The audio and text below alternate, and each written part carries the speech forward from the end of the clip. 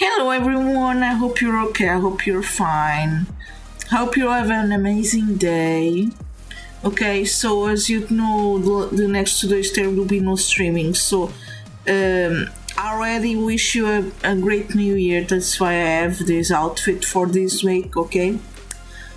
And I hope you have a great fun. If you don't celebrate New Year, anyway, have a great day. Every day, hope it's great for you all, okay? So, soup.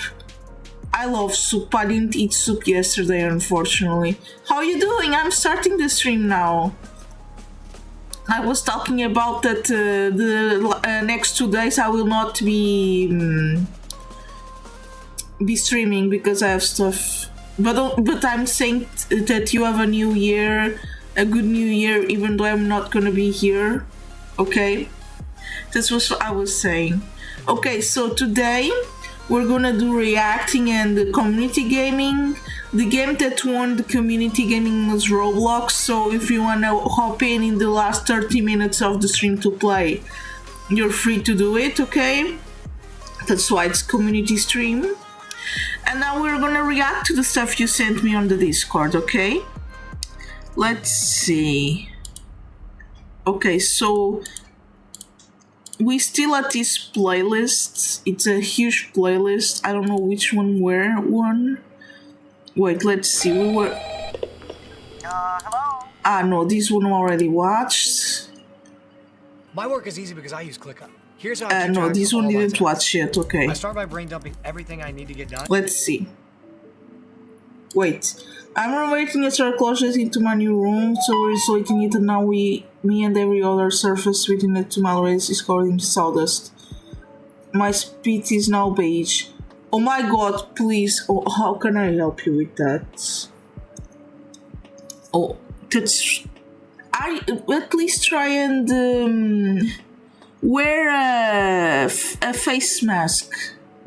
But now that you have that speed, that color, bro, you have to be careful. I don't want you to die. Emotional sport, okay. You can do it, but please now rest. Don't proceed that so much work. That's too much work.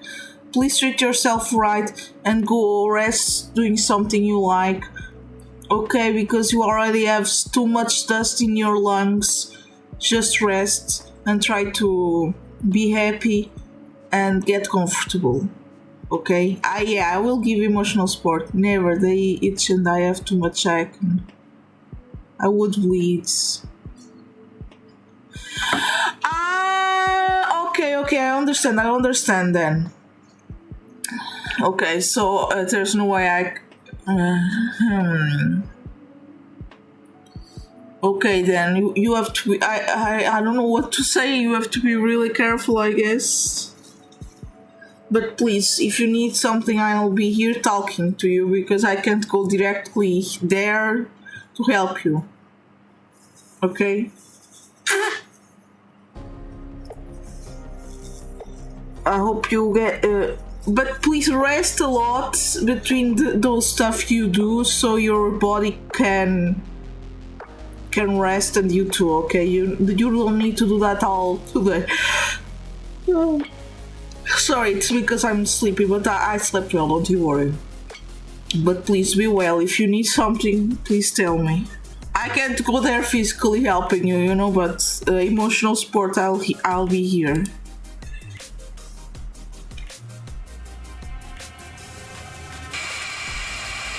What is it?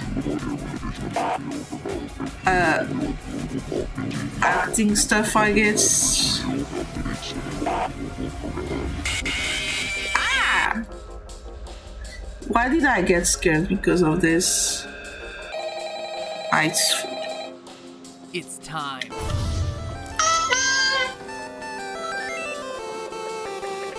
Super Mario?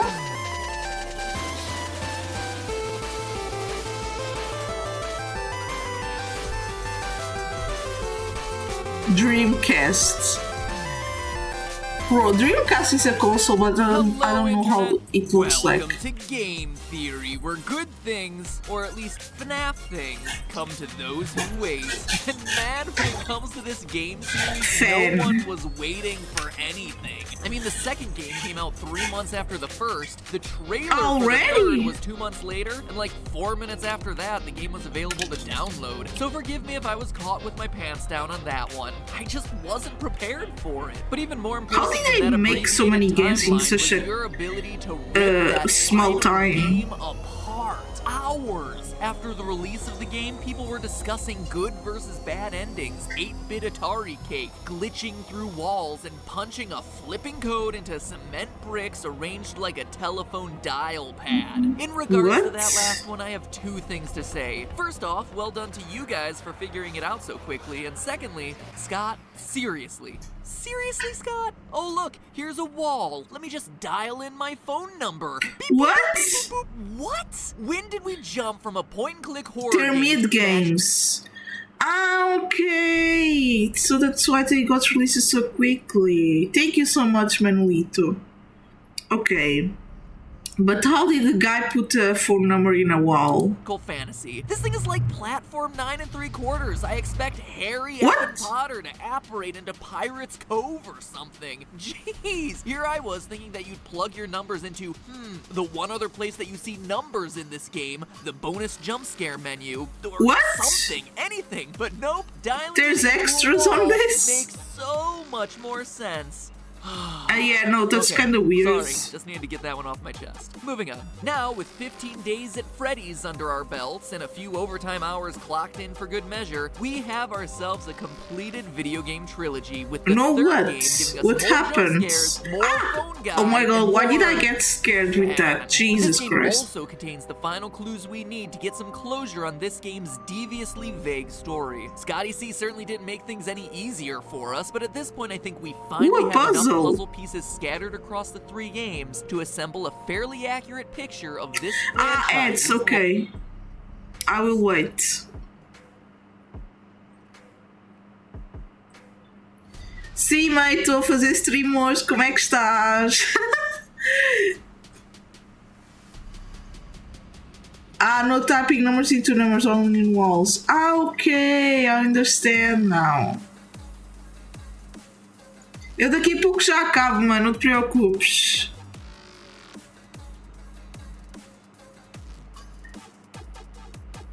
Além disso, emoji fofinho, obrigada. És muito fofo, por favor, não trabalhes demais, está bem? O baby vem daqui. Opa, não te preocupes, eu trato isso tudo, tem calma!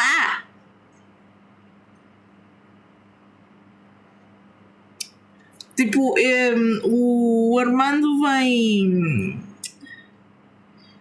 tipo às 16, eu depois vou lá e abro o portão. Manolito, it's my mom asking me if I'm streaming now. And yeah, I'm streaming now, don't you worry. Não, eu ia fazer hoje porque é stream de comunidade e pronto, eu não podia adiar isto, eu não iria ter outra oportunidade esta semana para fazer, então estou a fazer hoje. Não te preocupes, mãe. Eu consigo arranjar tudo, não te preocupes.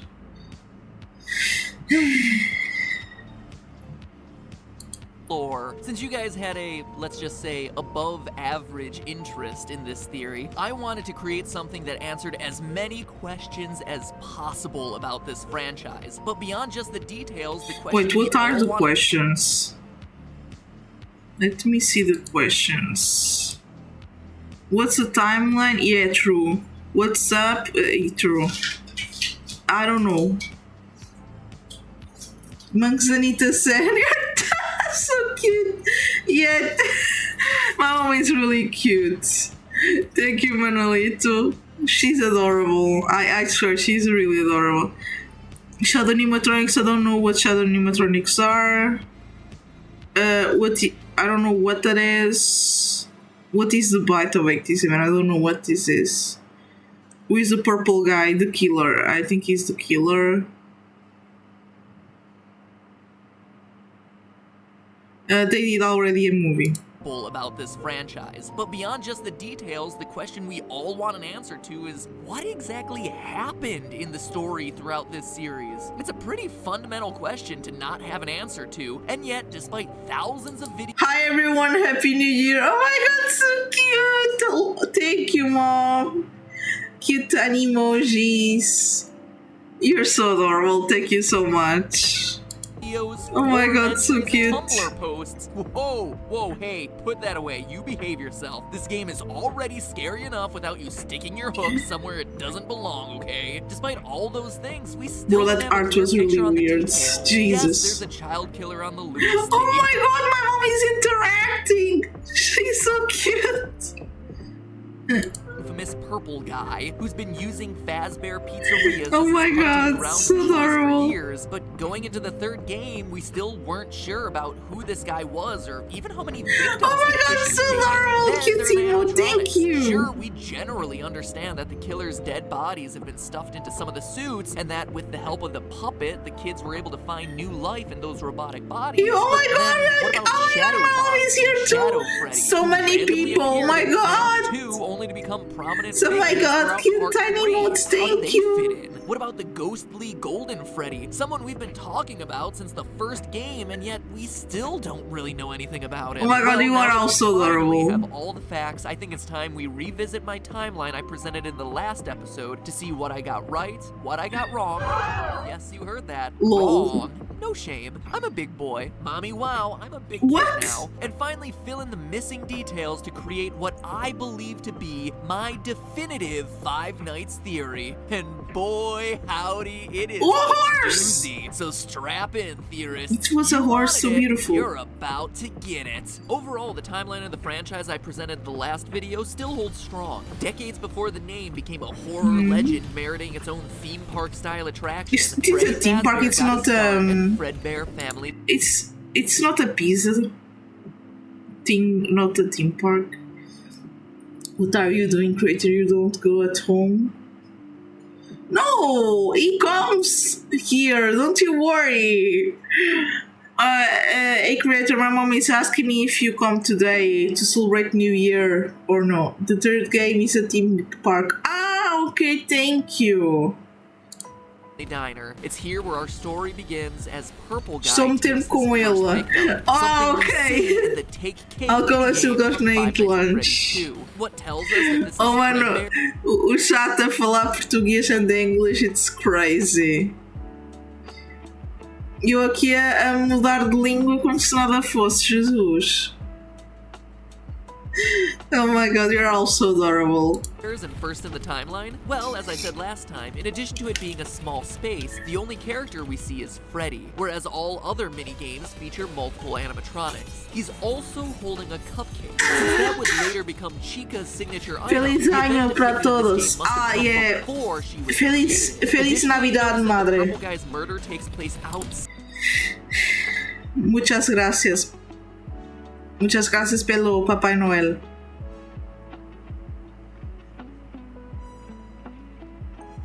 My mom is so cute. Look at her. And my love is also so cute. Look at him. Giving pets. This is the only time we see him murder someone outside the walls of a Fazbear building, which implies that this is likely his first victim. Serial killers often have what's known as a signature. A way what of killing signature? I am true. Him alone. For Purple Guy, his signature is dressing in an animatronic costume, then luring children to the back of the pizzeria and killing them there. But this murder occurs before he developed this particular style, implying that it's the first. From there, we know that the puppet jump scare that always follows this minigame, combined with the tier design on both the dead child and the puppet's mask, implies that the soul of the first child now exists in the puppet. The event caused the original owners to sell the Fredbear name, who then rebranded and avoided the negative PR, becoming what we know today as Fazbear Entertainment. They then opened a new chain of restaurants, which we never saw in the games until the release of Five Nights 3. This is not Fredbear Diner like many interpret, but rather the first location of Freddy Fazbear's No Pizza. tengo triqui-traqui, ni fosforito, ni tumbaracho. Mãe, o quê? Oh meu, agora não percebi. Não tenho triqui-traqui, nem fosforito, nem tumbarancho. Ok, não tens fósforos. Não tens. Os outros eu não sei. Mas obrigada pelo emote, I guess. Oh my god, mama. It's a little bombs. Ah, it's a sweet. Oh, mas se quiseres falar em português, está-se na boa. Eu falo contigo em português, não há problema. The events of Five Nights at Freddy's 2. How do we know? Well, by paying close attention to the old recordings of Phone Guy dug up in Phone FNAF Guy. 3, he introduces us to Freddy Fazbear. Fósforos ou isqueiro? Olha, eu também não sei. Too used to on Happy New Year in Venezuela. Ah, bro, why didn't you tell me that before? I could try and get that to you. I don't know what those are actually. I think I never tried them before. Fazbear's Pizza, not diner, before explaining the functionality of the special spring-lock suits. Welcome to your new career as a performer/entertainer for Freddy Fazbear's Pizza. Right now we have 2 specially designed suits that double as both animatronic and suit. He That's also lets weird. us know that the animatronics are still Portugal allowed don't use only foguetes. Yeah, true. We only use here foguetes, bro. Or fireworks. Foguetes. No, mom, it's fireworks. Should I buy something for that? No, Jesus Christ. Well, no, ask my mom. Maybe she wants. I don't know. Ask her. I don't know. walk around freely during the day, meaning that this is happening before the bite of 87. What is the bite of bites 87? someone during business hours, removing their frontal lobe and resulting in the animatronics being restricted. Fuego de artifício. Yeah, basically is that, sim. Ah, one time we tried that. I remember. Like na Madeira. Oh meu Deus, falar aqui, isto é tão engraçado. Aí o quê? Era. Então, queres fogo de artifício tipo na Madeira? Mano, nós. Epá, eu não sei se consigo arranjar tanto fogo de artifício, homem. Jesus, esteja adorável. Aí o quê? Moving around only at night. For ease of operation, the animatronics are set to turn and walk towards sound cues. As Phone Guy informs us, and as we see in the stage 0. A tua avó está a ver Baby Shark? Não pode. Ela está a ver Baby Shark. Como? Tu puseste no YouTube ou ela está a ver na TV normal? Ok, you'll get some Baby Shark. Ai, ok. Mas como está normalmente assim na TV? Ai, que estranho. Let's go! Thank you for the sticker. So, Creator, you're gonna get those confetti cannon tubes. You don't need to. Ah, está a ouvir na televisão. Ok, eu não estava à espera que desse na televisão, sinceramente. Ela está a gostar ou não está a ligar nenhuma? Não sei. Talvez ela esteja a gostar. For a one minigame, there are two specialty suits, a golden Nem eu, pois, olha, somos duas então. És mesmo adorável, pá. Bonnie suit and the origins of the infamous Golden Freddy. But the lifespan of these spring-lock suits is actually short-lived as we learn about their Está a carregar em todo lado. Pois está outra vez com aquele problema de não decidir o canal. Oh mãe, não te chateies muito com isso, deixa estar. Apenas relaxa. Yeah, sure, I'll get 3. Okay, one for me, my mom and you. Okay. Also cute tiny emote, thank you.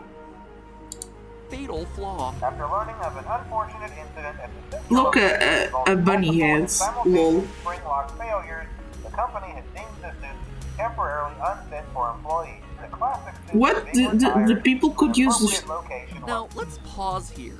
Gosto do Café Creator, a big over. Bigorna.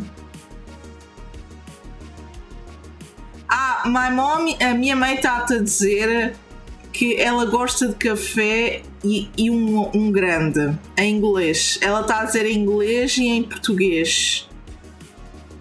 Sorry, I'm trying to explain here. Malga. Yeah, you like malgas, bro, but I have to buy you the... pera, estás a falar em português, espera aí. Eu tenho que comprar uma daquelas enormes canecas para tu beberes. É o que tu precisas, assim não usas uma malga. É mesmo uma caneca enorme. Yeah, tu és mesmo adorável. Agora estás... You're speaking English now. You're so adorable. Where else in the game do we see Bonnie and Freddy sharing a unique feature that no one else in the game possesses? Shadow Freddy. Já vi uma dessas à venda. Sim, eu também vi no TED, eu vi lá. Oh my god, so cute! So many emotes, thank you! Tenho uma, a sério. Tens uma e não me disseste? Ok. Se encontrar outra vez compro uma. Ok, obrigada. Dá à minha mãe que ela gosta.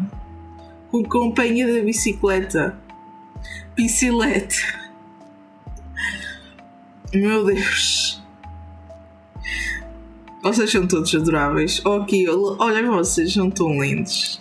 And Shadow Bonnie. Could this be the origin of the paranormal shadow suits? Yes! Thank you for the cute emotes. Actually, Shadow Freddy and Shadow Bonnie are tied to the ghosts of the employees who died in the spring suits. Okay, there were people inside that. Out of the suits, which is why their appearance is more paranormal and why they can't possess them as well as the children can. Plus, having this as their origin... Oh my god, thank you for the cute kitty! Thank you so much! ...would explain the in-game behavior of both suits. In FNAF 3, you see that purple guy hides in a secret safe... Bro, so you're telling me that these things were also switched at the same time and people went inside of them and they died? People, where are you? Mom, wait, it's... Don't stress too much, stay calm. Okay, don't you worry.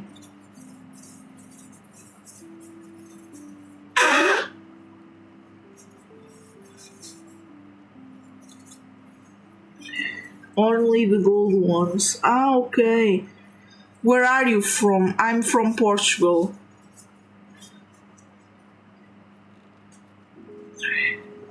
Constipation. Kinda, yeah. Mas não totalmente. I'm still waiting to eat lunch with my family. I'll go after. Don't you worry. My mom is asking where are the people in the chat. Don't you worry. Room that has been built into every pizzeria. A room that's hidden to customers and... Constipation means something else in English. Ay, jeez. If you want to explain to my mom, bro. Eu vou explicar. Mãe, constipação em inglês é basicamente tu tens diarreia. Visible to the animatronics programming. During the minigames that occur between nights, you see Shadow Freddy and the other animatronics in this secret room, only to cause them to glitch out and then get torn apart by the purple guy. This supernatural origin story is how Shadow Freddy is able to enter the safe room with other... Mano, o que é isto? É espanhol com inglês. It's Spanish with English. Oh my god. Oh my god, you're all so adorable. In Portuguese, just having a cold through Spanish English. Oh my god, what? This is so cute and adorable, Jesus. Can't. How he's able to lead you to that room in the first place when other animatronics wouldn't be able to see it based on their programming, and even why he leads you there, knowing that purple guy attacking you will eventually free your soul. Ooh, that's also free why your there's soul, no Slay. purple suit when you do finally enter that room. It's not an alternate purple guy costume like many believe, it's an apparition. Suck on that, Harry Potter. I knew someone would apparate eventually. It also explains why Shadow Bonnie's minigame in FNAF 3 always starts on stage 01, the spring suits, and why it's the one animatronic we control that has the ghostly ability to glitch, fly, and teleport. As we concluded last episode, this is also the point in the— No, obstipation is when you don't evacuate. Mom, mãe, constipated é também problema de caganeira. Infelizmente, em inglês English is weird. Don't you tell me.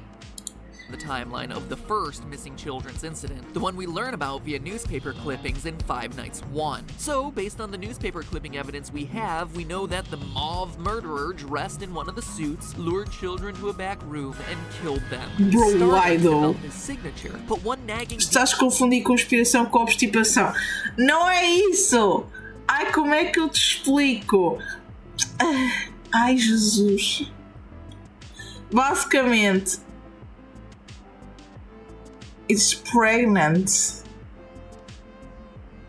Oh, what are you talking about? Oh, Jesus.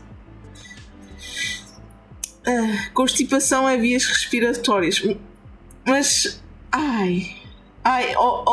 eu agora já não sei, se calhar ela tá certa. Então, tipo, obstipação é cagueixe.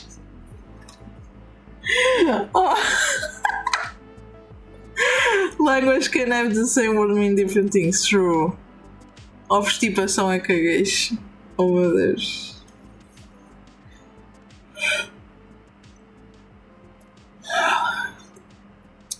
Então agora estou confusa. A constipação é mesmo caganeira.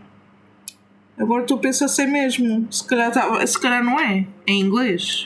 Detail FNAF theorists have been wondering is, what suit does he use for his disguise? I don't answer? Golden Bonnie. Why? Well, remember the phone guy saying the false Yes, suit you can't cagation. No, I can cagation. I don't cagation now, but I'll cagation later. You know? being retired appropriately. Oh my god, what am I talking about? Jesus they're being Christ. stored in one of the safe rooms in the restaurants. In English. Eu disse que eu não vou cagar agora, mas cago depois. It's diary. Just check it in the dictionary. Why are we talking about poop and diary? This so. Okay, I guess we're kinda in a new stuff, I guess. Oh my god. Okay, what's the stuff in the dictionary? Plus, Tell me, we hear in please. FNAF 2 that the purple guy has a habit of using a yellow suit. Yellow. Bear in the back, yellow one. Someone used it. But why not Golden Freddy? Phone guy tells us so at the beginning of Night 5 in FNAF. I kinda like it, some more cute. Obstipação é não consegues evacuar. Sim, já me disseste isso. Mas estamos a falar no inglês. Percebes? Estamos a falar no inglês. Ok? I think constipation is different in Portuguese and in English. Termo médico. Yeah, mas tipo, o termo médico pode ser diferente em inglês. I'm not sure. You know? Não tenho a certeza. Ai, Jesus. Management has also been made aware that the Constipation in English means obstipation in Portuguese. Pronto, a minha mãe, basicamente no dicionário, constipação em inglês significa obstipation em português. O quê? Isso. O quê? Isso ir saber é sim, mãe. Tá aí a explicação, mãe. Ai, Jesus, o teu quê? Tão fofo. Yeah, it's weird, but that's how it works. noticeably moved. My, what an oddly specific detail to include, Scott Cawthon. And remember, these Vou tapes limpar that o play reino do FNAF 3 cu. Oh, mãe, o quê? Por que tu estás a dizer o reino? O reino do cu? Ai, não pode. Se está constipado.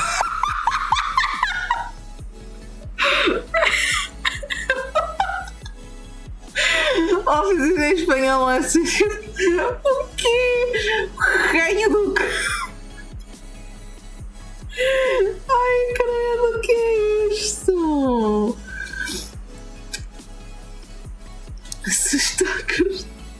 Oficina em espanhol ou oficina em português? Então qual é a oficina em espanhol e a oficina em português? Então, ai Jesus.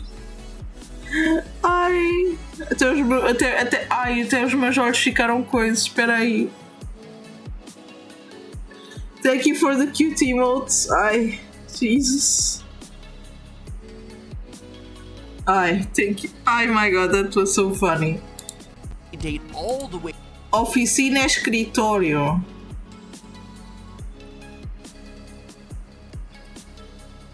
En español. Okay. So in English is... I know in Portuguese, sorry. I forgot we're talking about Portuguese and English. And no, Portuguese and Spanish. Oh my God, I'm just so... I am speaking 3 languages.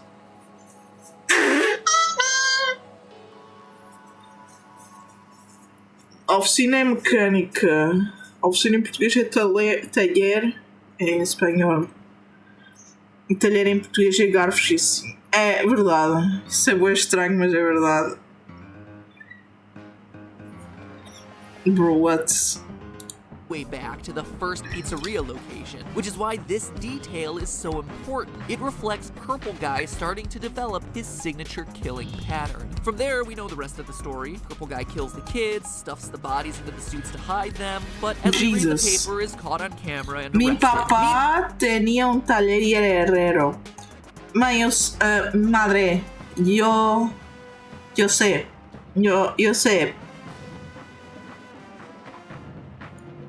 Eres mi abuelo. É mi abuelo. Imagina nós fazermos... Imagina tipo essa parte do reino do cu e falar de conspiração e diarreia vai parar a um canal de clipes de Portugal na compilação. Bro, seria bué estranho. Ai, o quê? Não, seria bué fixe, mas tipo... These weird words with different meanings are quite tricky. Yeah, queres saber uma coisa?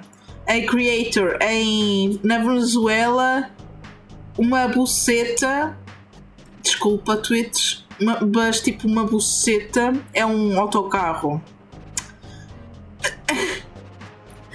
El taller tiene muchos significados. Yes. I'm speaking the wrong language. See. I'm not joking, a creator, it's true. Not weirdest clip I've seen, not gonna lie. What's the weirdest one?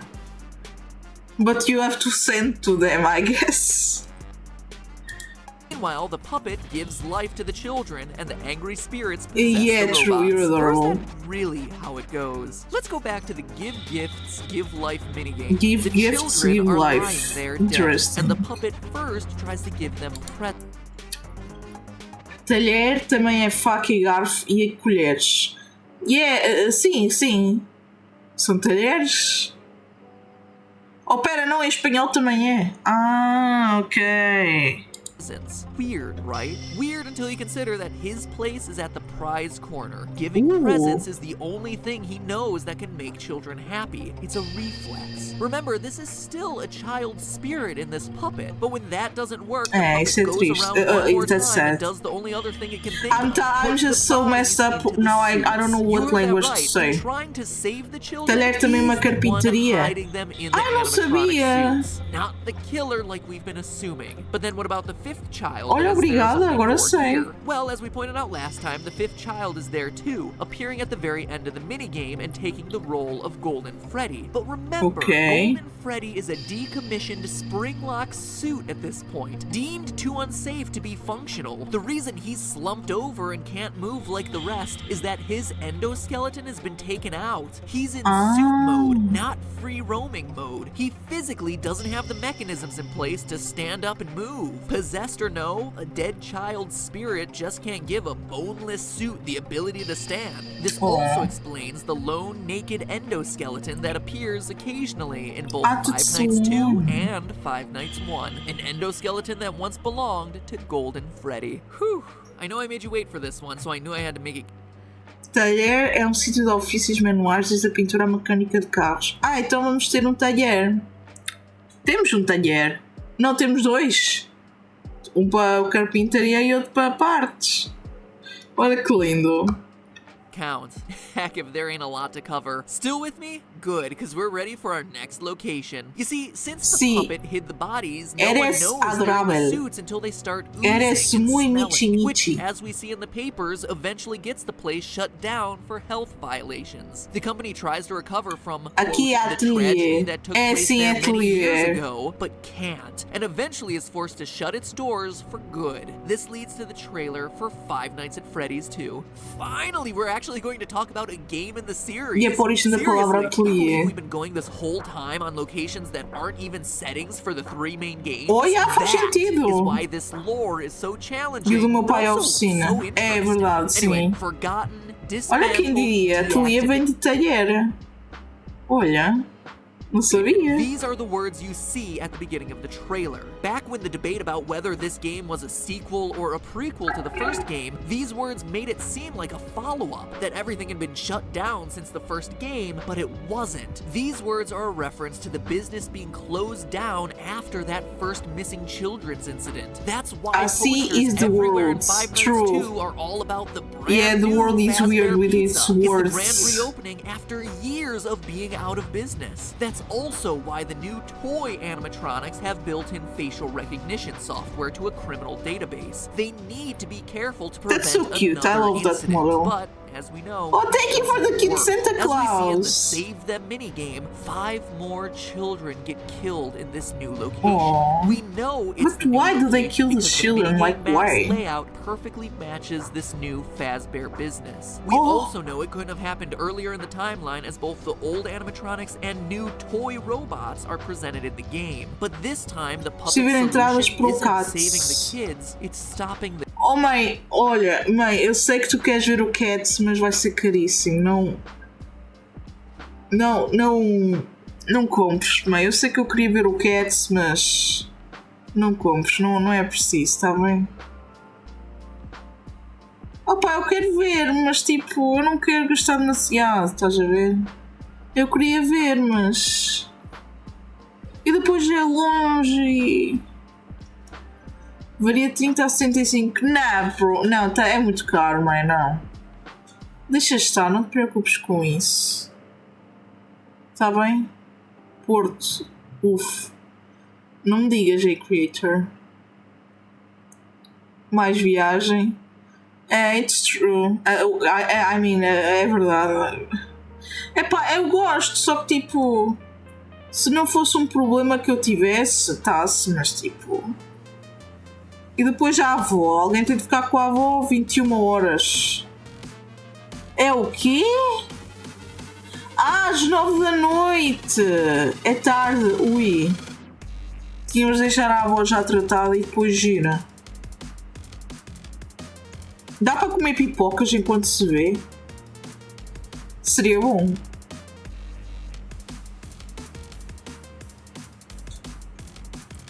Ao fim de semana seja às 16.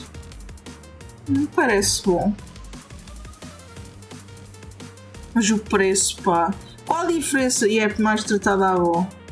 Mate já está, mas já está esgotadíssimo. Então não vale a pena, deixa estar. Depois arranjo o espetáculo para se ver na TV, não te preocupes, mãe.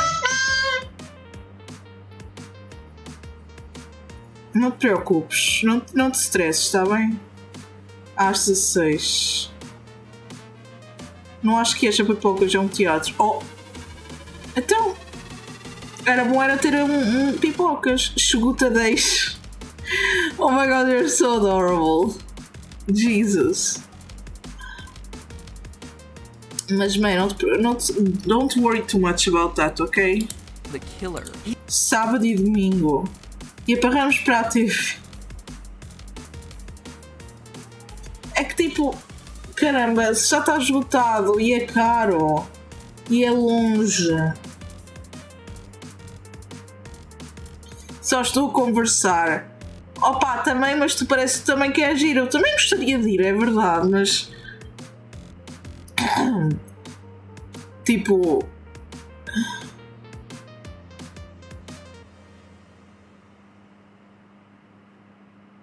Eu acho que sabes, tipo, eu queria ver também. Eu quero muita coisa. Eu também quero e depois, qual é o problema? Eu quero e tenho. Na TV até a tua avó pode ver. Oh mano, a minha avó não vai querer ver isso. Bro, a minha avó não vai mudar logo. Não vamos ter estabilidade. Aqui o Timo, thank you. Provavelmente a minha avó não vai querer ver. He enlists the help of Freddy to try and SAVETHEM, leading the bear to the killer's location. Except Purple Guy e com pipocas. Isso é bom. Quero ir à Madeira e ver o fogo de artifício hoje. Queres? Epá, deixa eu ver quanto é que é um voo para a Madeira. Espera aí.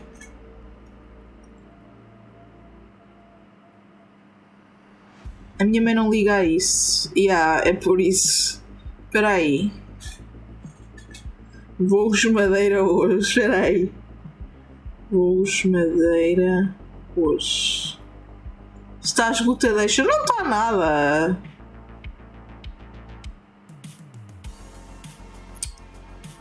Credo! 500 euros! Jesus! Bro, man, I don't have the money for that. Está tudo esgotadeixa. And my love sending Pegasus and ponies and my mom crying. Oh mãe, não chores. Eu pelo menos estou aqui para ti, não é? Opa, talvez não seja suficiente, mas olha. Não, eu sou suficiente, fogo, eu sou incrível. Oh, amiga, vais ver dinheiro a queimar. Não, não vou queimar o meu dinheiro. 500 e há 500 paus para ir para a Madeira.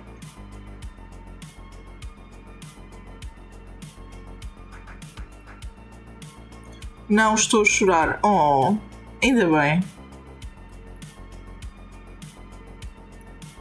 Oh my god, so cute tiny emotes. I don't know what that is, but thank you. A cara é de escândalo. É um pouco impressionante porque tipo, Jesus. Cute tiny emotes, thank you.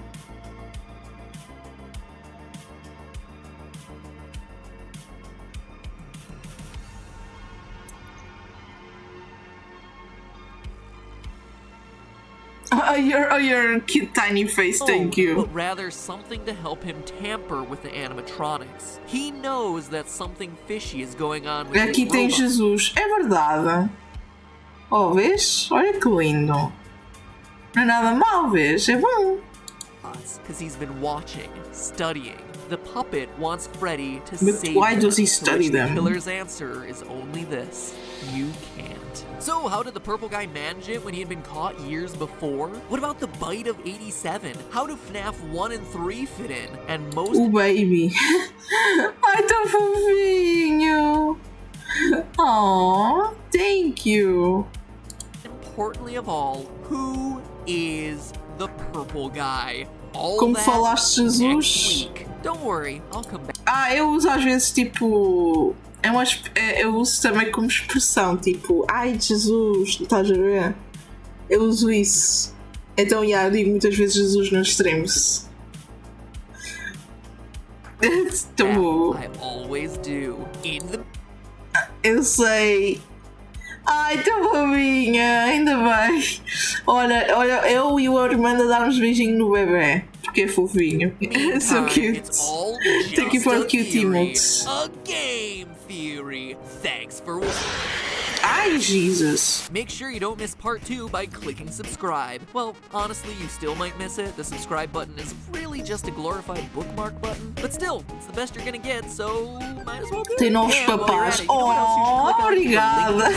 For some free food delivered straight to your door. És bem fofa. Honestly, I love this service. NatureBox delivers boxes of snacks straight to your door. It's like having a year-long Santa Claus giving you tasty presents, or like those care packages your parents send you you when you're away in school. It's awesome. Thank you for the And kitties. it's Thank you so free. Go to much. naturebox.com/MattPat or click that link. They have over 100 snacks to choose from. Even as I write, I'm munching on some lemon tea no baby biscuits and cat. You're strawberry Mickey adorable. bars. Seriously, look, here they are. So you know it's You're something so I'm cute eating and myself. adorable. Anyway, it's free Look food at that you with doesn't require you to tiny leave your couch cats. or break your game theory marathon. Sounds like a win-win to me. So check out naturebox.com/MattPat and start snacking. Oh, so cute. Look, tiny emote. Thank you.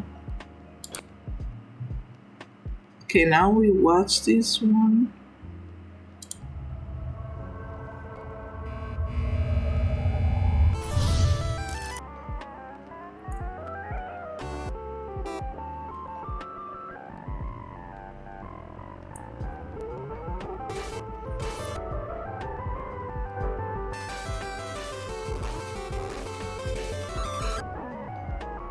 Okay, this is kind of scary.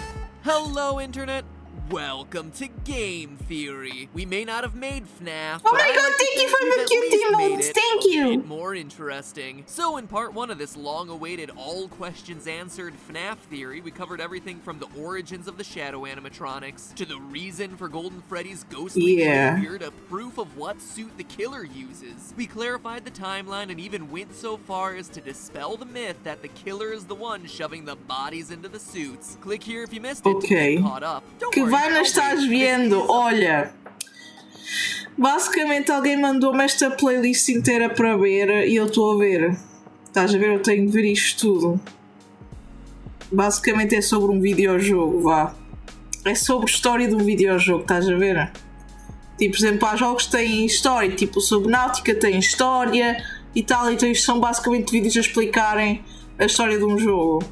Eu sei, estou a ver porque me mandaram. Por isso é que eu estou a ver. Plausible video after all, but today we're covering the major questions from the franchise, the final bits of the timeline, the ending of the game, and most importantly of all, the identity of the purple guy. So enough intro, let's cut to the chase. When we left things off, there had been another round of murder done in Fazbear Pizza. Purple guy had once again used a Golden Bonnie suit to lure in another set of 5 kids and kill them, as depicted in the Save Them minigame. Thank you, I guess. Oh my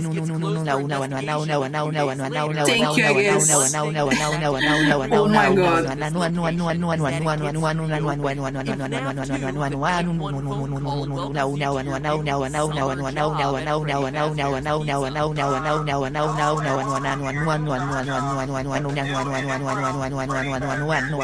What does that mean? What did you just type, lol? Reads November. There is not a single place in the world where November is a summer month. Not one. Meaning that these tapes, all these tapes, are pre-recorded. And honestly, that shouldn't be a surprise. Phone Guy's calls are recordings in every game. In there's no summer? Phone Guy dies, he says he's glad he recorded No, wait, these it's something else. I'm kind of glad that I recorded my messages. Yeah, they're recorded, okay. You laughing, okay, it means that it's ha ha ha ha. Lol. Audio training cassette. Dude, these are like prehistoric. I think they were like training tapes. In short, all of Phone Guy's messages are unstuck in time, not recorded anytime near your tenure as security Okay, guard. so the Phone Guy is from the past. Okay. The pizzeria isn't being shut down for an investigation of some missing children the week you happen to be working there. You're listening to old tapes meant for the night security guard from months ago. Need more proof? Night 6's call references a birthday party happening as the last event before the building closes. But what decorations do we see put up throughout the building for the entirety of the week you're working there? Happy birthday banners. Okay, who is making birthday? You betcha. Game changing? Absolutely. Why is there This means that what? both Jeremy and Fritz, the characters you play as throughout FNAF 2, aren't the killer purple guy at all. They were both working in November after the Yellow Suit investigation and Jesus, the killer knowing the getting months charged, is which brings crazy. us to the other key point point in the timeline, the bite of 87. Bro, but what is the bite of 87? Nibble on that first fateful night at Freddy's, we've wanted to know more about this bizarre attack, the one that ends up resulting in animatronics no longer being allowed to walk around during the day. But now, 3 games in, we do know more. We know it took place in the location of FNAF 2 based on the 1987 date on Jeremy's page. Ah, yeah, it's there. You can know the clipping that ends FNAF 2 gives us a clue that it's the bite which closes this version of the restaurant, not some serial bites. killing. Quote, after being open a few short weeks, the restaurant is closing its doors, the article says, with the new animatronics being scrapped for possible malfunction. That's game designer Scott Cawthon telling us that one of the new toy animatronics bit someone during the day. Why else would the new robots be scrapped while the old ones get kept for possible reorganization? Well, outside of an obvious need to retcon why these new robots didn't appear in Five Nights 1, it's because the company considered them safer, relatively speaking. So, then who's the biter? Well, okay, so many now? Biter was a robot that seems to be beating someone. Why is the frontal lobe? I thought that was the name of the robots. The other toy robots' mouths just wouldn't be able to handle the size. Okay, kind of weird, I guess. To the Mangle's narrow snout and wide open mouth. There's also Mangle's sharper teeth and potential angle of attack, as shown by its jump scare. Oh my god, look at that! Top of the head. And who got bit? Well, there isn't enough evidence to say definitively, but your most likely candidate Jesus, that's scary. favorite Jeremy Fitzgerald. Jeremy passes the test, and on his paycheck at the end of the week, he's welcomed into the family, presumably getting moved to day shift. Fritz gets hired to replace him on day 7, but then promptly gets fired for tampering with the animatronics. That means he's not likely the one to get bit, and instead the person who follows him on day shift is, leaving Jeremy as the most likely frontal lobeless candidate. But regardless of whether it's Jeremy or some other customer we've never met, someone gets bit, the restaurant closes for good, and as the newspaper clippings show, they react as it was a dog biting, it was a robot. With a lower budget. Fast forward to the 90s and FNAF 1. We know it's the 90s based on the hourly rate of the paycheck received by Mike Schmidt, security guard extraordinaire from the first game, something we proved in our first Five Nights video. And now we can breathe a sigh of relief. They're using salaries to know the years, it's crazy. Long ago, last August, when the games weren't so complicated, when the biggest mysteries were a game-crashing gold bear and the words, "It's me." No death minigames, no puppets, no need to shoehorn in extra overcomplicated storylines. That all would come later when the first game became a smash hit and got itself some sequels. Yeah. Boy, did those sequels There's so many games now, Jesus, and books. Minigames revealing more details about this location from the original game. First things first, we know that the purple guy kills 5 children. But why? We see it in the Foxy Go Go Go minigame from FNAF 2. Foxy runs past a grinning purple guy to see 5 dead bodies. Sorry, no fireworks this time, Foxy. And how do we know it's the FNAF 1 location? Well, it's the only time in the game when Foxy's stage, Pirate Cove, is located to the west of a dining area. Bro, the guys to think about this is crazy. That matches the map layout of the FNAF 1 pizzeria. No, actually just solving this, it's crazy. The purple guy dies inside a golden spring-lock Bonnie suit. In a sequel boss, it's crazy nowadays, yeah. It's so big, like it's the one piece of games, I guess. Weren't those safe rooms sealed up a long time ago? I mean, we touched on this last episode, but the old recordings of Phone Guy we listened to throughout FNAF 3... Even though I never saw the books on sale.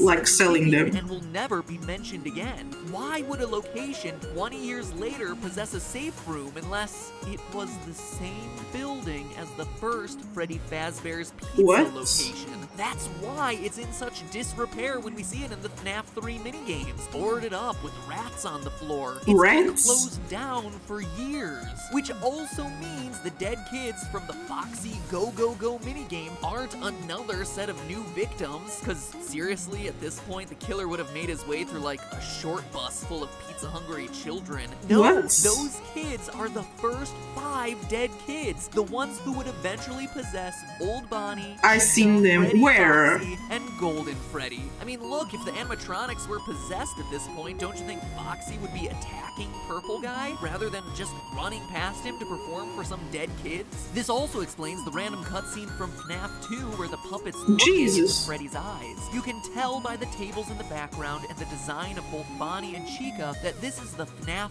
1 location with the old animatronics on stage. But it's not a flash forward to the game's next location, but rather a flash back to the moment the puppet brought these Okay, this is getting characters, confusing. these I'm not children, understanding to this life. anymore. Okay, but that's just tying together some loose ends in the story. We're interested in how this whole thing ends, and those FNAF 3 minigames give us the conclusion we're looking for. These flashback minigames show Purple Guy dismantling the animatronics from the security of the safe room one by one. But in doing so, he's unwittingly releasing the spirits of his former victims. Freddy, Bonnie, Chica, Foxy, Golden Freddy. When Why their does Chica powers have teeth? combine, It's they a are chicken. able to scare Purple Guy into the Golden Bonnie spring-lock suit, which fails, crushes him pretty much to the point of death, though notice we never actually see him die, and the spirits fade away. Golden Bonnie, with Purple Guy inside, now known as Springtrap, rots away in the safe room for years until he's finally uncovered by the founders of Fazbear's Okay, the Fright, guy died, I third guess. game. With the discovery of Springtrap, this haunted house attraction, inspired by the years of mystery and murder of the pizzeria chain, finally has their first real animatronic, who then haunts the player for 5 nights and a nightmare night until the place burns down due to faulty wiring. What? The end. Lol. Take a bow. It's finally over. No, it's not, Kinda. bro. We're still left with one final, seemingly impossible question to answer. Who is the Purple Guy? After spending, I kid you not, full days plotting out all the details of this game franchise on whiteboards, talking it over with anyone who would stand to listen to me ramble on and on about fictional haunted robots, and just looking at it from every possible angle, all logic points to it being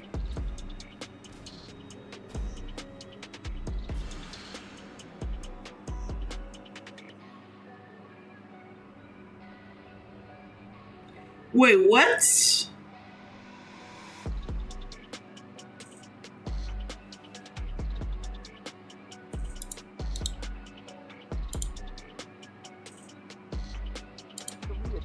finally has their first real animatronic, who then haunts the player for 5 nights and a nightmare night until the place burns down due to faulty wiring. The end. Take a bow. It's finally over. Well, kinda. We're still left with one final, seemingly Why is there an alien? impossible question to answer. Who is the Purple Guy? After spending, I kid you not, full days plotting out all the details of this game franchise on whiteboards, talking it over with anyone who would stand to listen to me ramble on and on about fictional haunted robots, and just looking at it from every possible angle, all logic points to it being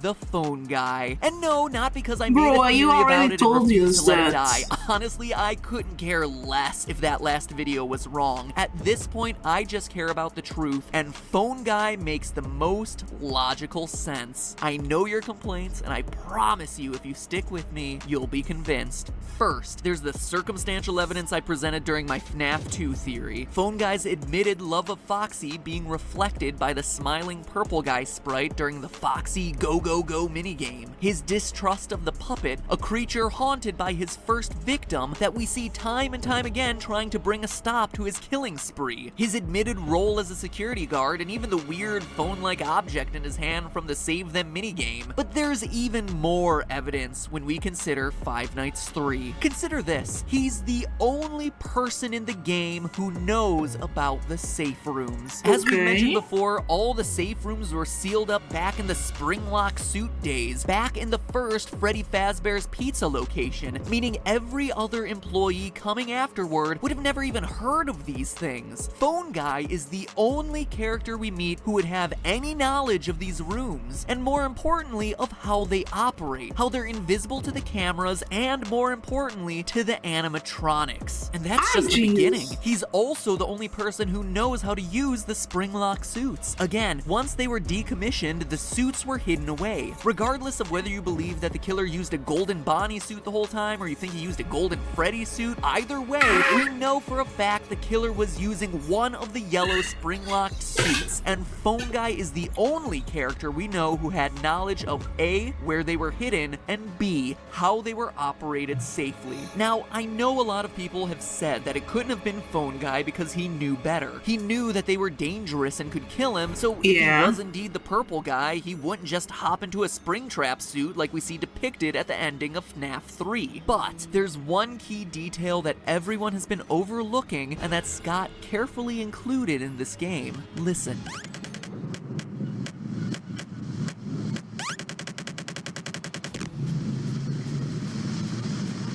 Hear it? There's rain. There are puddles on the ground. It's dripping from the ceiling. The killer had been using these spring-lock suits safely for years, but in his panic to escape the ghosts, he failed to notice the wetness of the building around him. The killer had never encountered this problem before because the building had always been in a decent state of repair, but now it's a wreck, torn apart by age. Rain is able to seep in, something he didn't realize when he was in such a hurry to run away from the ghosts. And if moist breath can loosen the locks, you can bet some rain would make those suckers ready to snap shut. Jesus. They do, killing our killer. I mean, all of that makes a pretty compelling argument, almost an open and shut case, if there wasn't one final major criticism to the Phone Guy theory since the release of FNAF 3. And it's a good one. The fact that Phone Guy seems to die during his Night 4 phone call from the first game. Hey, listen, I may not be around to send you a message tomorrow.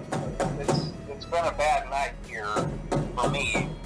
I'm kind of glad that I recorded my messages for you.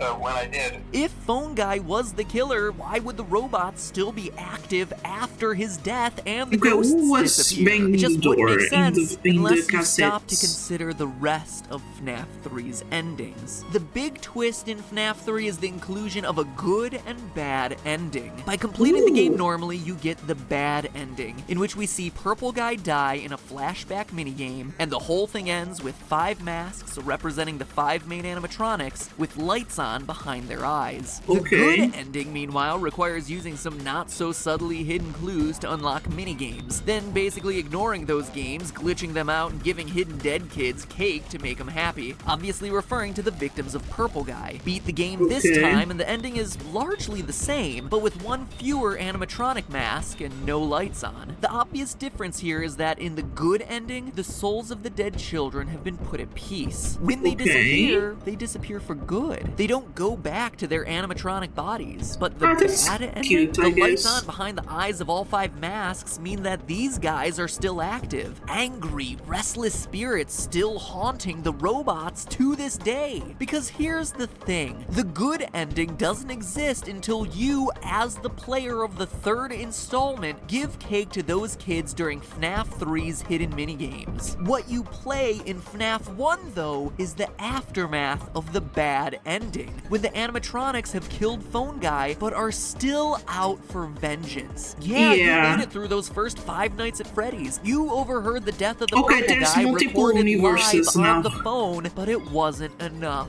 You got the bad ending. Even with the killer crippled in the back room in a spring-lock suit, the lights are still on in these animatronics. They're still roaming the halls, attacking anyone wearing that much-hated security guard outfit. People like Mike Schmidt, an innocent guy just trying to do his job at a failing pizza restaurant. And as the final nail in the coffin, what Phone Guy says in his Night 4 recording perfectly foreshadows what we see in the games. Maybe sometime you could check inside those suits in the back room.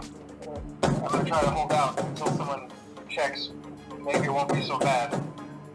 What? I always wondered what was in all those empty heads back there.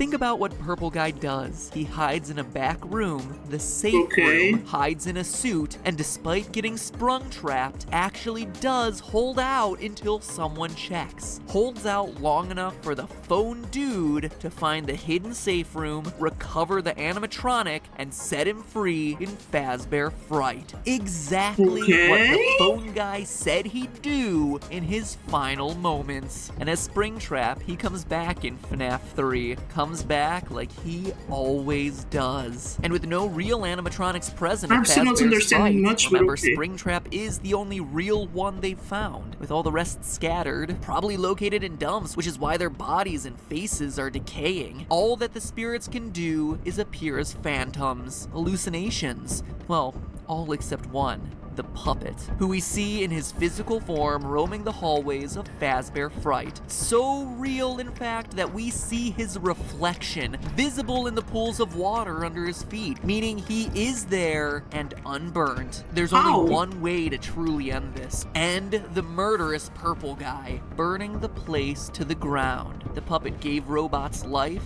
gave spirits peace, and finally gave the murderer, the phone guy, his long-deserved death, or at least tried to. And that is the end of the Five Nights at Freddy's story. No hack, no, it's not. No movie, no fourth installment. There is more. Oh, no! Kitty! No!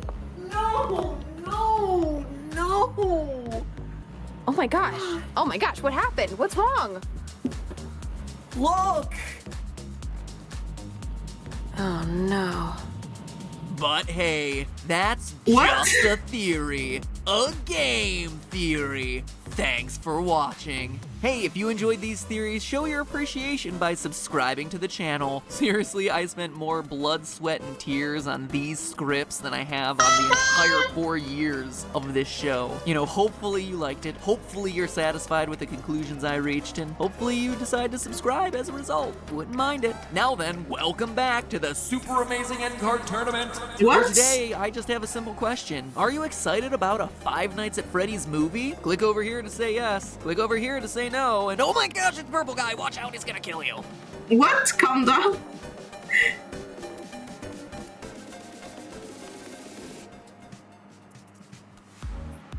Okay.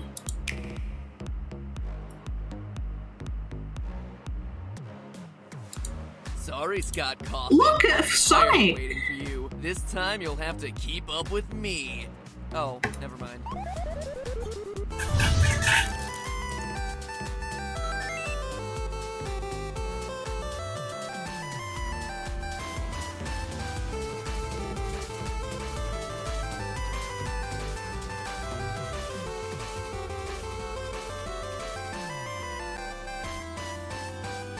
Hello, Internet! Welcome to Game Theory, where instead of waiting for FNAF 4 to be released, this time we're getting out ahead of the game. Or at least that was the plan. Scott, I swear, you are the biggest internet troll out there. Oh, it's being released October 31st. Okay, let me plan my entire schedule around that. Never mind, it's now in August. Okay, fine, let me rework everything. Lols. Here's the full version now.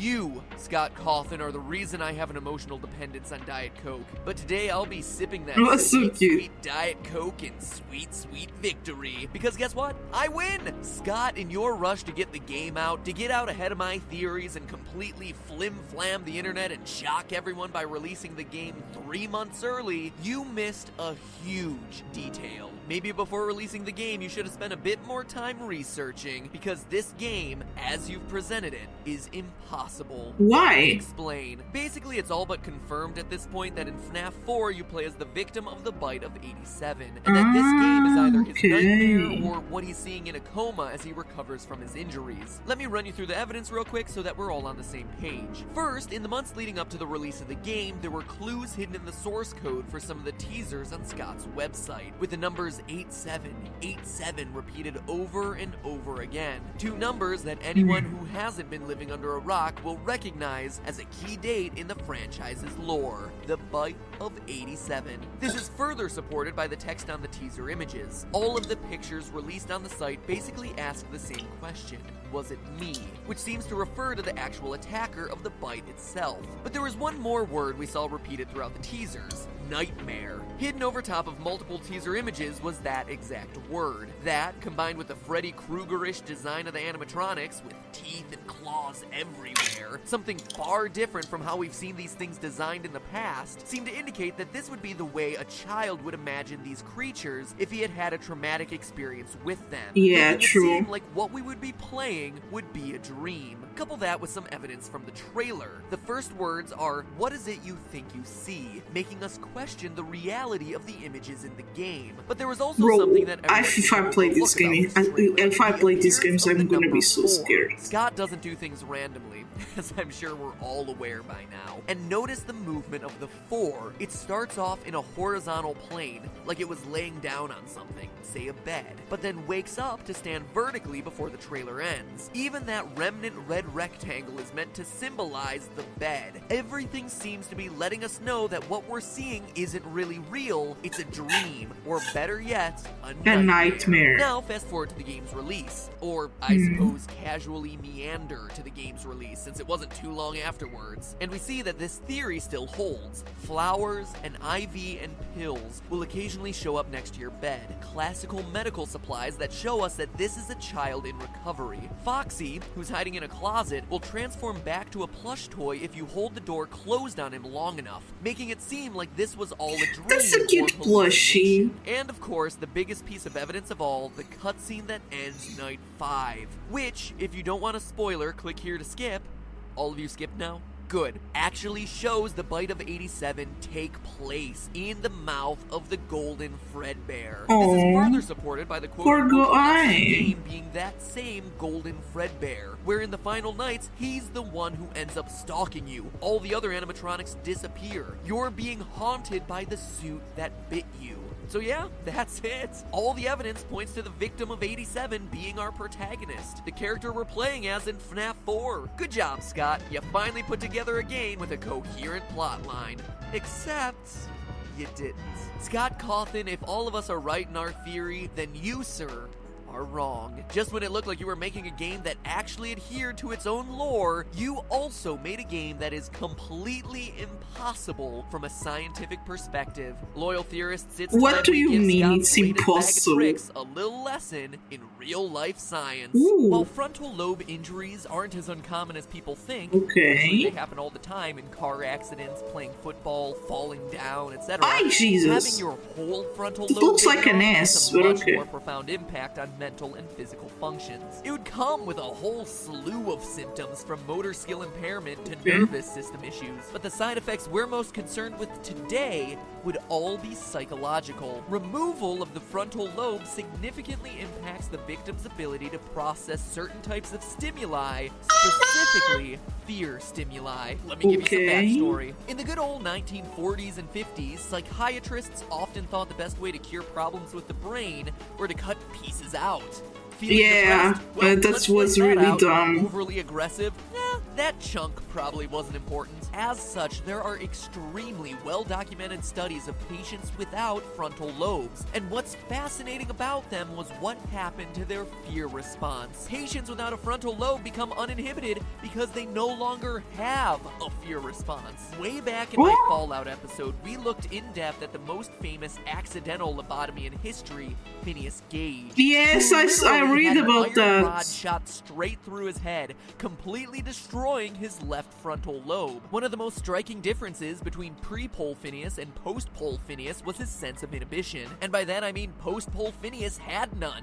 He had no sense he of changed caution, no completely. sense of fear or self-consciousness. He was described to be impulsive to the point of being rude and vulgar in public. No fear, no anxiety, no social pressure anywhere. Going back to the game, one of the things Scott does a great job of throughout the FNAF franchise is putting you in the eyes of Mike or Jeremy or whoever. We feel invested in our protagonist because we are that character. But in this case, that's scientifically impossible. Why? Specifically because of the bite of 87. If the main Oh, wait, character of already this game explains. truly is little Timmy lost a lobe, he wouldn't wander around a house clicking a flashlight on and off. Why would he? He doesn't care, because tragically, he no longer has the capacity to care. His brain structure no longer allows it. As if this weren't enough, a frontal lobe injury also tampers with concentration and attention span. The main character in the game is still supposed to be concentrated over a long period of multiple hours. But the thing is, patients without frontal lobes don't have this ability. In fact, they can only stay focused on what they see immediately happening in front of them. A child missing a frontal lobe who repeatedly turned a flashlight on and off in the hallway without seeing anything would lose interest. They wouldn't have the mental wiring necessary to concentrate on self-preservation.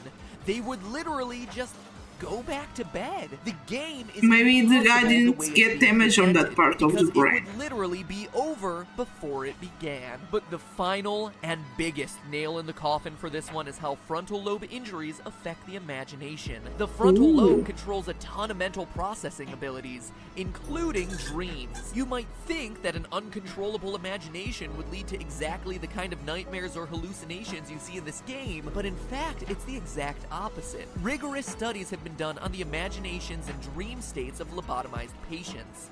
While patients without a frontal lobe can have dreams, one thing they can't have is nightmares. Slay, I guess. Frontal lobe carry their lack of fear and inhibition. Bro, it's not slay and not slay, because it's not slay, you don't have part of your brain. If the mind isn't registering fear consciously, there's no reason to process it subconsciously in a dream. Studies show that lobotomized patients can dream about idyllic scenarios, money, fame, praise, but they can't dream about the monsters under the bed. Or in this case, the Foxy in the closet, making the nightmare state of FNAF 4 impossible for the victim of the bite of 87. In fact, going back to the dark days of psychiatry, some patients who experience the kind of recurring nightmare we see in FNAF 4 actually had their frontal lobes intentionally removed to stop these dreams from happening. Jesus! One famous case describes a patient who was experiencing a recurring dream of being chased by ferocious animals. After the patient received the lobotomy in 1953, yes, he still had the dream, but would instead describe it as being a nice dream with some nice animals. Aww, his visions in the dream were no so longer cute. threatening. The animals were happy, he was happy, and he was no longer able to perceive any of the fear he once had prior to the surgery. So scientifically speaking, there is no single way the main character of FNAF 4 can be the bite of 87 victim like Scott seems to have indicated. Sure, the game could be about another kid, I guess, but that would be lame. No, this game is meant to be about the victim of the bite of 87. The poor kid who wasn't just attacked at the restaurant, but continues to be tortured through nightmarish visions, dreams, coma-induced hallucinations, whatever. I have zero doubt that that's what Scott intended, but the fact of the matter is, he just didn't do enough homework. A kid with those sorts of injuries wouldn't care. My about god, those they're things gonna in the hurt the first kid, place. it's so He bad. would have no fear, and there would be no animatronics, real or imaginary, that would be able to keep him up at night. Biologically speaking, nothing he would be experiencing would be any scarier than the fan. Lol. The fan. Sorry, Scott. Why is there always a Better luck fan, with you. bro? But hey, that's just a theory. A game theory. Thanks for watching.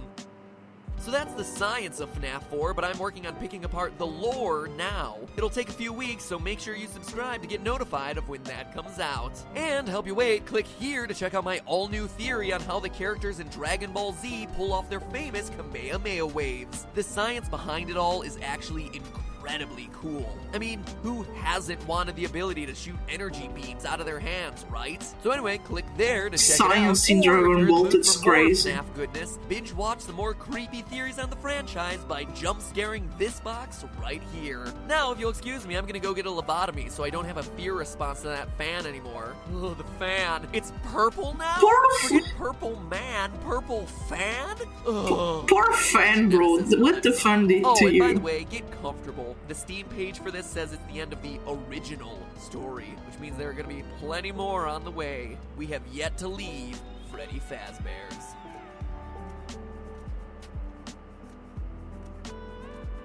Okay, so the 4 is the end of the main story.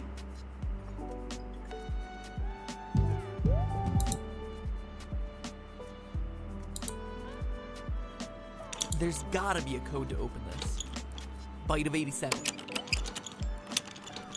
You text? I must be close. incident of 83. 1 movie, 11 animatronics, 11 kids, 1 phone guy, 1 killer, hex code for purple backwards. What? Is that Markiplier? Where?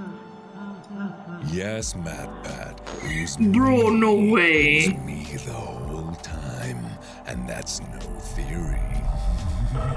Jesus Christ.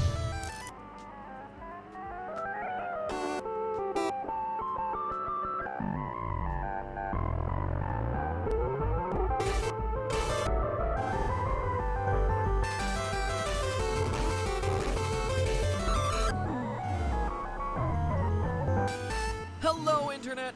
Welcome to the Five Nights at Freddy's podcast. Really? Sorry, I mean Game Theory. Ah, Game okay. Theory. The show that covers theories on other games in the 2-week intervals between new installments of FNAF. But if I'm ever gonna see requests for games other than FNAF 4 in my Twitter feed, this video needed to be made. Hey, Shadow of Colossus I have a is confession, cool, Internet. bro. I made a mistake.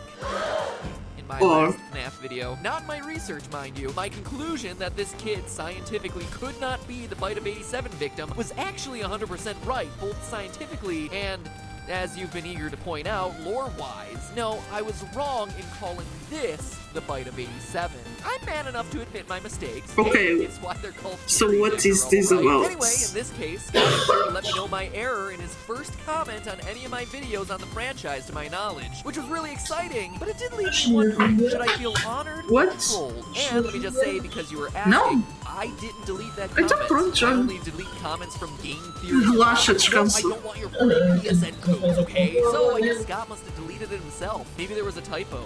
Or maybe a clue to FNAF 5. But before we get that far ahead, let's close the book on FNAF 4. First, let's set the record straight on where it takes place. It does not take place in Fredbear Family Diner, but rather the first location of Freddy Fazbear's Pizza, the one from the old phone guy tapes found in FNAF 3. But the spring-lock yellow suits are the only ones there, I hear you typing. And you're right, they obviously are. But remember, phone guy's tapes in FNAF 3 Tá bem, não welcome preocupes. you to Freddy Fazbear's Pizza, not Fredbear Diner, before he tells you about their, quote, specially designed suits. Roll that cassette tape. Welcome to your new career as a performer/entertainer for Freddy Fazbear's Pizza. Right now, we have 2 specially designed suits that double as both animatronic and suit. Specially designed, i.e. Okay. not in existence during the Fredbear era. Plus, in that same set of phone calls, Phone Guy tells us the suits have become Why is that deficient lighting after up? an incident where there were, quote, multiple simultaneous spring lock failures. What do we see at the end of FNAF 4? An incident where multiple spring locks fail simultaneously and a child dies. And let me be clear, because the terminology is pretty confusing. In the game, the word spring lock is used to describe both the suit as a whole and the Ooh. individual locking mechanisms within that suit. A spring lock suit is made up of multiple spring locks. To have multiple simultaneous spring lock failures, like Phone Guy says, would either mean multiple suits going down at the same Ah, time, tá bem, tá which bem. is a bit coincidental and hard to believe, or that multiple Que locks coisa do within the cabo. same É suit minha. collapse at the same time, causing a catastrophic failure. Say, for instance, because a child is squirming to escape and his tears are moistening the locks. Right. And besides, don't you think it'd be weird for Fredbear's Diner to Não, use mas these é suits, aquela have them coisa. kill a Ai, child, tá. sell Eu them to the depois company, and digo, then Freddy pronto. Fazbear's Pizza starts using them again? It just wouldn't make a lot of sense. Long story long, although Fredbear and Springtrap are the featured attractions at this restaurant, this is a Freddy Fazbear branded joint, one dating back to, as we see on the TV set, 1983. But enough about the timeline. I don't want to dwell on it in this episode. To me, having a general placement of the timeline is enough because the most interesting part of this game is the ending and its overall Okay, what's the meaning. Like I said, ending? the other FNAF 4 You know, the video, guy- if this the- was the- just a random kid he who got bit, bits. that would be really lame. So how does this particular kid fit into the overall lore? Why I don't is know. this incident of 1983 so important to show? Who is the FNAF 4 kid, and what does the ending line of "I will put you back together" mean? Well, let me tell you, the evidence points to him being the puppet.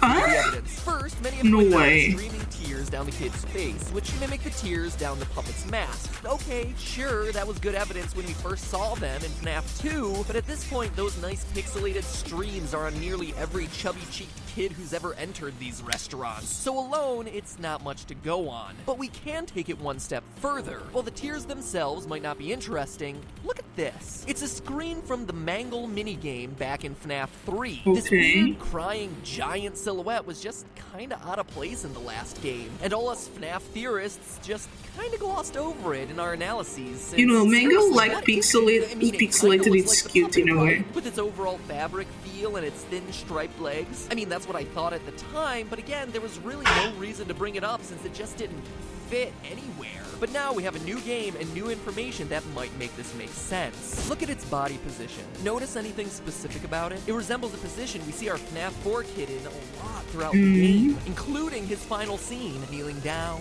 two streaming tear tracks. Why is he and his face kneeling? turned 2/3 toward the camera. Do you see the connection here? But not only that, look at what our kid wears. A black and gray striped shirt. And remember, this is in a world where all the other kids are generally wearing single color outfits. It's an oddly specific detail. True. Now I ask you, what's the signature look for the puppet? None other than black and white stripes. But besides those design details, consider that there's no sign of the puppet anywhere in this game, and yet practically every other animatronic is present in some form, meaning that this game likely exists at a time when the puppet has yet to be created. Remember when he just kind of showed up in FNAF 2, which I should remind you takes place 4 years later than this game? He just kind of came out of nowhere. Well, this could be the puppet's origin story. I'm saying true, but I don't play this game yet, but, you know, I'm trying to understand the story.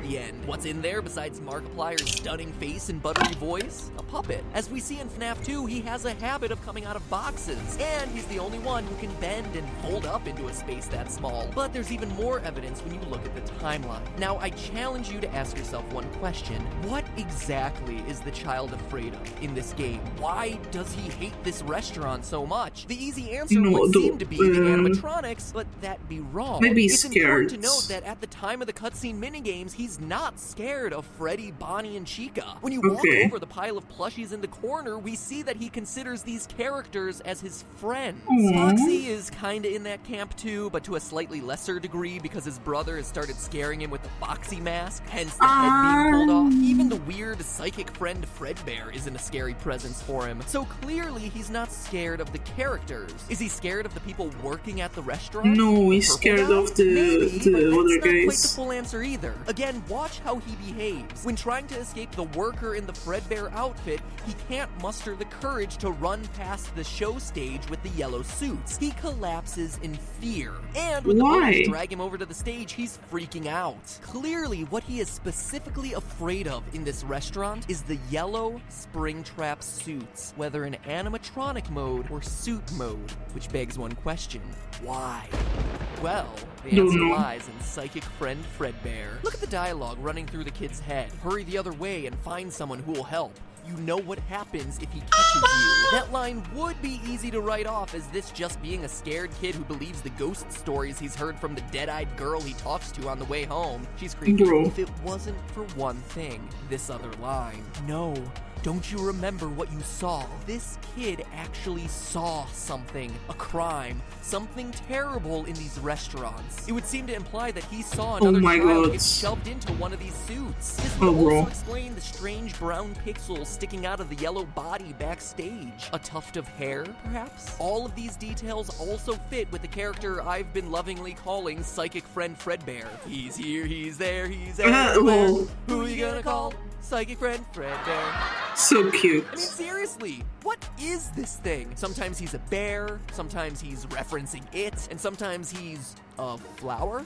So cute. Okay. At first, it seemed like the creepy little toy was nothing but an imaginary friend. That was until the final moments, after the bite, when we see the bear's signature yellow text. But this time, instead of parroting back the kid's feelings like he usually does, he shows that he is clearly in possession of a mind of his own, saying all kinds of creepy things like, "You're broken. We're still your friends. Don't you believe that? And I'm still here. I will put you back together." This isn't just a split personality of the kid or anything. This is a separate entity. This is a spirit. This is someone who knows the danger of getting caught by the people wearing those suits. This is the victim that our FNAF 4 kid saw getting stuffed. This is Golden Freddy. Okay. Purple Guy's first victim. And I know you're rushing into the comments now to say that this changes a lot of things and goes against stuff we've been saying for a while. But don't worry, we'll address it. Just get excited. We've pinpointed the identities of our two most mysterious animatronics. This is an awesome revelation from an evidence standpoint, but to be honest, it's a little disappointing from a storytelling standpoint. Why? Here's why. We humans all have a proven psychological need to complete things. This need is called, unimaginatively, the completion principle. We want to fill in the blanks in the stuff around us so that the world makes sense and we feel in control. It's the biggest psychological reason why you want to beat a game, or even just an individual level. You know how you just can't stop and save in the middle of a level? You have to play until it's done. This is why the you reason can't why. save? It's better Weirdly to enough, it's even save. the reason why it's so hard to leave just one slice of cake outside of sheer deliciousness, or leave out the last two pieces of a puzzle. I mean, even just looking at it on the screen, Earl, just put the piece in. Just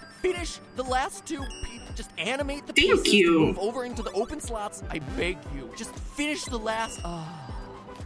Thank you. This isn't just you Slay. being, OMG, I'm so OCD. It's actually because the brain is wired to respond to knowing when you're done with a task. The brain can now take the mental energy it was using to focus on that activity and use it on something else. But what happens if you don't finish that piece of cake? Or if you walk away from a game right before beating the level? Your brain can't put that activity away because it's still not finished. You literally continue to spend mental energy on it in the background. Actually even when you're explains doing a lot other of things. stuff. As long as there are unknowns, your brain can't feel in total control and can't let things go. And whether he knew this when creating the first FNAF game or not, Scott Cawthon has done an amazing and infuriating job of creating a story that looks like it goes one way, but also looks like it might go somewhere Yeah, this story is else. kind of This keeps us confusing, thinking but about I'm getting FNAF it, I lore, guess. Talking about FNAF lore, pestering our favorite YouTube theorists for more FNAF lore for weeks,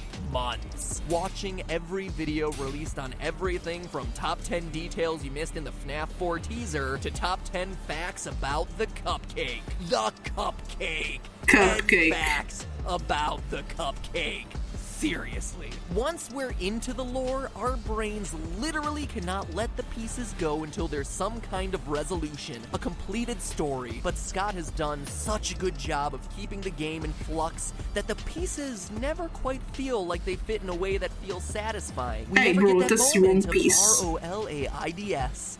That spells relief. So we want the pieces of the puzzle to fit together cleanly, and the problem with FNAF is that while there's plenty of evidence for the story to go one way, there's also evidence for it going somewhere else. Try this one on for size. Well, there's a lot of evidence for the kid in FNAF 4 being the puppet, and I'd bet my bottom dollar that that's the solution that Scott intended. From a storytelling standpoint, more pieces actually fit together if the FNAF 4 kid becomes Golden Freddy and not the puppet. This would make our first victim, the one our FNAF 4 kid sees get killed, the puppet, like we've been hypothesizing since FNAF 2. Suddenly, you have a group of 5 kids celebrating a birthday. One kid associated with each animatronic. Okay, this is with the weird. one It is representing confusing. Golden Freddy being the odd man out. And this scenario perfectly mimics the FNAF 3 good ending with the Happiest Day minigame, where 5 souls from 5 kids, each representing a different animatronic, reunite to celebrate a birthday that never really happened. It actually creates a beautifully bookended story of redemption and forgiveness, a reunion of brothers. And yeah, I know the complaints. Don't get me started about the size of the kids being different. They're the spirits of dead children in an 8-bit minigame, okay? Literalizing the sizes seems to be a bit of a stretch. And it goes even further than that. In the FNAF 2 Give Gifts minigame, the puppet gives life to the dead children, with Golden Freddy as the odd man out who doesn't get a mask and does a ghostly jump scare at the end. That would reflect the 4 bullies getting killed in the pizzeria by Purple Guy in response to this incident, while the one, Golden Freddy, dies somewhere else. Okay, no, The this is hospital really bed. confusing You now. see the IV and pills and flowers, and as a result, that's why the puppet, the first victim, is able to reach those 4 kids' souls and save them, while Golden Freddy has to behave like a ghost. It also gels with the idea that the Take Cake minigame represents the first victim at the first location, and why the puppet is always the jump scare, because he's the kid we've just watched get killed. So a lot of storytelling pieces fit together, but at the end of the day, that leaves us with too many questions about why Golden Freddy Freddy is talking to our FNAF 4 kid. A spirit needs to be inhabiting that bear for the story to make sense. And Scott certainly put in plenty of evidence that leads us to believe that the FNAF 4 kid is the puppet. The FNAF 4 kid needs to have seen a tragic, scary incident to make him fear the restaurant, which means he can't have been the first kid to have been killed. In short, the challenge here is that you have a choice. There's more evidence for our FNAF 4 kid becoming the puppet, but the resulting story is more satisfying for him to become Golden Freddy. And either side leaves you wanting more, because not all the evidence works in either scenario. And bless me, but what is now? But the kid is who now? What? That we get answers, that the scraps of evidence across This is confusing my brain. But if and when they do, our brains will just be able to move on and forget about it, making it just another game that we played and is collecting dust on our shelf, or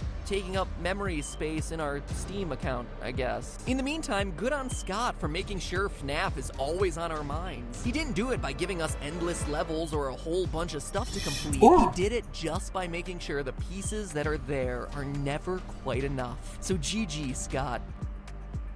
What? What? Weird, but okay. Ah! Wait, he didn't finish yet. There's gotta be a code to open this. Bite of 87.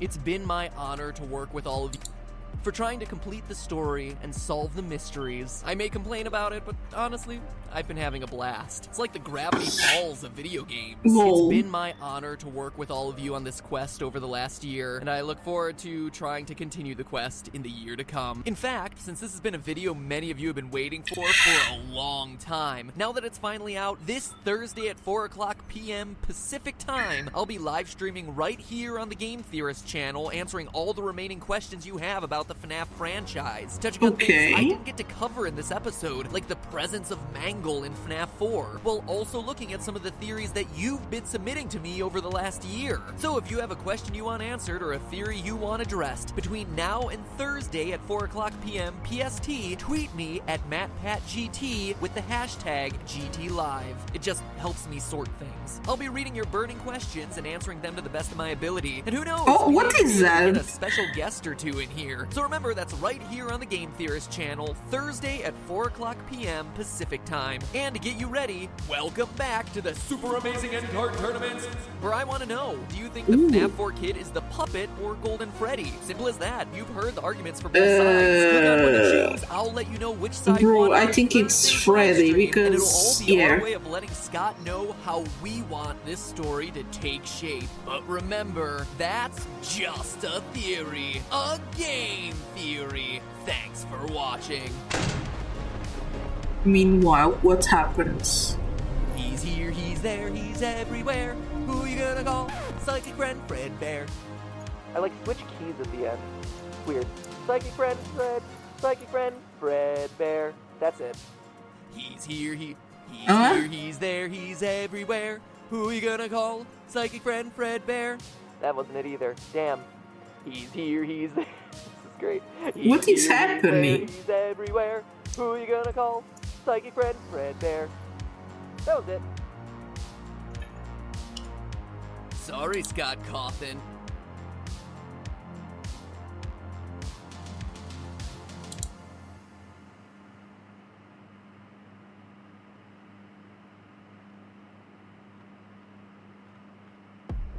There are so many videos. Yeah, we're gonna take so much time to watch all of this.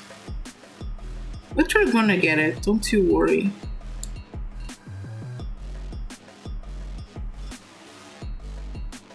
Okay, why is it taking... You're not dreaming. It is possible to put together the pieces of FNAF. It's just a nightmare trying to do it.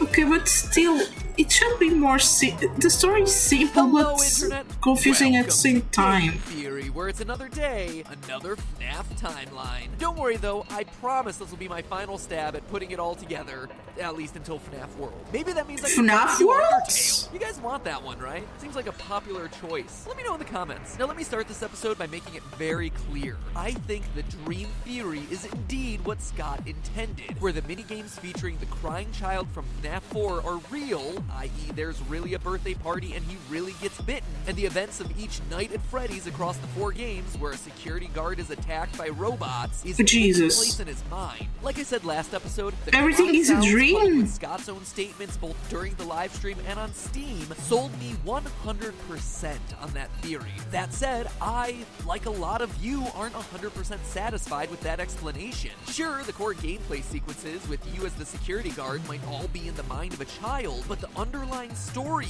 here about a serial killer stalking the halls of the restaurant are just too detailed and too well fleshed out to just be a wash. Here, to me, are the big issues that the Dream Theory doesn't address. 1. The crying child is afraid of those yellow suits for a reason. Yes. Remember what you saw. You know what will happen if he catches you. These are lines that his imaginary friend Fredbear repeats over and over. It's kind feels of cute. a The lot plushies more are adorable in a sinister way. and real than just, oh, this kid saw something scary and misunderstood it in the shadows. 2. The puppet doesn't have a good explanation under Dream Theory. Clearly, the puppet is one of the most important forces in this game, but he doesn't fit to the dream model cleanly. A lot of other theorists have said it's symbolic of the boy's actions in his own dreams, but later this episode I'll prove that that's not true. If anything, the boy would be the security guard in these dreams. Helpless. Is it the scared, security not the guard? puppet. I'm not buying it. 3. Scott confirmed the bulk of my FNAF 2 theory. This would be a strange move for him to go out of his way to say that a chain of events was correct if it was Bro, no way. And finally, number 4. Okay, it was right. Under Dream Theory, what? They're just dreams within dreams? What is this? No. Five Nights at Inception? Bro, ah, Jesus. Like a young child's dreams being so detailed as to include concepts that even most adults don't know, like sister locations and accurate minimum wage rates. So I combed over everything from the past year of theorizing to come up with the most well-supported, interesting, but also logical timeline of events telling the story of the rise and fall of Freddy Fazbear's. Admittedly, there are still gaps and logical leaps, which I'll be sure to call out. But right or wrong, this is the flow of events I believe creates the most satisfying narrative to the series. So this one is dedicated to all you guys on Reddit, YouTube, Twitter, and in the comments who've been sending me theories for months. Think of this as my end of the year present for you.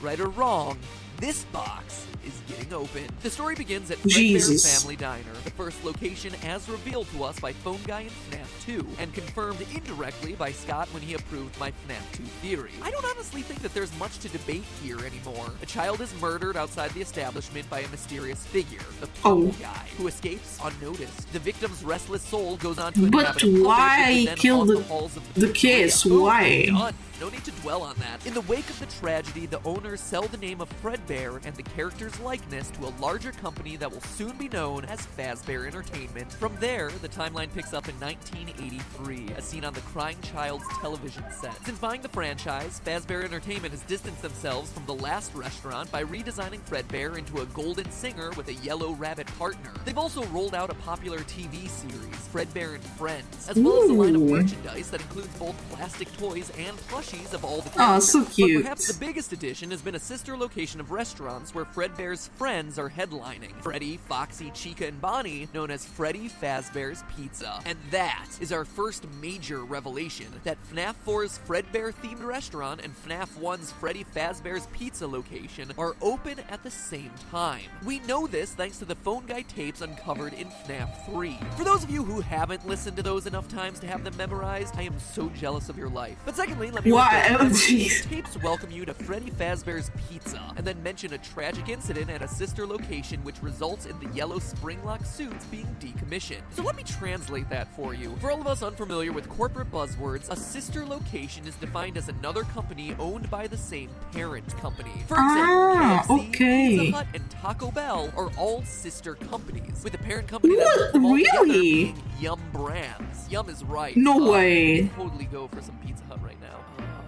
I'll pass. I'm gonna get hungry In now. this case, FNAF 4's Fredbear's is the sister location to Freddy Fazbear's Pizza, with the parent company being Fazbear Entertainment. Corporate structure for the win. What all of this means is that the unfortunate incident that Phone Guy mentions in the FNAF 3 tapes is the crying child getting chomped, which in turn is the inciting event that causes the two recently delivered yellow suits to the FNAF 1 location, the Golden Freddy and Golden Bonnie suit Phone Guy talks about, to be stored away in the location's safe room. At this point in the timeline, still open and hidden in the back of the restaurants. Enter Purple Guy. Shortly after the yellow suits get decommissioned, more FNAF 3 tapes reveal Phone Guy warning employees to not bring customers back to the safe room and to stop moving the yellow Bonnie suits. In the following days, the safe room gets sealed with the request to, quote, not tell family, friends, or insurance representatives. Now, Phone Guy may be unaware of what's happening here, but we're not. Maybe one day we'll find that room.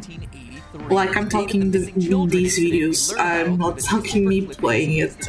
I know one day I'll play it, but calm down. An employee dresses in a costume, lures 5 children to the back, kills them, and then stuffs their bodies into the suits. Although he's caught and taken into custody, the fact that all of this takes place in the restaurant's safe room, which remember are invisible to animatronics and security cameras, means that the actual murders aren't on camera. As such, the bodies of the children remain missing, hidden in the suits, and the killer can't be charged due to a lack of evidence. This is all represented in the game by the Foxy Go Go Go minigame, where the layout of the game parallels the layout of the FNAF 1 location. Pirate Cove, to the right, a dining area. And as we see in the Give Gifts, Give Life minigame from FNAF 2, the puppet saves the kids by giving them life inside the animatronic suits. So now at this point in the timeline, we have Freddy, They're dead anyway, but Chica, Bonnie, Golden Freddy, and the puppet alive and well.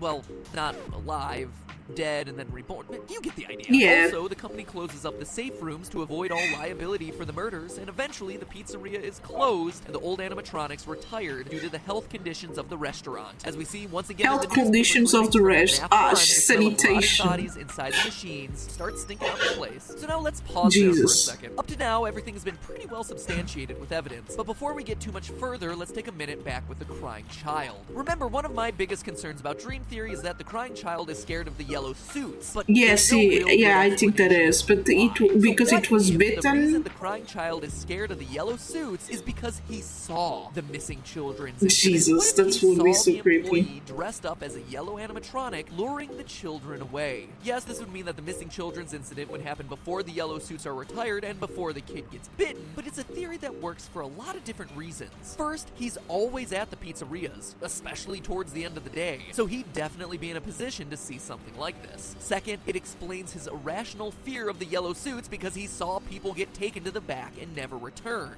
Third, the lines of "remember what you saw" and "you know what will happen if he catches you" that psychic friend Fredbear keeps repeating makes a whole lot more sense now. And finally, and perhaps most importantly, look at this line. "These are my friends." If this so cute. True, this line takes on a whole new meaning. I always thought that line was weird. Like, what? No, it's not. Imaginary friends? It's I not suppose, weird. But then why would his collection of plushies just be with him when he dies? Why is that such an important detail that Scott chose to include? It wouldn't be, really. But what if they were literally his friends? That he knew that oh my god, no way. Stuffed, and the plushies being there in the final scene represented not his plushies, but the spirit of his friend. No way, oh my god, that's so sad. Being there with him as he dies. Now that gives you a reason to be scared of this restaurant. But we can take it one step further. There's one more issue with the crying child we've yet to cover. What happens to him when he dies at the end of FNAF 4? My original theory put him in the puppet because of design details, but in retrospect, that was wrong. Reddit user 3IE. Jeez, what a name. 3IE. Reddit user 3IE did an analysis of the color of the text during the ending sequence. All of the final lines aren't in the yellow used for psychic friend Fredbear, but rather a mysterious new off-white color for the final lines of "You're broken, I will put you back together." It's a subtle detail, but it's very clear that this is an intentional difference that Scott included in the games. So who's speaking? Well, who else but the one figure we know gives life to children dying in events around the Fazbear Entertainment franchise? franchise. It's the puppet, promising to right the wrongs of the pizzeria by bringing peace to the crying child's spirit. How does he plan to do this? Well, look at what he says. We are still your friends. It's not I am still your friend. The puppet using the plural here means that there would be multiple spirits present in this final scene that consider themselves friends to the crying child, but we also see this. I am still here. The others are gone now, stuffed, leaving only the one with the ability to transcend the animatronic suits, the puppet. This makes a lot of sense if we again assume the crying child knew the kids who got stuffed during the missing children's incident. And look at the last line the puppet says, I will put you back together. We've all been assuming his you is referring to the crying child. But yeah, I'm confused now again. Playing the pronoun game, to steal a phrase from CinemaSins, and is instead referring to the plural you. You 5 are broken, and I will put you 5. He's planning on reuniting the spirits of these 5 friends. What makes me so sure? Well, we see it happen. It's the conclusion to the whole story. In FNAF 3's The Happiest Day minigame, we see the crying child's birthday one more time. 5 kids in masks representing the same 5 animatronics, with the birthday boy representing Golden Fredbear. You can even compare the locations. Both are long corridors with 3 tables. I like the colors, they're really pretty though. The balloons are also the same colors: red, green, purple, yellow, and blue. Even the exit is where the Fredbear stage is, an exit that, if used, results in the bad ending because the souls go in peace. It's where the child was chomped. And who's the one? But if the exit is there, together again? The puppet. Well, maybe it's the same place. Maybe they changed the And here's the best part. How do you get to this minigame? Well, by playing through a bunch of others, including the Stage 01 game, which you access by typing the numbers 395. Bro, but why would someone hide that in a wall? It's a decimal code for the color of purple guy, only it's backwards. It's Scott's way of showing that the puppet is actively trying to reverse the work of the purple guy and the atrocities committed inside the walls of Fazbear Entertainment pizza places. From here, the rest of the story is surprisingly straightforward. The pizza chain reopens during the summer of 1987 in FNAF 2's bigger location. Fazbear Entertainment rolls out the toy animatronics based on the character models of their merchandise. I think I know, that's creepy. And even equips them with facial recognition software as added lol, that's kind of funny, don't know why. There's definitely a pattern being established here, so good on them for taking preventative measures. However, as we all know, it's not enough. As we hear about from the phone guy and see in the Save Them minigame, the purple guy, now the daytime security guard, kills 5 more kids within the walls of this restaurant. When the puppet enlists the help of the possessed Freddy animatronic to save the kids, the purple guy responds, "You can't," because it's true. They're already dead. That said, a case can be made that the puppet successfully gets these 5 souls into animatronics too. Notice that before this, 6 characters were possessed, but now there are 5 new animatronics in this location: Toy Bonnie, Toy Freddy, Toy Chica, Mangle, and Balloon Boy. 5 Some of them are cute, some of them are scary though. Don't you think? Additionally, we hear from Phone Guy that around this time, the toy animatronics inexplicably become more aggressive towards adults, but stay friendly towards kids. The only explanation here is that the 5 new child spirits are given life in the new toy suits by the puppets, but these spirits are angry. The pizzeria is gonna close, but not before one final birthday party, where angry and eager for revenge against their killer, these newly created, possessed toy animatronics lash out at their murderer, the purple guy, who they know as the daytime security guard. Except daytime security purple works. guy is long gone. He did his business and got out. In his place is Jeremy, night security guard moved to the day shift, wrongfully attacked by a vengeful toy animatronic the day of the birthday, losing his frontal lobe and coining the now iconic Bite of 87 moniker in the process. This causes the location to be shut down and the toys to be scrapped. Animatronics from here on out are no longer allowed to walk around, and with Jeremy out of commission, Phone Guy volunteers to take over the position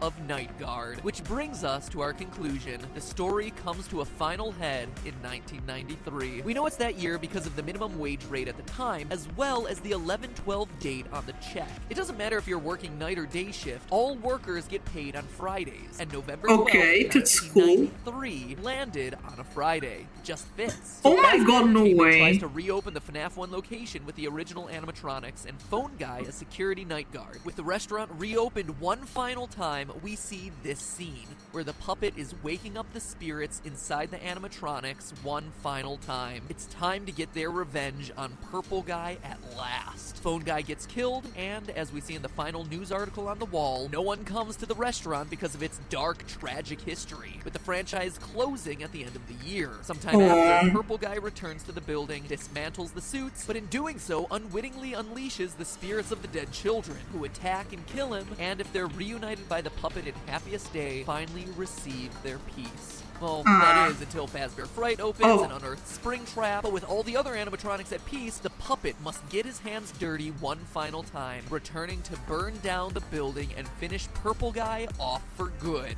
Or not. Like any good horror story ends. So what about the Phantom animatronics, Shadow Freddy, and all that? Stay tuned, we're going to talk about those during the live stream immediately after this episode. The video's getting really long at this point, so I want to kind of close it out here. But as we close out here, I have to ask you this. Was that answer satisfying? You see, that's the beauty of the dream theory and the frustration of anything else. There's so much lore, so many puzzle pieces to fit together that in order to account for everything, the story can't get much simpler than that. Dream theory in this instance is so satisfying here because it explains all the messiness of the lore in broad, easy to understand strokes. Yeah, it's still messy though. PhD in FNAFology to understand FNAFology, oh my god, no way. It's possible to fit the details together cleanly, but it's not an easy to follow story. It's almost like you need a full-length book to truly put all the pieces together. Okay, I get it. What is that? Everything I just said. Scott's got a book. Another FNAF video made move. Oh, that's a book? An announcement. Or not. This is actually a last-minute update. I'm recording this literally hours before the video and live stream tomorrow, but it was just too important to leave out, because it looks like Scott agrees with my conclusion. For once, the story is indeed just too crowded to be satisfying. When talking about the new novel, which, true to form, released early, he said the following. Quote, the truth is that after a while, lore becomes so dense that there isn't room for a story anymore. Sometimes the timeline gets so full that the only way to tell a real story is to have the story set in a different timeline. End quote. So there you have it. Dream theory for your simple answer, and a 20-minute long timeline for those of you who want something a bit more complete. So which do you find more satisfying? Well, let's talk about all of that live right now.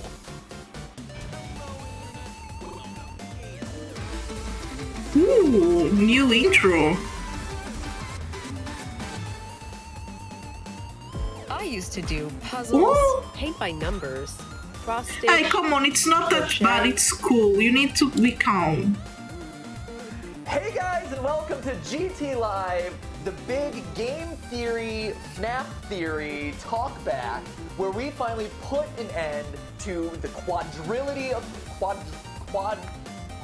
quadrilogy of FNAF.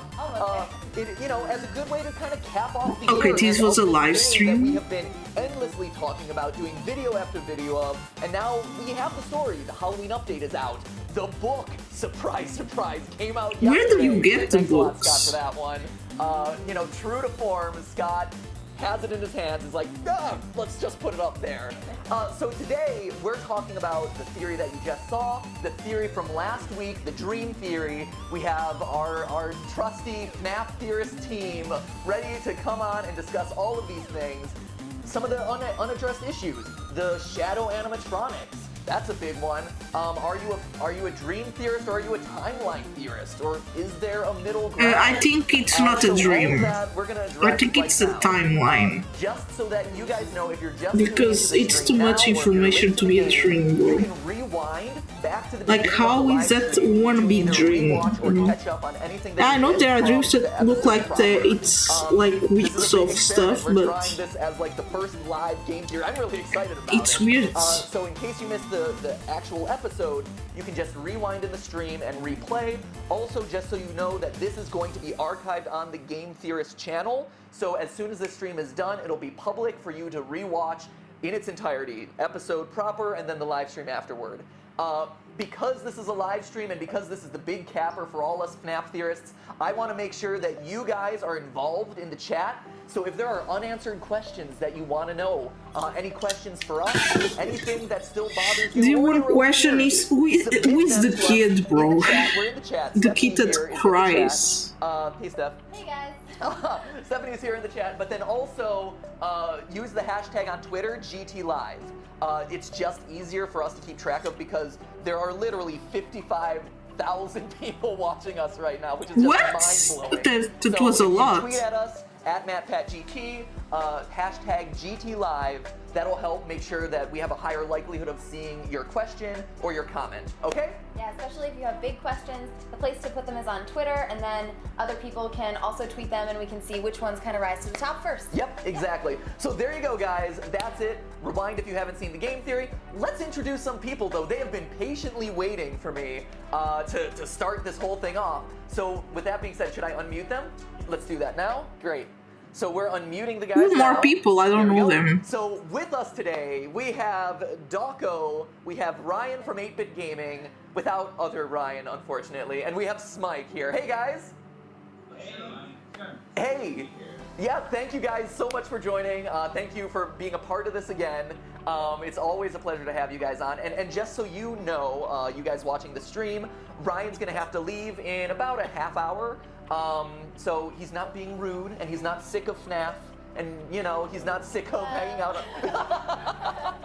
And he's not, you know, sick of the live stream or anything. He just, you know, people have stuff to do on Saturdays. Clearly I don't, but, you know. Well, on Saturdays I usually clean my house, so lol. In a little bit, he said he's running a bit late. He's got work because people actually do work, but he'll be joining us too, all right? So, guys, as some of the FNAF theorists online, I have to ask you, we have the dream theory, where everything is a dream. Everything, like in the child's imagination, all these animatronics are created. The toys inspire FNAF 2, you know, his plushies inspire FNAF 1. Purple guy is a shadowy figure that he sees putting on an animatronic suit. So you have that explanation. Or okay, before we proceed, it's cookie time. Okay, we need to eat something before proceeding. Ah! Wrong. Okay, wrong layout, sorry. Okay, let's see.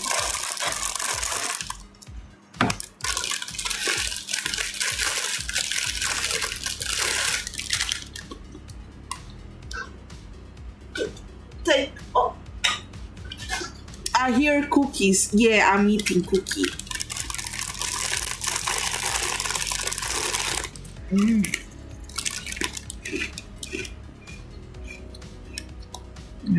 Yum yum.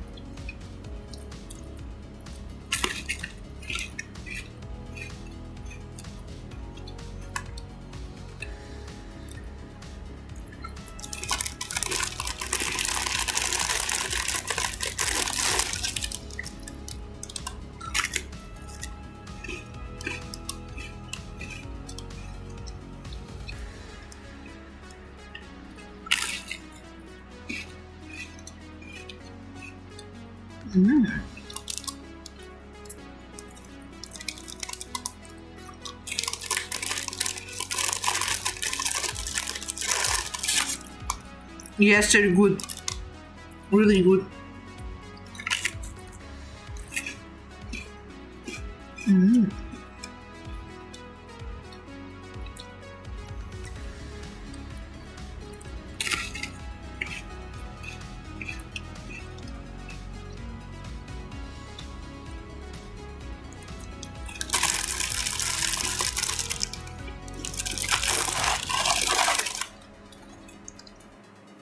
Okay, cookie time is over. Let's proceed. Let me get my meal foliage in a bit. Wait, it's you know, diners, sister restaurants, closings and openings, and 11, I believe I counted 11 in total dead children at least. So where do you guys fall? At this point, we have all the information. What do you guys say? Are you a dream theorist? Or are you a timeline theorist? Or I'm a timeline one. I think timeline is the best one. Because the dream is too confusing for me. Your opinion first. Anyone? Feel free to take the floor. Go on, Lewis. You first. Okay. I have selected. Well, Smite's like, I want to talk now. I'm gonna let Darko talk. Okay. Okay. I'm a mix. I would say obviously FNAF 4 is a nightmare. I'm a bit iffy with Five Nights at Freddy's 2 and also Five Nights at Freddy's 1. Okay. I feel like Five Nights at Freddy's 1 seems to be the most dream-like nightmare because you get all the hallucinations, you see all the animatronics in the corridors like glitching all over the place, you know, and it doesn't seem real to me. It seems less real in Five Nights at Freddy's 1 than FNAF 2 to me. But yeah, and then, I'm a bit of a mix. And then what about FNAF 3 with, you know, do you really think that they have, you know, that 30 years into the future that some company has taken Freddy Fazbear's and the story around it and turned it into an actual horror attraction and that there's a haunted house dedicated to this, like, serial killer pizzeria? Yeah, the only part what makes me feel like, okay, that's a bit unrealistic, even though it's a game, is the hallucination part, you know, when Phone Dude says, oh, hey, listen to the gas, like, look out for the gas, it will make you hallucinate, and then you hallucinate. True. Little known fact, guys, Darko was the voice of Phone Dude. You can tell the similarities, right? Phone guy's ringing me now. Oh man. Darko is both Phone Dude and Phone Guy, okay? Oh, okay. Yeah. Darko's too popular. Okay, so Darko, you're a mix. Yeah. Ryan, what would you say? Where do you fall on this? Because I know you guys also covered the Dream Theory. I know that you guys have covered, you know, every bit of lore. You talked a little bit about the book as well. What are your thoughts? I think definitely it's going to be the Dream Theory because you've got to think about FNAF 4. Like, it's the last game in like the quadrilogy, and it feels so real compared to the other ones, if you know what I mean. Like, nothing in these minigame sequences seems to be strange or unrealistic. And you kind of contrast it to like the other games where it's all like 1987 and there's apparently robots that can walk around an establishment, kill people. Things like I think it's meant to feel unrealistic, and FNAF 4 urged forward the idea that this is the reality and it's all in this child's mind. You know, sorry. That's what things do about the child's feet. It seems too ironic that they would then be called the toy. Wash my hands real quick. It was a toy with this missing feet, and then the connection, and just these uncanny things like FNAF 3, like Sprinkler, that's insane. Right. How could that be real? I think it gets too bizarre. Okay, so you're fully in the dream camp. You don't think anything is real. I think it's a big debate. I think, yeah. Except for FNAF 4. That kind of did like this. You know, the game itself isn't real, but character. Yeah. And the nice also you can find relations to all of the games too. So I think it hinted too much to these games being within the child's mind of some kind. Okay. Fair enough. Smike, where do you fall? You had an opinion earlier that you wanted to express. I like this. I think this is the Darko, right and me. It's like left to right. This is perfect. I just want to say, so we planned it that way completely, Smike. It's great. So when I saw your video, Matt, I mean, honestly, I'm not gonna lie, it really influenced my opinion on this a lot. Achievement unlocked. I think it makes a lot of sense. But I just want to say, so first of all, I do think it is Dream. I'm more on the Dream side than on the realistic side. And here's, I agree with a lot of what you said, but I also want to add my own sort of opinion on why this is. I mean, first of all, when Scott did the update, you know, one thing I don't understand is how do you play the mini games? I never tried to play FNAF. It was seamless, guys. It's kind of weird for me. No problems whatsoever. Perfectly smooth. Scott's mind, kind of. But he added these, you know, teasers that really hinted at, I think, sort of unrealistic, you know, dream-like sequence, especially when he said, you know, that there are shadowy figures that can be misinterpreted by the mind of a child. Yeah. And we talked about, for me, really, the game breaker was Chica's beak. Right. When we talked about Chica's beak and opposite in FNAF 2, there's this personification of Chica losing her beak, just like in the garden and the mind of a child. Of course, the child's very young, very impressionable.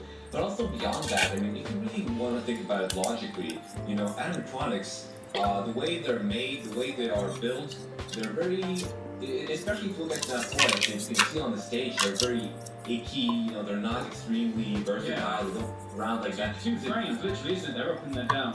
Right. Exactly. They just go like this. Exactly. They have a very binary movement. You know, they go up, down, up, down. The Smike animatronic. Yeah. The only time as well when we actually see these guys moving around the establishment, there's a character, human in there. Right. Yeah, exactly. And it's really in a child's mind that they become so animated and they go like in your face like that, you know? Right. And they really open their mouth. And that's just so far beyond the line of what animatronics, especially back in those days in the 80s, you know, 1983, 1987, in the 1990s. Those Chuck E. Cheese era, not cutting it, huh? You know, maybe FNAF was really inspired by Chuck E. Cheese, but there were not anything more that was like Chuck E. Cheese in these arts. Like, kind of weird. There's no more animatronic stuff in the world. I just don't believe in ghosts, I guess. So, when you think about it, like, logically, you know, there's just so many supernatural things, you know, and unless you could say maybe, like, in the FNAF world demo, there was the purple guys, you could say there was some kind of a poltergeist in the game, maybe, but, Poltergeist. that's imaginary to me. Fair enough. So One thing that I kinda think it's weird is there are so many models, viewpoint justice, which is, and the kids just go to the new models and possess them. It's so weird. Story through the mind of a child in his dreams because he can't comprehend everything that he's seeing. Yeah, true. We Stuff get about to understand serial killers everything. and death and murder and stuff like that. Like, that doesn't register to a child. You know, they process death in a very different way. But at the same time, like I say in the video too, like, very clearly there are so many details and little points and sister locations and paychecks and things that you read and color details in the text. And Scott even confirming, you know, my theories and talking about how no one has really unearthed the story of FNAF 4, stuff like that, that it feels like there's more there. And so, to me, Dream Theory is really satisfying because it's an easy explanation. Yeah, it's easy, but doesn't mean it's the right one, you know. Listen to these phone calls. I'm the one that believes it's actually I recite them in my sleep, guys. Like, not a dream. But because if it's that, it's really easy though. In a dream, anything can happen. Everything out of like a gross timeline theory. That's as simple as you. It's like those theories that say that a Pokemon is a dream, Simpsons is a dream, everything is a dream because they were in coma. And, you know, it's weird. X number of animatronics and Foxy's toes evolving from 2 toes to 3 toes to 4 toes. Yes, that is true. In FNAF 1 he had 2, FNAF 3. Yeah, so like, there's so many different pieces. What do you think would make in real life is a restaurant based on FNAF? That would be cool. It is kind of being filtered through the mind of a child, and you are getting these bits and pieces of the underlying theory. That's the one that's most satisfying to me. Just want to check where the chat is. Yeah, actually, Steph, if you can hop onto Twitter and actually create a poll around, so on at MattPatGT. Let's create a. Wait, I'm gonna get some gloves because I'm kind of cold. Wait a bit. To see where you guys stand. You know, are you Dream Theory? Are you Timeline Theory? Or are you a mix? So let us know on Twitter, and by the end of the stream, we'll have kind of your definitive answer, right, guys? So far, the anecdotal stuff from the chat. So I've been trying to watch and see where everybody's netting out. It's very divided. Yeah. Everyone's like. Got my gloves already. I'm so cold. Like a small portion that's mixed in the middle. But my love is gonna show up, and I'm gonna get anything but the Dream Theory. It has to be the Dream Theory. Warmed up. And there's a whole other contingent. It's like, no, it's right. Well, okay then. So Ryan, let's toss it back to you. Is this a full stream? Yeah. As a pure Dream theorist, what is the puppet? That, to me, is the #1 complaint I have against saying that this is purely dreams. Because, yes, I can write off the animatronics, yes, I can write off the purple guy, yes, I can write off the toy animatronics and Balloon Boy and Nightmare Balloon Boy and all this stuff. Like, I can get that, and I can get behind that. But the biggest question mark for me is, what is the puppet? Because we see the puppet in multiple forms, right? And I think FNAF 3 is the most interesting because you see the phantom puppet, but then you also see a physical incarnation of the puppet I don't know. of the FNAF 3 Fazbear Fright Restaurant, where he is in physical form. You know, if you want to talk to him, I don't know. What is he? Like, is he Ask a personification him, I don't of the know. crying child? Is he some other force? Is he God? And that's another thing that's interesting here is, you know, we know that Scott is a religious figure, that his past games Scott is a religious figure, bro. What? Element to this that all of us have been overlooking, and does that play in? I don't know. I'm just tossing that out there for you guys to think about. But Ryan, I'd love to hear, as a pure dream theorist, how are you factoring in the puppet? Because to me, I don't have a clean answer to that. Well, there's one really interesting thing that I discovered in FNAF 2, which I think almost kind of it determines the differentiation between two minigames. If you look at the minigame where you just see the one establishment and this Freddy Fazbear character, compared to the one in the FNAF 2 establishment, they're two different characters. They're totally different, unique pixel models, which almost means that the situation in the FNAF 2 game where you see the puppet jump scare, it could potentially be real. This guy driving a car too. In the FNAF, you're talking about the difference between the FNAF 2 Give Gifts, Give Life minigame, or no, sorry. It's the help them safe when you play as Freddy with the microphone. Versus Give Cake. To the children. Yes, okay. Yeah. So it brings in this kind of like this realistic tone where you've got this driver and this different character, not the purple guy. Is it the purple guy? Excuse me, that's right, it's the pink guy. Oh god, don't even get me started. Don't get me even started on pink guy. But I think the important message of it is the fact that it's totally different to all the other ones where we're playing as these weird animatronics, and this guy like giving cake to these children, it almost seems like you're inside a that's why it's pixeled and designed to be different from when we see this help them save them. Yes. So that sequence may be real. All we know. Okay. Okay. Let's wait then. Other than that, there is really no explanation truly that defines. You're mad, aren't you? You got mad. It's true. Okay, great. You're mad. I can tell you're mad. Linking with the dreams, that the puppet is the dream creator.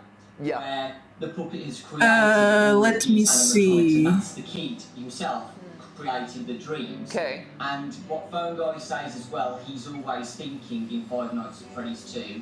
People were saying that's the child's mind. He's always thinking. Wait, I'm seeing. Okay. I found that interesting. Interesting. So, but if so, it's interesting I'm because to me, if I seeing, hear that the puppet is the kid himself, the dream creator, what that makes me think of is he would be more associated with the. No, the it is young one. Because as the security guard, he's helpless, he's scared, he's terrified of these animatronics, right? We see him crying every night. Like, these are scary dreams to him. These are nightmares.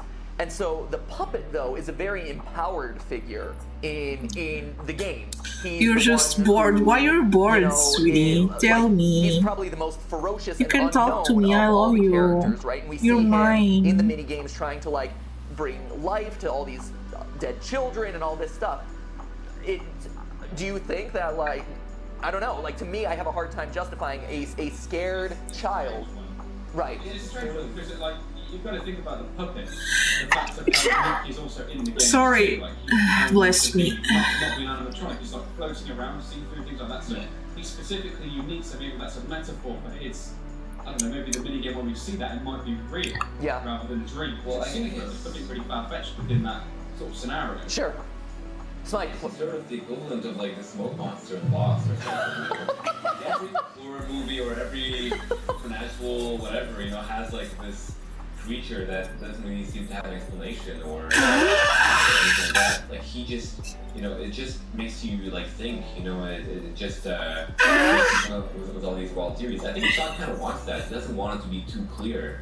And the puppet sort of represents that. I mean, you can see that by how he moves. He's not chained to you know, he has this chain. He is chained, but he somehow manages to free himself and move through the hallways. Yeah. And just fly whatever he wants. It's like he has his own conscience. I don't know. Personally, I never really liked him. I kind of got a bad, eerie feeling about him. I guess. See, the puppet is by far my favorite character. I love the puppet. Yeah. You know my favorite character? Yeah, I think the puppet. Well, my favorite character. To me, like very clearly, he feels like the linchpin No, I'm thinking. to all of this. sense. You know, to go back to yeah, let Ryan me who think. said, What is you know, my the favorite hints character that for got dropped just during for the live watching stream, maybe no, watching the Mike, you're making fun videos? of the live stream issues. I think Thanks, the Mike. plushies don't count, but the plushies are my favorite. No, So but to reference the hints that Scott dropped I think last I time, like you know, 4 games, 1 story. the story. I'm not going for the story, but for the character itself. I think Bonnie is really cute. Bonnie looks so adorable. A puppet and like of a child and his murderer. And so you have the child and the purple guy who the child gets killed at the very beginning of the timeline. He possesses a puppet, and now at the very end of the timeline, you have the puppet setting fire to the Fazbear Fright to kill off the Springtrap suit and purple guy inside of it one final time. And so you have this bookend of purple guy kills puppet, or purple guy kills child, child kills purple guy, and that is your 4 games, 1 story right there. That to me feels satisfying. You know, and yes, Bonnie. I think Bonnie is cute. Hallucinogenic loops in all the like in that toy model, it's adorable. That's what I think, Steph. Okay, it's the less scary one. That whole conversation brings up. I don't know what Mega looks cool too. Also has gotten a lot of. No, in terms of story, yeah, I don't know much, bro. I think I'm just going from who are the cutest ones. I think Fox, in a way, yeah, no, it's not cute. I like it because it's a fox, but I'm not sure, you know. As these stories evolve, which I know we're getting to. I just wanted everybody to know in the chat and on Twitter that I think you guys are getting there. Yeah. But that's the question that's coming up is like, okay, it's cool, now it fits together with the dream theory, kind of. There are a few ways to interpret it.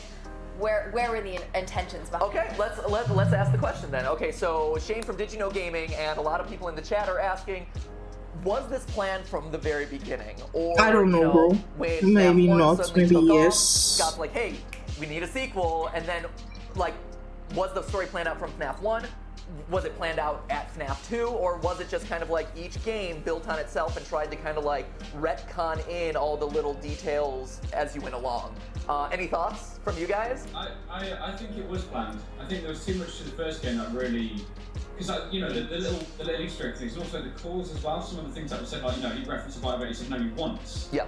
And like it was like I think he wasn't sure how the game was going to do, of course, but he wanted the games to do well so that he could finish off doing this story. Interesting. He left kind of a few unanswered questions, but it did play much like a game. You know, you didn't look into the aspects of the lore. Yep. I think you'd see it that way, and you could enjoy it just for that. But I think there was always this underlying factor of wanting there to be a story to it as well. Yep. You know, the story looks interesting in a way. You're wrong. But I can't explain, it's so confusing. Like there's stuff everywhere. Really? Okay, it's Mike. Okay, what do you have to say? Yeah, because look, I mean, first of all, I mean, you know, it's okay not to know exactly. It's kind of like, you know, when you go into an interview and you start a sentence, you don't know exactly where the next sentence is gonna lead, but you kind of like, you know, sort of, and then it turns out okay, you know. Mike's had some weird interviews. I feel like that's kind of how it is here, you know. He starts off a story and he doesn't know exactly where it's going to lead, especially because he's an independent game developer. That's something that's very common. Yeah. You start something, you know, it's something that I think this game also has some similarities to, say, The Binding of Isaac, you know, the Crying Child and everything. And I mean, that developer. I'm searching for the books right now. Yeah, I'm going to see if there's books, bro. And has a lot of really interesting stuff, but he didn't know everything in the beginning. You know? He just kind of gradually. Is FNAF 4's Crying Child actually Isaac from Binding of Isaac? If you look No, at the I don't think teardrops so, on his bro. face, But there's if you look at his height and plushies. measure pixel measurements But across there's the stories two, of this. I didn't know you that. confirmed. Yes. Scott Yeah, there's no Clark but. is Edward McMillan. Books. Done. Boom. Dropping the mic. Unfortunately, yeah, there's no. FNAF 4 assault. I like that. There's no book on sale. Like stories where you see that kind of stuff. It's Yeah, very there's. personal. Like, I Let don't know me what search. I'm happened trying to understand this more. personally, but it just feels like he's putting something, some deep trauma or something that he's trying to desperately. Books. reveal, Okay, you know, in the books. game. Scott, if you need to lay down on the couch and just talk through things, okay. we're here for you. You got the 4 of us here. Okay, how many We're here to books support there you, my are? friend. Okay, So Smike thinks it was just made up. Dawko, how about Oh you? my god, there are a lot of them. Oh wait, many of them are just true.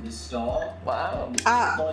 I was all the I was like 5 books, no, it's the name. You know, stuff like that. 1, 2, 3. Okay, 3 books and 2 novellas. No. But even if he didn't, okay, even if he didn't, 11 novellas. Didn't know that he was going to make 4 games in 1 year. 5 graphic books. Graphic novel, I mean. Ladies, you're both beautiful. 1, 2, 3, 4, 5, 6, 7, 8. 8 more books. 1, 2, 3. More 3 graphic novels. 1, 2, 3. More with Mike on this one. I think that more 7 7 guidebooks. Deeper, like very clearly there was more 2 novels. Specifically for FNAF 1. I think that was definitely the case. More 3 books. But one of the biggest hurdles, and this is. Oh wait, I think most of them are not even official. I'm so sorry. Forgive me. For game theory, but one of the things that I've struggled with time and time again with this series is those initial 4 news articles that you see posted on the wall. And very specifically, it says. You know, I'm not gonna buy this, not read, because it's not the type of book I read, but then looks good anyway. Says that Freddy Fazbear's Pizzeria is set to close at the year end after that tragedy that happened there many years ago. And it's that many years ago where unless you take that one article out of place and use those 3 for earlier, and this one is just like years down the line, it appears. That one doesn't have a clean place in the timeline. The missing children's incident, which is, again, the thing that starts off all of this whole franchise. It is the first, like, piece of hidden lore that we all uncovered. Like, that's the thing that is actually the hardest thing to fit into the timeline.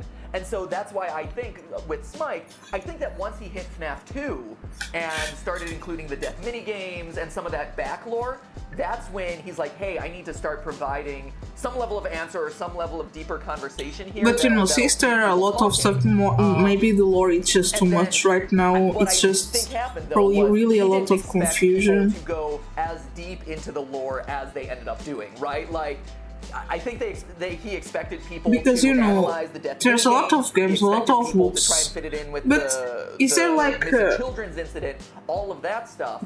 Probably there different. Going into like literally different timelines, probably. Yeah. And mapping out dates and 2 toes, 3 toes, 4 toes, colors of animatronics, designs of animatronics. I think that there are certain things there that he didn't account for, which then goes to, you know, parts 3 and part 4, and then finally, you know, what he said with the release of the novel, which I end the theory on, which is all about, like, hey, sometimes the story becomes so dense and so loaded down with lore that you can't actually move past that and create an interesting story. And I think that was his way of, like, saying, hey, this is done.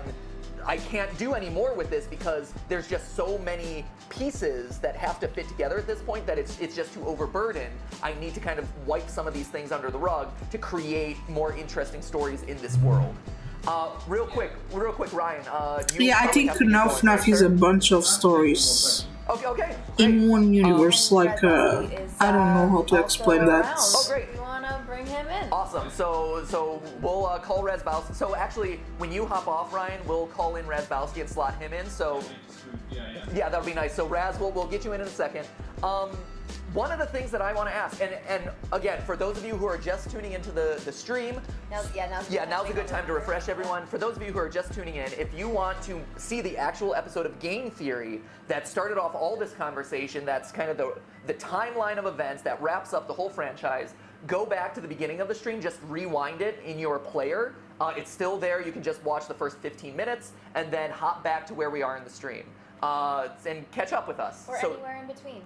Or anywhere, yeah. Watch anything. That's the beauty of live streaming and video on demand, guys. Thumbs up. And also, we're still running the poll on Twitter, whether you're a dream theorist, a timeline theorist, or somewhere in the middle. So make sure that you're hitting us up on Twitter, at MattPatGT there. You know, I'm not talking much because I don't know what to say. I'm just hearing what you're saying. One final question. And you know, my brain just goes out there because I'm not, you know, it's just so much talking. I get lost, but since you sent me this to watch, I will watch it. You know how I am. You know. Before you hop off, final thoughts on these first 4 games, the book, which I know you haven't fully read, but like you've been researching it, things like that. What are your thoughts on the Five Nights at Freddy's first story that we've been presented with through these games? Any closing remarks, any closing thoughts, or should I actually ask you a mean question about like Phantom animatronics? No? Just kind of like my opinion on how it kind of went from FNAF 1 to 4. What was that? Yeah, comment on FNAF 1 to 4.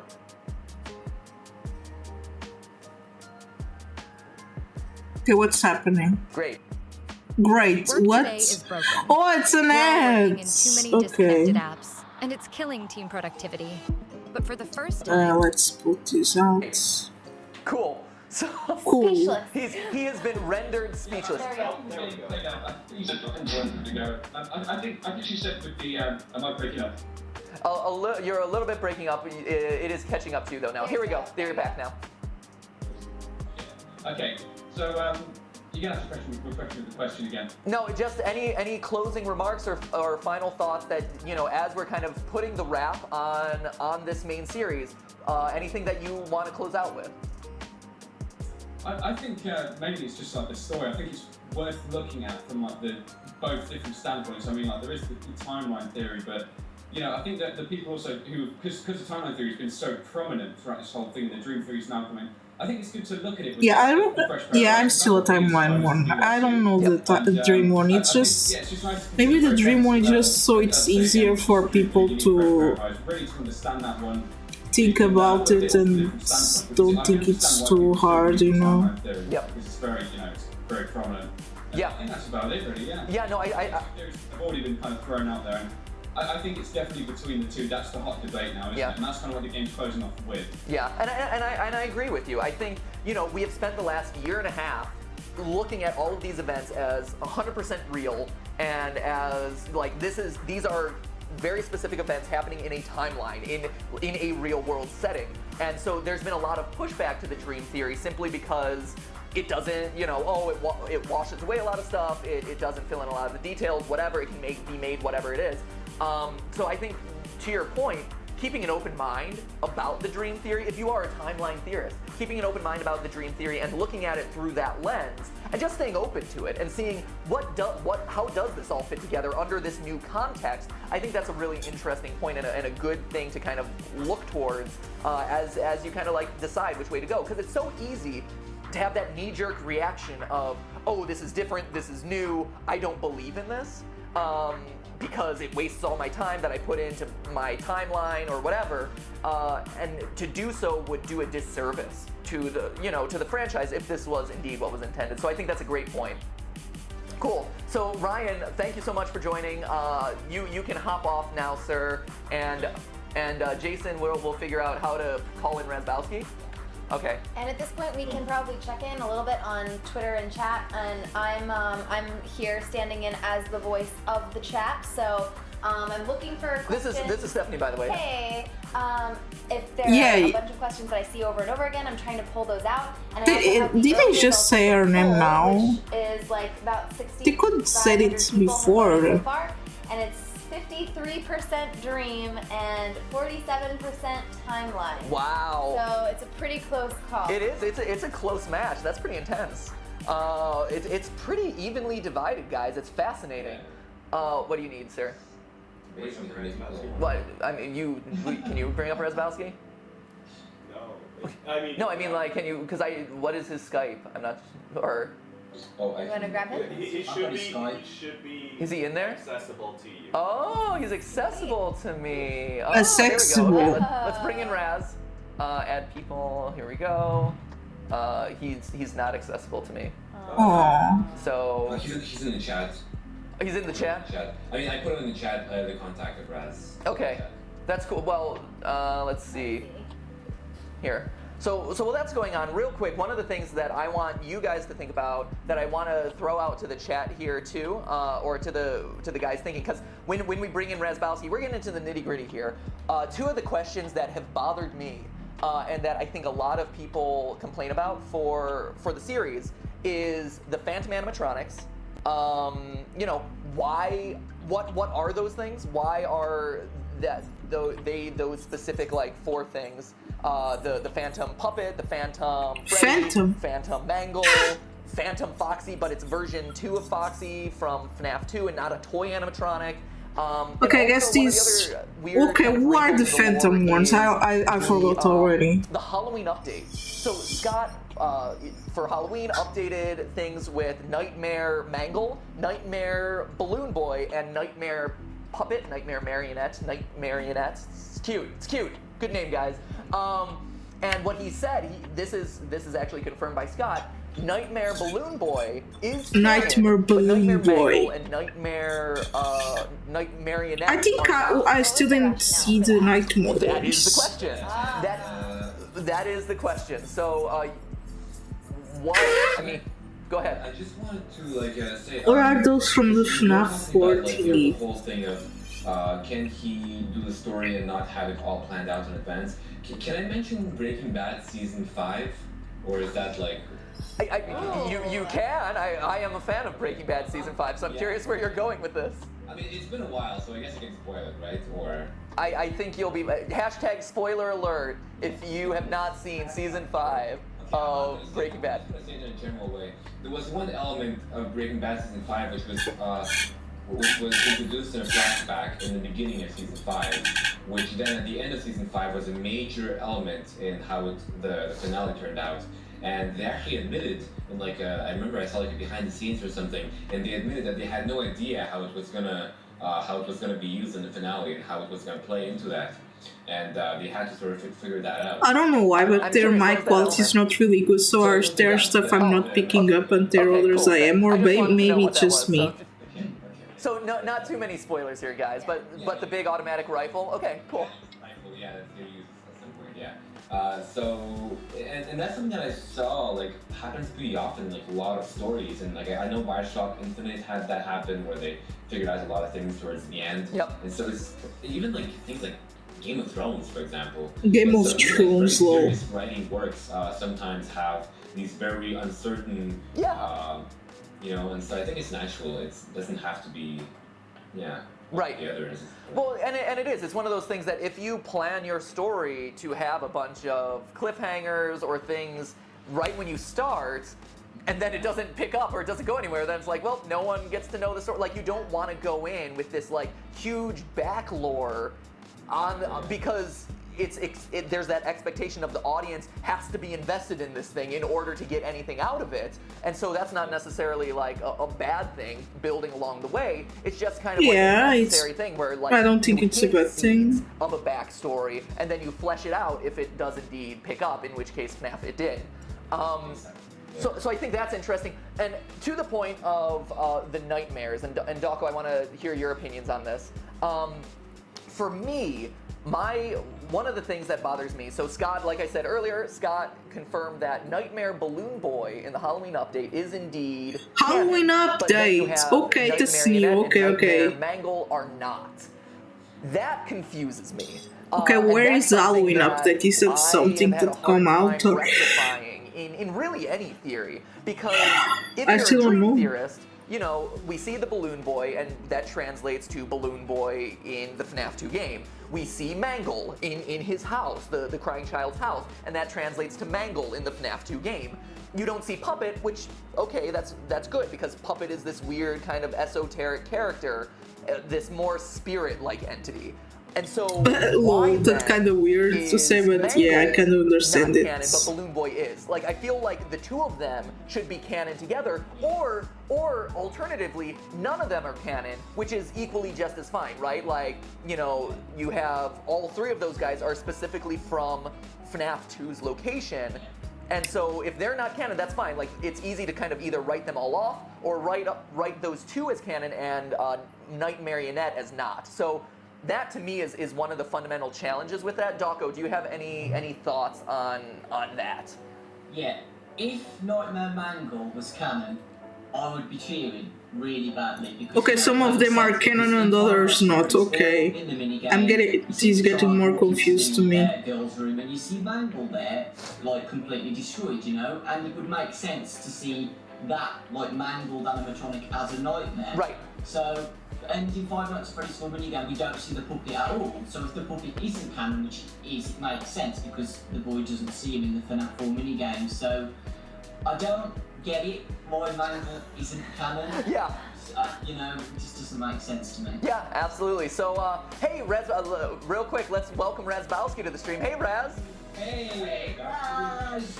Thanks. How's everyone doing? Doing great, sir. Thanks for joining in. Hey, no problem. I thought I needed a little bit of fitness. Just sitting here at my computer all day, I needed a nice quick sprint home. So a half an hour walk turned into a 10-minute run. Oh my God. So thank you for the joy. No, there you go. I think that's here on GT Live, the stream, we do the clap and a half. So there you go, clap and a half. Boom, there it is. So thanks, guys. So no, I'm so glad that you were able to make it. Razbowski, since you just kind of ran in, chances are you probably haven't seen my latest theory. So just as a shameless plug to remind people how this stream is working, if you missed the game theory, like Razbowski, you can rewind to the very beginning of the stream, and there it is in the 17 Yeah, I don't know why they put the full stream on this playlist, but I'm gonna watch it. We still are like almost halfway of this. We're gonna address the book. So yeah. You know, and predictions, excitement, you know, questions about the movie and FNAF world. So real quick, Raz, I want to get your opinion. Everyone else has kind of stated their case on this. Are you a dream theorist? Are you a timeline theorist? Or are you somewhere in the middle? What is your opinion here of, you know, where all this falls? Well, when the timeline was first presented, I'm a man of science. I don't believe in fairy tales. I don't believe in anything like that. So I like good hard evidence. And sorry. Like a sciencey background. They studied chemistry and stuff. Oh, that's awesome. Severely by doing. Yeah, chemists. Yeah, chemistry. I'm on the dream camp. I honestly didn't think, but watching your most recent, well not the most recent now, but the Dream Theory video, it clicked so many things into place. I didn't want to believe it initially. When Scott hinted all the clues in the last live stream that we did together, it looked like it was leaning towards a Dream Theory, and as you said in the video, it seemed like a bit of an easy solution. Yeah. As you said, it's a bit of a gimme, it's a bit of an OP, I think you referred to it as. Sorry for not talking much, I'm really sorry. Completely fine, because obviously it's a dream. I'm trying to hear what you're saying, but sometimes it's confusing to me. No, I don't think it's a dream. I think it's a time one. I'm always saying this, but you know, it's okay if other people have other ideas. Obviously, Foxy being out of order doesn't have the head in the bedroom in FNAF 4, so it's out of order in the game. Makes sense. That's quite a nice tie-in, but also the brother as well. The jump scare, as you said, he pops out from behind the telly or out from the bed. It's a very, very similar jump scare as to both. Jump scare. Ooh, sorry. In 5 Nights at Freddy's 2 as well, the way he leaps out from the darkness. Yep. In 5 Nights at Freddy's 2, that fits in quite nicely. And then the toy animatronics as well in FNAF 4. Chica's broken beak, symmetry in FNAF 2, along with Mangle as well. Like, a lot of people were trying for a while to explain why Mangle was in the bedroom. Right. In FNAF 4, why Mangle had 2 heads, why Mangle was broken up. Yeah, why is Mangle has 2 heads? Jesus. Yep. You're talking about the timeline. You wouldn't get to touch Chuck E. Cheese's animatronics. Touch Chuck E. Cheese's and... Okay, that's a weird Chuck E. Cheese. You know, it looks like something weird, that name. And it just wouldn't happen, so there's no way that the company would be willing to let something as potentially harmful be touched, and I really, really want to believe a timeline. Like, I've been looking at it from every angle, and I've obviously not seen the most recent video, but I really wanted to believe the timeline. But really, I can't find too many faults. I did catch the very start of the great. Talking about. Awesome. You talked about the puppet. Yes. How the puppet didn't fit in with it, and that doesn't fit in with the dreams we use. There's just something. There's something. It doesn't. In there. There's something that's in Whoa. there. And I don't know. Don't know what it is. Did you tune into the stream while we were running? Well, yeah, while running, He's he was jogging to my sultry voice, obviously, like. Exactly. It was listening to the theory.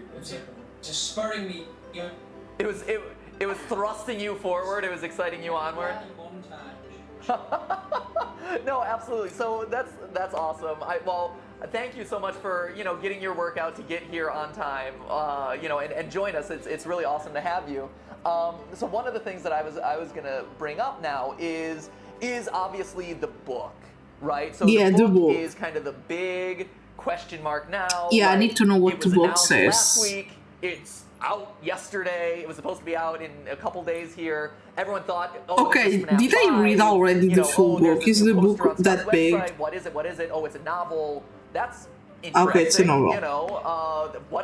That's unexpected. Especially in the wake of everyone expecting FNAF World, everyone expecting the FNAF movie. Out of nowhere comes this book. What are your guys' thoughts? What do you know about this book? Do you have no, please tell me you. I don't have the book. I'm here to learn stuff. And Raz, what do you think? I'm on chapter 5 currently. I'm really enjoying it, to be honest. Okay. I'm not a massive reader. Like the last book I read was 50 Shades of Grey, purely for educational. Sure. You keep telling us that, Raz. Sure. Okay. My girlfriend was reading at the time, and I thought, why not? Okay. What is there no video resume? Having a resume about the not much. The book. Both from what I've read so far, it's like a retelling of the story. And if you go into it with that mind, like Scott said on his Steam posts, then you'll thoroughly enjoy it from what I've seen. It's the same sort of idea, the same sort of mythos, the same principles behind things, but obviously it's reimagined for a book. Yep. Like the lore in a game isn't going to match entirely up with a film or a book. It's just not going to happen. Yep. Without like full-on hours and hours of dialogue. Yep. But I'm thoroughly enjoying it from the 5 chapters that I've read so far. Cool. So Dako, I know that you have read the whole thing. Okay, someone you read. Did a video about this, kind of covering some of the major points. Without getting too much into it, Scott has made it very clear on Steam that this is taking place in an alternate timeline, alternate universe. It's not timelines. adhering to the story. It's not a dream. Or at least it's adhering to the story, but not all I think the details. Maybe they changed everything last hour. That, I hope not, bro. Five Nights at Freddy's in the games. So, to you, what does the book show us, or what does it kind of elucidate about the story of the games, and what doesn't it do? What does it deviate from? I'm really curious to see, what is this actually something that will help theorists moving forward, piecing more of this puzzle together, or is this something that's just kind of like a side story, more like fan fiction, or just more immersive fan fiction? Yeah, are the books that's gonna help those people who are canon really or looking for the no? answers of FNAF proper? Am I allowed to say spoilers? You as much as you can, keep it as top line as possible. Don't reveal too much, but any general themes or thoughts. Yeah. Okay. So apart from the ending, a lot of the book actually, to me, and I don't know, you got to chapter 5, Raz. When you read the book, some of the stuff matches with what we've been talking about. Oh, okay, so that's how it works. Yeah. Okay. One of the parts which isn't spoilery at all, I'm just going to say something what's not spoilery, is that in the parts and services room in the book, there's these costumes. Which are temporary costumes, and they are different coloured costumes which we've never seen before, which we wouldn't see in the game. Yeah. And what Scott was talking about in the game, about the temporary costumes being used. Okay. So I feel like in the book he has added a lot of things for us to feel like, okay, that's been solved, let's realise about that. Sure. But the ending of the book yes. is weird with the game. It could give spoilers. I would not mind it at all, but okay. but it doesn't match. I will with not the game. read the book anyway. It kind of does, but not how we want it to be. Okay. If that makes sense. And do we know what location this book takes place in? Like which of the FNAF locations it does? Yeah. The book. I think you can say that, and that's not spoilery. That's just more setting. The cover of the book is the FNAF 1 characters, so sure. It's at the FNAF 1 location. Okay. Because he talks about Pirate Cove, doesn't he, Raz? Pirate Cove's there. None of the other places have Pirate Cove with the purple curtains and stuff. It also talks a bit about Fredbear's Family Diner, which was really cool. Yep. Like the main character goes back to Fredbear's Family Diner. So we do go back all the way to the beginning of the timeline then with Yeah, I guess. Okay, that's cool. And there are actually dates. He mentions dates about when it was built. Am I allowed to say that? Yeah, no, absolutely. What date? I'm guessing it's somewhere in the mid to late 70s. No. Oh, I suck. They actually built the Fredbear's Family Diner in 1982. Oh, 80. Okay. Yeah. I was more close because and for you guys watching the stream, Yeah, this episode of Game it's Theory, not even it was a stream. No, it's a video, but I'm watching it. Because animatronics actually date back to Walt Disney. The first version of the script was talking about Walt Disney and the opening of Disneyland and stuff. It was crazy. It was also going to be Dateline Unsolved Mysteries presents style, and then I'm like, what am I doing? What a stupid idea this was. And so I'm like, rewrite the whole thing. This I kid you not, the episode that we aired today has been rewritten no less than 4 times. Because new information, me suddenly having a realization and adding in stuff, changing the style that it's being presented, all that. But one of the things that I wanted to bring up was, so Chuck E. Cheese, which was also founded by the founder of Atari, funny enough. I heard about that. It's true. The founder of Chuck E. Cheese, which is... Yeah, exactly, Nolan Bushnell. It was all kind of a means of getting kids to stay in arcades longer. That's why Chuck E. Cheese, right? And that started in 1977. And so I'm like, around that time, that's when you have Freddy Fazbear's or Fredbear Family Diner. But anyway, so we get so Fredbear starts in 1982, according to the book. Yeah, and I've got another timeline date as well.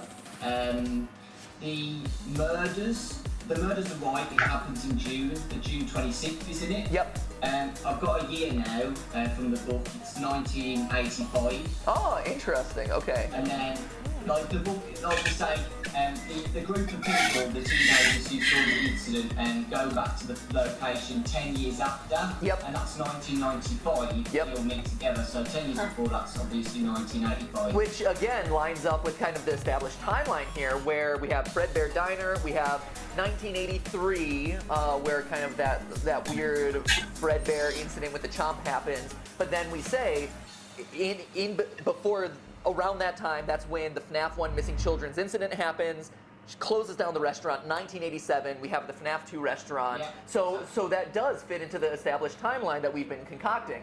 So it's maybe there's more than just a my brain is zooming in and out. There's stuff that I'm hearing, and there's stuff I just go out and forget everything they're saying, and then I come back. It's so weird. I'm so sorry. They said I got confused for a little while because I left too many comments and said you should take a little break.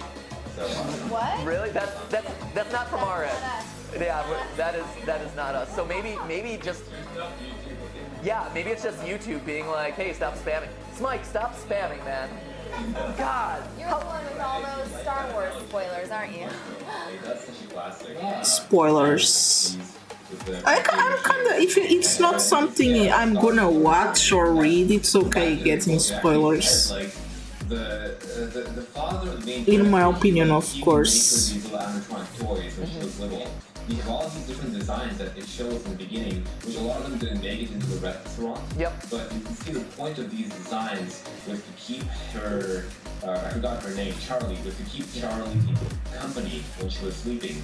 Because her mother, I mean, this is a slice, it's revealed in the very beginning. But anyway, so she knows, she's lonely, let's say, I don't know. Sure. She's a little girl and her father is working a lot. So she made these animatronic robots to watch over her. And that was the original design. That was the original reason why they existed, actually. Interesting. And Interesting. So one of the big reveals this week that I just happened repeated what was you said, I'm the name sorry. of the book, which is The Silver Eyes, which to me is very strange, and it made me want to go back. And one of the things that like I've always I kind of kept track of but never really included in a theory is when are there little pinpricks of light in their eyeballs and when aren't there, you know, because that's kind of a recurring element of the different animatronics too.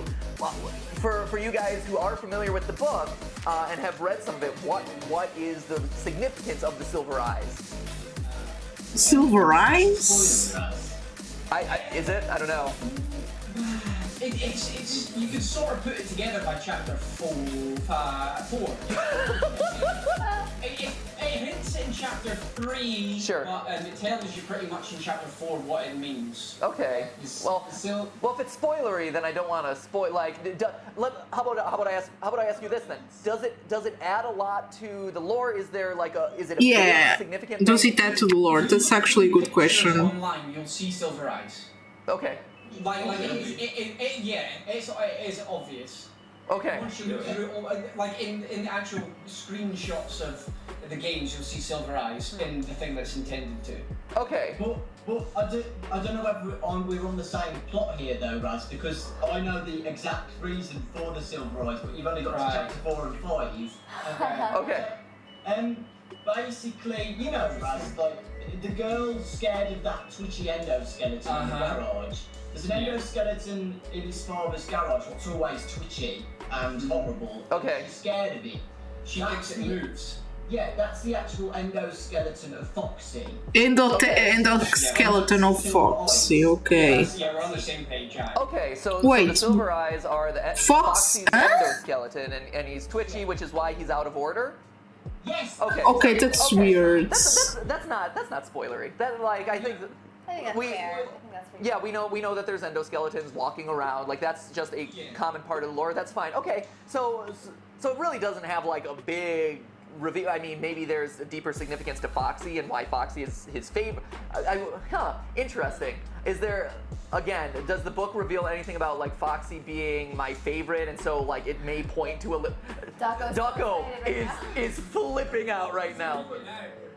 There's a point in the novel, right, where Charlie has like a dream, or is it a dream she thinks, where she goes outside a room and she sees Foxy down the stairs, staring. Okay, there are dreams on the book, so this confirms that the timeline isn't a dream, I guess. Or maybe I'm hearing this all wrong, I'm sorry. He starts caressing him and he calms down. Okay. It's a weird moment. All right. Does that make sense? Like, he's got a personal feeling with Foxy. Interesting. So what it sounds like then is Charlie, whoever this character is, again, like not to get too deep into things, but you know, whoever this Charlie is, it sounds like maybe the dad is the phone guy to some extent, because if Foxy was the favorite and they have this personal connection with Foxy, I don't know. So. Well, let's leave it there.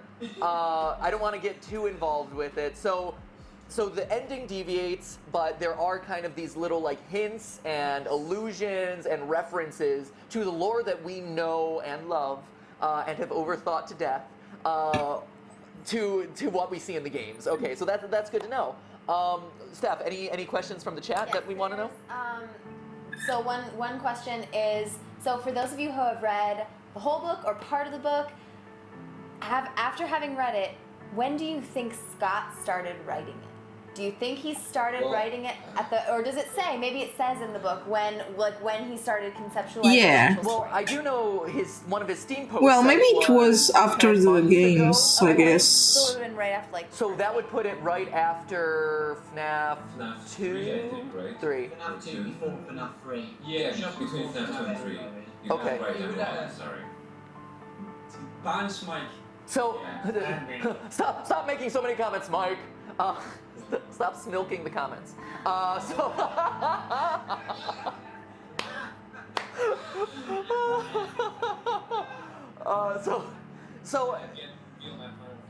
So what do you think? Like, so do you think that this was the? And do you know who sent that, or was that just kind of a general question from the chat is comments? going so fast. It's going so fast. Okay. I didn't know if we wanted to call out someone specifically. I wish I could, but it's sort of, it was a while. That's fine. So the question that I have is, do you think that this is the lore that Scott intended, and maybe the latter games deviated in some way or threw off kind of that plan? I'd be curious, looking at just FNAF 1 and FNAF 2 and then reading the book, does that gel into one story that does kind of have a seamless flow? No, Dawko says no.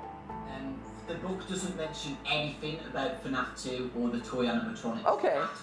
Interesting. What? Is that spoilery? That's not spoilery. It's not spoiler. No, I'm not saying it's spoilery. It's just why it's their fault that it didn't. I mean, she might make a second book. He might make a second book where he talks. Yes, he did say that on a Steam post. Yeah. Wait, what? Sorry, you're all talking about what? What did he say on the Steam post?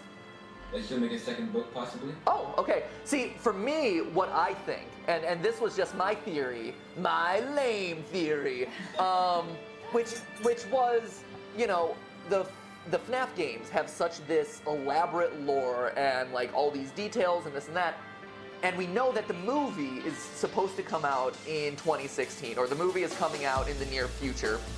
The movie just came out like in 2020, bro. Jesus. It's going to exist in the world of FNAF and Five Nights at Freddy's, but it's not going to exist but it's not telling the Five Nights at Freddy's story from the game. And so for me, when he first announced the book, I thought it was a weird extension. I'm like, that's unexpected. I didn't see that coming. I was looking forward to FNAF World, but now here's this thing.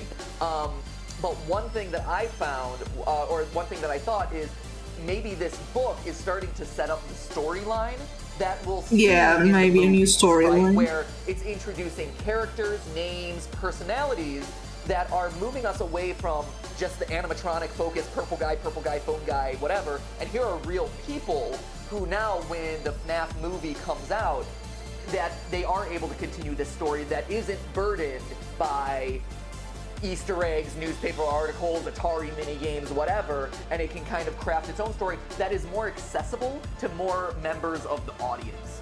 That was my theory. You guys who are in the process of reading it, do you think that, is there any validity to that? Do you think that's the direction? Yeah, on your dog, son. 100%, and I think Russ is going to agree with this as well. When you read the book, I was imagining it as a film. Yeah. And it worked. Yeah. It worked really, really well. Really?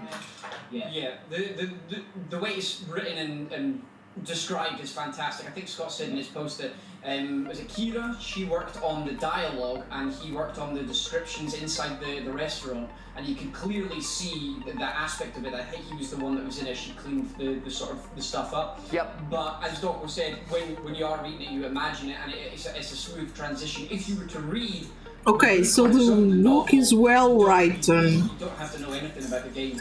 If you picked it up, you can. I'm actually not gonna read it, but that is good. The fact that it's well written. Guy and Fredbear, yeah, okay. That's what the filmmakers have got to do as well. It's not just FNAF fans who are going to watch the film. It's people who have never heard of Five Nights at Freddy's before. Yeah. So then another question then is the movie just going to be a direct-to-film translation of the book? Or wait, are the books based on the movies are based on the book or the games? The book was better, but the games were the best.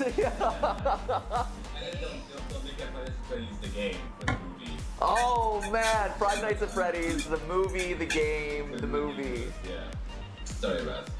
No, I was just gonna say, I wouldn't be surprised if the book went straight from the page to the silver screen, as they say. It would work. Yeah. And I'd be fine with that. Cool. And I think the book it makes sense because the writers on the script for the Hollywood movie, they might want some material where they can work off. Yep. And the book provides this very, it's like pages and words, where it's easier for them, especially because the video game is less, it's more rare, that you see movies based off games, I guess. and you Especially good movies based off games. Yeah, you see more films based on books. Yeah. Yeah, exactly. I mean, it's rare that. Anyway, it's a whole, it's a big subject. But what was I saying? Yeah. So the movie, I think it's gonna be. It seems like the book, from what I see, the movie might have some kind of. It might be based off that in some way because it has so much environment to it. Mm-hmm. Not just the restaurant, not just this, not just that. It has names. It says, her name is Charlie and her best friend was named Michael, and he died in that school. And so in the movie, to adapt to a more general audience, it makes sense to personify. I'm vibing with music now. Not just a restaurant that has no name. Yeah, no, it makes total. Yeah, you can't create a movie and the characters are named Phone Guy and Purple Guy, right? And Crying Child, like, hey, Crying Child, how are you doing today? Oh, I'm doing well, Purple Guy, and yourself? Oh, excellent day today, fantastic. Oh, there's the Springlock animatronic. So cool. Okay, so that's a little bit about. Well, imagine if that guy died inside of the suite. Is the suite possessed by the guy that died? I really wanted to see what your Are still his bloody thingies inside? Because that's another. That's kind of something you have to think about in a way. Very soon. And we've already gotten teaser trailer, or not teaser, well, we got the teaser trailer, but then we've also gotten like teasers on the website where Mangle is like hanging himself, things like that. Mangle is what? Does it fit in? Are you excited about it? I just want to get your general impressions from you guys. Any thoughts? I'm excited for it, but from what it seems, it's a completely separate entity, because obviously you're controlling, you are Chica now, you are Toy Chica, you are Fredbear, you're Nightmare, you're all these different characters, so you're playing as them, so it's almost like they are cartoon characters. They're not a child's soul, a murdered child's soul stuffed inside a suit. Yeah. They're as normal creatures and a thing. Say an example, very loosely based, where you've got Pokemon, but then you've got the Mystery Dungeon games. Yep. So then you're controlling the Pokemon in the Mystery Dungeon games now, so it's completely different. You're interacting as Toy Chica with Toy Chica, and they have their whole different universe of conversations together. I don't think it's going to give us any more lore. I think just like the book, it's going to follow maybe similar things, but be a separate thing. Smike, I saw you raising your Sharpie marker. I'm assuming that means you have something to say. Yeah. So I just want to say about FNAF World. I just want to say that for that game, when it comes out, it makes me think in some ways of Smash Brothers. Where they take Smash Brothers, all the best characters and throw them together. Exactly, and they put all these recognizable characters in one place, and these characters, they don't have the same role as they had in their original game. Yeah. And it kind of breaks the lore in a way. But it's all like a cluster of all this stuff. Yep. And it just becomes like a fun party. Yeah. Then I guess the question is, if we do think, and it seems like we're probably in agreement about this, where the FNAF story proper is over, we've got the books, we've got the movie coming out to kind of continue that darker storyline. One, is it going to be dark? And then two, a second question is, do you think that if you move away from murdered children and stuff like that, is there? Yeah, why did they? I still don't know why they murdered the children. Like, poor guys, Jesus. Do you think that this game can catch fire again? Are you talking about FNAF World? Yeah, FNAF World. Yeah. I mean, look, we'll see. I mean, if this works out the way Scott intends it to, I have no doubt we'll see kids that are gonna be all like, this FNAF World game. Did you know there was a horror game that this was based off? Like, that today I learned on Reddit. Today I learned there's a horror game that FNAF was based on. So cool. Childhood ruined.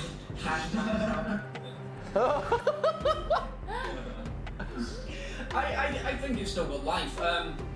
It all depends on your why you joined FNAF.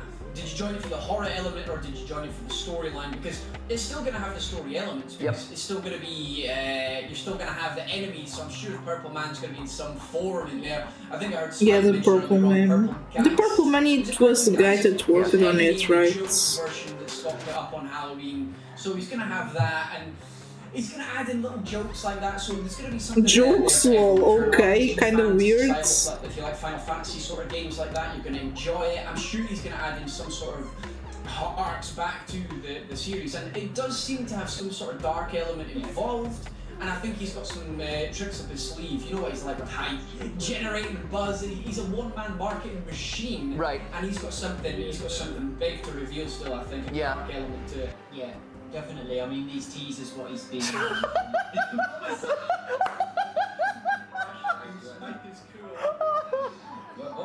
Oh, yeah. Hashtag Smike is cool. Hashtag, whoa. Hashtag smilking the comments. Smilking the comments. He had his Sharpie out, right? And everybody's like, this is working away. Your Smike's got some really cool, important points to the FNAF lore. If Smike can't, hey, you know what? If Smike can't milk the comments, he will get it onto the stream in some way. Get it up there. Get it up there. Smike, are you the fake Scott Cawthon that's all over the comments? We're just getting so many screenshots of fake Scott Cawthon comments. There's Scott Cawthon impersonators. There's one Scott Cawthon impersonator in particular who only leaves comments in rhyming couplets. What? That is clever. Big brother getting old at the funeral. Dad's hands were cold. Unless these are just poetic statements from the book, maybe, I don't know if they're. Maybe. Wait, yeah, Wonderland at Time FNAF on Twitter has been tweeting at us all these screen caps in the FNAF 4 minigame. Why do we see plush golden Fredbear in the drain? Right, in the sewer. As we know, we're digging pretty deep.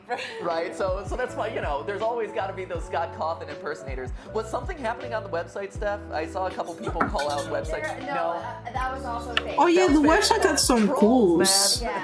They're like, oh, look at the website. Yeah. The website that was. That's not an easy one to confirm, guys. There was a website for FNAF. I guess they were talking about that in some videos before this. Improve it. No, it's like what? It's just I get these so often too. It's anyway. I like the theories that Dawko is Smike, or no, that Dawko is Smike. That Dawko is Scott Cawthon because of your connections with him. Or like, oh yeah, I'm talking to Scott Cawthon right now. He's emailing me right now, guys. Update my website. Update my website. It's you. It's been you the whole time.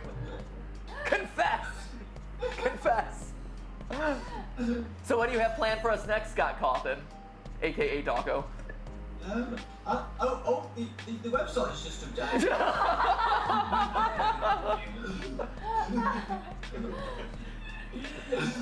Or could it actually did though, right now? Right, and then all of a sudden it's like, oh, it's totally confirmed. Hashtag confirmed. Hey, real quick, so where are we on the poll, Steph? So on the poll, we're holding strong. It's over 10,000 votes at this point, and it's still 47 to 53 Dream Theory. So Dream Theory is still winning out. I think it's Timeline. Timeline, sorry. Who are like, well, I'm kind of mixed, and like maybe the mini games are real, and then maybe the actual game is like the dream part. But I think a lot of that's been addressed at this point. I think it's been talked about. The big questions that are starting to come through are more like, hey, at the end of this like the year of FNAF, what was everybody's favorite FNAF? What would you have done differently? How would you have ended it? Or something like that. So we're getting a lot of those in. If you guys want to pass those around. Okay, yeah. So I'm curious about that. So because we asked about favorite animatronics last time. What's your animatronic spirit animal? What's your favorite game? All that. I am curious though. For the story, what is your Dream Theory aside, throw Dream Theory out the window. What is your ideal storyline for these games? Like, what is the most interesting part of it to you? What is the story that the most interesting part is why did they kill the kids? You had a game because why? FNAF 1 or there FNAF was no 2. reason to do it, How do you complete your story? What is your most satisfying ending to this? Or maybe it is Dream Theory. My satisfying end is kids getting peace they deserve. Jesus Christ, poor guys. You were a slow adopter to Dream Theory, as was I. You were hoping to come up with a solution that wasn't a dream. So if you were in his position, what is the story that you would have liked to have told? it's hard to come up with a satisfying ending that everyone will just accept. Because Sure. you either hand it to them on the platter, or you make it so obscure that we're debating it for ages. Sure. I think the way he's done it is very smart, because it's going to keep the franchise alive. Yeah. Because it is going to get people like us discussing it for days, and as you said, the poll is so close. Right. So people are still on the fence about everything with all this evidence in front of us. Personally, I would like to have seen... Smike, peace out. Smike's like dropping it. I'm gone. Dropping the headphones. Peace. Lol. I'm done with this. Smike's too cool for this place. Right? Too cool.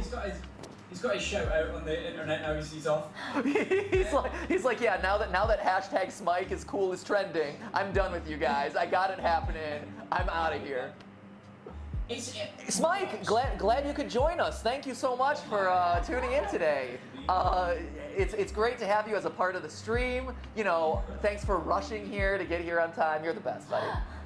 I feel guilty now. Sorry, Raz. I didn't mean to interrupt. I just had to rib Smike a little bit.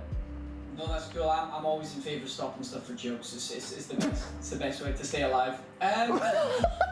As is eating and sleep. Yeah, other good ways of staying alive. Jokes, a close third place though. Maslow's hierarchy of needs. It goes like your physiological needs, jokes, clothing. There you go, done. All right. So anyway, Razbowski, back to FNAF as told by Raz. I would have opened the box, because I think that's the most infuriating thing. Thank you, Bot, for commenting. I like the mystery about it, but unless he was just clever and didn't put anything inside it, but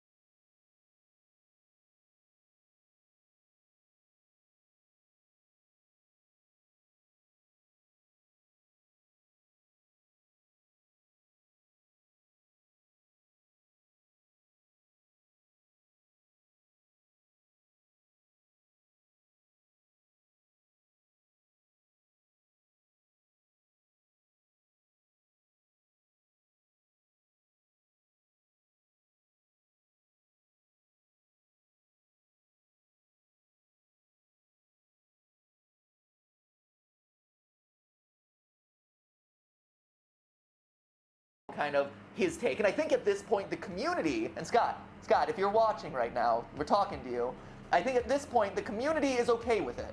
You know, I think that similar to, you know, frustrations around Lost, you know, where that story got drawn out and you never really got answers, and then at the end you kind of got unsatisfying answers, but like it was able to be put to rest. I think here there's enough support for game theory, there's enough support for timeline theory, and knowing kind of where you fall, what your thoughts were, how the pieces fit together for you would be interesting. I think the community would be accepting of it because I know that was your concern.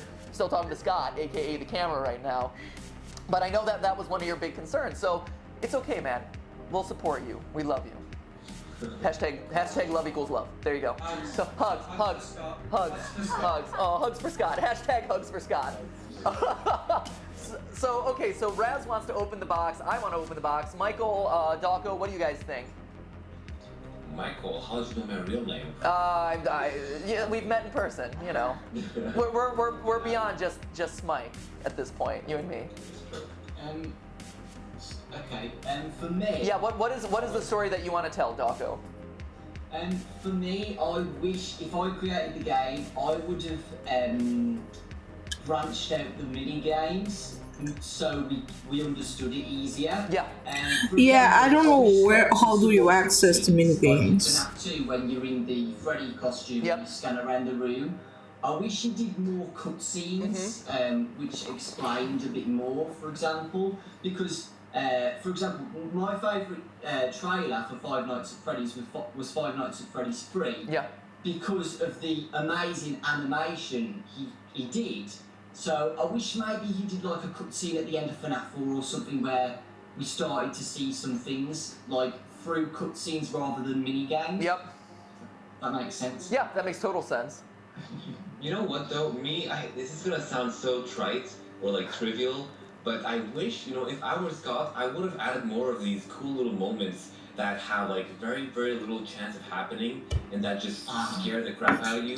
Like FNAF 1 was the best at that. Like there was so many of those. Like for example, the secret Bonnie death screen, where literally if you die, you have like 0.1% chance that you have like Bonnie standing there with like a static noise in the background. Jesus Christ, it's scary. Yep. Die.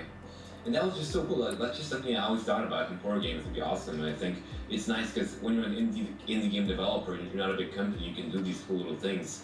And I feel like we kind of slowly lost that as FNAF games, progressed. Well, FNAF 3 had the Springtrap animatronic like deaths. That's one that came to mind for me. FNAF 2, maybe not so much, and FNAF 4, maybe not so much. But 3 was definitely the one that comes to mind for that as well, where it's like, the Springtrap suit and purple guy kind of like emerging from that. But no, I agree. That was a really cool, and again, like those are pieces that didn't necessarily directly relate to the lore of the game, but were cool little Easter eggs that made you realize that, hey, there's something more here. There is more to this story that I want to explore and experience. So that's really interesting. One more time, since it's been a while since I reminded you guys, if you're just tuning in for the stream, because I know that there's more people coming in. The beauty of live streams, new people come in all the time. You can rewind for the actual episode of Game Theory, rewind to the very beginning of the stream. There's your 17-minute long video, so that way you can get caught up on the timeline, how it relates to the Dream Theory, all that. And then tune back into the live stream where we're starting to wrap things up here, I think. I don't know, any other big questions from the comments or Twitter that we should be answering right now? It's, a lot of it's really just around what you guys are excited about, any other like final thoughts. It feels like this is like the culmination of Five Nights at Freddy's for 2015, and it's like, okay. Jeez, 2015, this was 10 years. Oh yeah, it says there it was 10 years ago. Oh my god, I'm sorry. You have your holiday reading assignment. I just forget it so easily, lol. Theory, but that's okay. Sure, no, that's fine. So I guess the question I have for you guys then is, how do you see FNAF playing into the wider gaming space? Right, so I don't know, bro. I think it's one of the main scary games out there right now. But what impact do you think FNAF has had on gaming, on YouTube culture, on this media? Bro, I sincerely don't know. Like, what do you think? Maybe funny stuff and weird stuff showed up. That's what I can say. What do you think changes from this point forward about video games, about entertainment, about YouTube? I was actually talking about this to my friend at work today. We were talking about what a success story Scott's had. Yes. Because he's such an inspiration in the fact that he's gone from just a loving guy. He's got his family, he's got his wife, and he was working at a Dollar General. Is that right? Part of the story. So that's not a particularly like fantastic job. He's made all these games in the past, and he's obviously got a passion for it. And then he gets this hit, he gets this one hit, he gets his break, and he capitalizes on it. And not only has he continued to create games that have inspired so many people, he donates so much money to charity. He's such a nice guy. I mean, the support he's given us as YouTubers, the community in general, the almost one-on-one interaction he gives fans on a daily basis on the 5 Nights at Freddy's forums and stuff is incredible.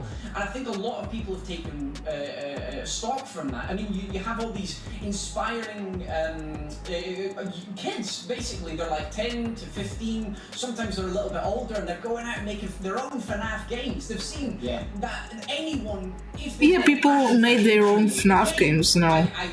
They have a ton of them now. I'll stick to being on the camera, but I don't know if the fan games are based on the story, actually. Well, some of them are really, really good, and I think FNAF gaming, the games alone is going to leave a huge impact and potentially create one of these people that's been inspired by Scott is going to create the next big game at some point potentially, and I think his legacy will last for a long time, maybe hidden away slightly underneath everything, but one of these kids that's been inspired by him alone might make the next big game, and I think that's beautiful, man. Yeah, I think that, and I think you bring up a really good point there, which is something that, I'm thinking about, game developers wanting to include more Easter eggs, more seeming randomness to things, more unsolved mysteries in order to get people talking about it and all that stuff.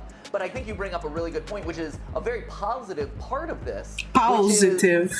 It has inspired so many different communities to engage with this franchise in so many different ways, right? You have all the artists on DeviantArt who are taking their favorite animatronic and doing like fan art around them. Yeah, that's true. On YouTube, a lot of them. Crafting theories. Well, in my time, like 10 years ago, that was really common, I guess. Figure out like what is the lore behind this. That's awesome.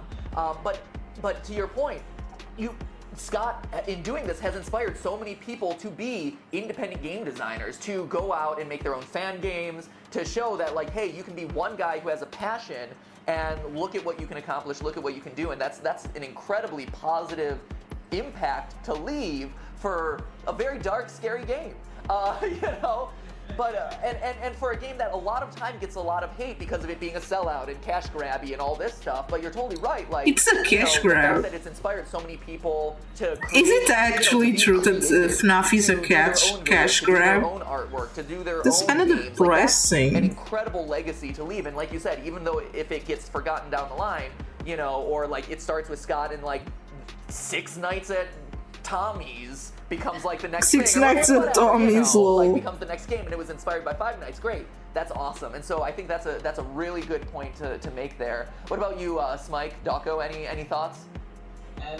Well, if it wasn't for FNAF, I wouldn't have met any of you guys. I mean, I know this is getting a bit close here, but one of my best friends is Raz, and without 5 Nights at Freddy's, I wouldn't have met him, and I wouldn't have even started YouTube without 5 Nights at Freddy's. I wouldn't have started a career on YouTube without the game, and that's had a really deep impact on me, because when I'm older and let's say I'm not doing this anymore, I'll always remember this game, and I'll always remember Scott, and I'll always remember everybody who was a part of this part of my life. It's a big part. I mean, it's been a whole year all about this game for me, and what Raz said as well, a lot of songs as well. The musicians, like Nate Wants to Battle and Graveyard, I can't think of his name. And It's Me. Yeah, is it right? Yeah, It's Me. Muppet Song. Thanks, Mike. Great songs, right? Shameless promotion, Smike. Hashtag shameless. Because Smilk it. Because they use Click-Team Fusion, right, to make 5 Nights at Freddy's. I don't know whether that's an easier thing to do to make an actual game, but it's gave a massive opportunity for people who haven't even made games before to try it out. And Game Jolt, you see so many fan-made games based around Five Nights at Freddy's, and some of them are absolutely amazing. Like Ross says, one of my favourite ones is One Night at Flumpty's. Yeah. And it's absolutely amazing, you know. But other games as well, indie developers have made games like The Boogeyman, which is really good, it's FNAF inspired. Wait, what? I found something. Emily Wants to Play is a really good You know, one. I'm gonna say I'm on the phone while I'm hearing this, okay? It's kind of boring because there's not much. Yeah, maybe short attention span. But I'm saying that, you know, there were balls to play with my dog Rex that have these tiny teeth things, and I saw pictures that he's supposed to put on those teeth things as snacks, and I just figured this out after like years. Or maybe it's not, I don't know, this is so random. Ended up not doing a third one, and I know he had a lot of self-doubt, so I just want to say he makes some great games, and everyone who, honestly, one of the best FNAF fan games out there, one of the most creative ones, and not only was it a good fan game, but it also changed the game's design itself a lot. Yes. It kind of broke the rules of the game in some ways and changed it to, you know, his own style. Yeah. Which is amazing. Cool. Yeah. Mike, any takeaways for you as far as like, as we kind of wrap up this core part? Oh, I got the outer. Okay. Yeah, I just want to say, like, I agree with you know, Raspowski a lot and Dawko as well. And I just want to say, you know, Scott Cawthon, like, just to me personally, and to a lot of other people, I'm sure he's been a big inspiration. Yeah. And I think the fact that, I think Hannes the Phase is almost like a poster child for the possibility of, you know, not just independent game developers online, but just literally any independent person who is either alone or in a small team of what they can accomplish, you know, in the age of the internet, where you don't need a huge team or a huge production budget. You can have, you know, one guy, you know, a family man who lives with his wife and children and works at the dollar store, and how far he can get. And, you know, people like me and you guys, you MatPat, you Dawko, you Raspowski, you know, Markiplier, we didn't start, you know, rich or, you know, famous. We kind of built that over time, and we didn't have much. Wait, you're rich, Smike? Smike! Yeah. You built your rich and famousness over time? Oh man, Smike! Hashtag Smike is cool. Must be doing really Smike well is for you, cool. What? No, but I'm just saying, like, you know, we didn't have we're not like Hollywood, you know, we're not like the Kardashians where we're born into this, you know, or something. It's something that is very inspiring, I think. And whether you're an artist or a game developer or a YouTuber or whatever, I think this is, it shows that you can do stuff. You can do it by yourself. You don't need to, you know, go and find 50 people and build a huge company to make a mark. You can just, you know, just go do something cool. Yeah, and it's interesting because we keep saying, like, you know, Scott was this one man who did all this thing. He's a one-man marketing machine. You know, he inspires indie developers. In a lot of ways, he's very much a developer of the YouTube generation, right? Where all of us, you know, speaking on behalf of YouTubers in general, you know, you're writing scripts, you're editing, you're audio editing, you're doing all these different things because you're passionate about it, right? Because you love it, because you have something that you want to share with an audience and with viewers. And Scott did that, you know, even though his first couple games weren't successful, he persevered, and, you know, he found kind of that spark that lit a fire under so many people. And similar to YouTube creators where, you know, they're trying for years, you know, making all these different videos, staying with it, staying committed to their community, and then finally all of a sudden it's that one that finally, like, they hit on something and there it is, you know, and it's a really interesting story to parallel Scott in kind of the gaming world to YouTube in kind of like the entertainment or like video creation world, and how similar, you know, those mentalities are. For me, you know, one of the things, like I mentioned earlier, one of the big impacts I think is going to happen is you're going to see a lot more catering, honestly, to theorists of the world. You know, I think the gaming industry is recognizing that subpar stories and stories that are just kind of like thrown in at the last minute or haven't been really thought about from the audience perspective, aren't gonna fly so much anymore. Like, yeah, it'll sell some numbers or whatever, but if you really want to generate that groundswell and that excitement around your franchise, giving them Easter eggs, crossovers, allusions to other things, references that then a community can build around and start to piece together for themselves and rally behind, I think you're going to start to see a lot of that, for better and worse, right? One of the big ones that's come through the chat, thoughts on the social phenomenon that is FNAF, and basically how it was this tiny indie game, and then it's this unbelievable phenomenal success, and how does that change the game for video games in general, for the gaming industry? Yeah, so that's,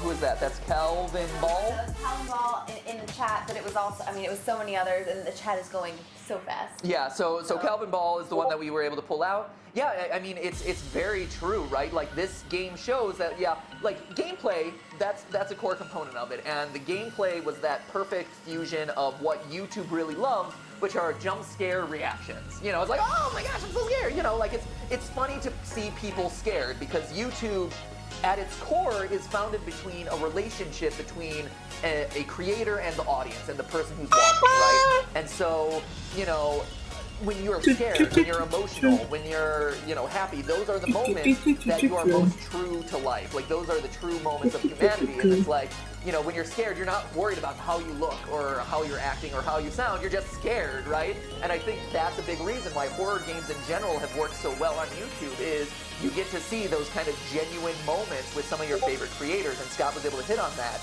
But then he also had the foresight to say, hey, well, there is something deeper and richer here, and it really has changed kind of the social element of gaming, where you're instead of, you know, like, Ubisoft is a really good example, where, you know, you have that single player campaign of Assassin's Creed and you go through it and then it's done, right? Like, there isn't a lot of subtext, there isn't a lot of unsolved mysteries, maybe a few Easter eggs. Okay, my love just said it's not gonna join stream. Whereas FNAF, you know, like, dropping all these little things, unsolved mysteries, but we play Roblox anyway. That people want to get behind and solve. So I think that's that. You know, the different animatronics representing different personalities, you know, and people saying, you know, they're all fictional characters and they all kind of behave fairly similarly, but to see people rally behind Foxy is my favorite, or oh, I love Bonnie, or oh, Chica is so hot, or whatever, like, crazy. But, you know, it hit that perfect formula that really spoke to people's personalities and hit so many people. One of the other things, Raz, to your point earlier about inspiring a bunch of creators, one of the other communities that we haven't mentioned is the 3D animation and, like, machinima community, which, again, is one of those kind of, you know, small up-and-coming communities that are, like, especially when it comes to FNAF, driving just, like, tens of millions of views on every single video, where, you know, people are going in and 3D animating these characters and crafting their own storylines. I'm just talking here with my love, sorry. You know, engaging with their own adventures with these characters, and that's, you know, a whole new part of, you know, gaming, entertainment, YouTube, digital video, that, like, I haven't seen any other game really do. Like, machinima and, like, Halo and stuff has kind of been a thing, but, like, to the level that people are 3D animating these characters and then making them come to life in these videos, that's a whole another thing, which I think is super cool. And there's that whole community there. And then there's John B13, who met his girlfriend. Oh, John B13, kid gamer, met my girlfriend through FNAF. There have been a couple of those that have come through. Yeah, and it's so true. I mean, like. Sorry, bro, I'm just having some fun here. OTP guys, are you the one true pairing right there? Oh, love is love, guys. FNAF is love. FNAF is life. So, you know, and just to piggyback off of everything that you guys have just said, like, I met all of you through this, you know, the community of theorists, like, expanded exponentially off of this. Like, you know, when I was theorists a thing before FNAF? Before FNAF, I think it was. I think, you know, with kind of some of the, like, Mario's Mental episodes and Sonic the Hedgehog, like, how fast is he? There were a lot of, like, debunking episodes and, like, MatPat is wrong, and so people, you know, and so there were a lot of other channels that were doing, you know, their own versions of theory videos. 8-Bit Goldfinch is one, you know, G-Noggin is one, you know, a few others come to mind, that they were doing it. But FNAF took that and just like multiplied it by, you know, 10-fold, 20-fold, because now all of a sudden everyone's having their own theories, everyone's seeing our theories and kind of riffing off of those and coming up with their own explanations. And then not even just on YouTube, but like the thousands upon thousands of Reddit threads all trying to come up with solutions here. So like theorizing became a genre, like really became solidified as a genre through this game and really kind of hit mainstream on YouTube through this game, which is pretty incredible. You know, so that's really cool. And even just speaking from personal experience, like, you know, FNAF was a huge subscriber driver for us. It introduced a whole bunch of people to who we are and what we do. And so like, just it's fascinating to me, because you always hear about like the butterfly effect, and we're all familiar with Until Dawn and like butterfly effect, ripple effects, this and that. And what Scott has done with one game has affected so many lives in such a positive way. And sure, you know, you have people being like, oh, he affected my life in a negative way because I'm so sick of these FNAF videos. But like, that's a small price to pay for the number of people who found fan bases online, who found an outlet for their personalities, for their passions, for their artwork, you know, found something. Wait, liking FNAF is a personality? No way. Nothing else had. And so just kind of across the board, you know. Thank you for moderating the chat. The game, the story, the gameplay, whatever. This is so boring. I'm here just in my phone and hearing and talking, and then but my friend sent me this. I have to watch this. And for the community of viewers out there who are excited about FNAF World, the book, the movie. Thank you. You know, it's not going away anytime You're adorable. Soon. But you know, I think this is a great moment to look back and say, hey, thank you for the pet pets. This is a game that we, like you said, Dawko, that we've lived with for the last year. It was a part of YouTube Rewind. You know, it is a part of our culture now.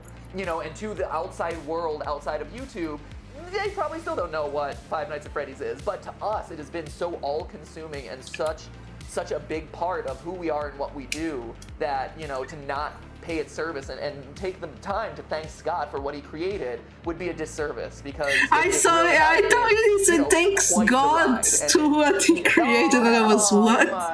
It was Scott, not God. Jesus, I got confused. I give this stream 5 Scotts out of 5. Oh, Patrick Lips, WH332 wheat bread. I give this stream 5 My back is so rusty. I hope it's not literally, because I have actual steel in my back.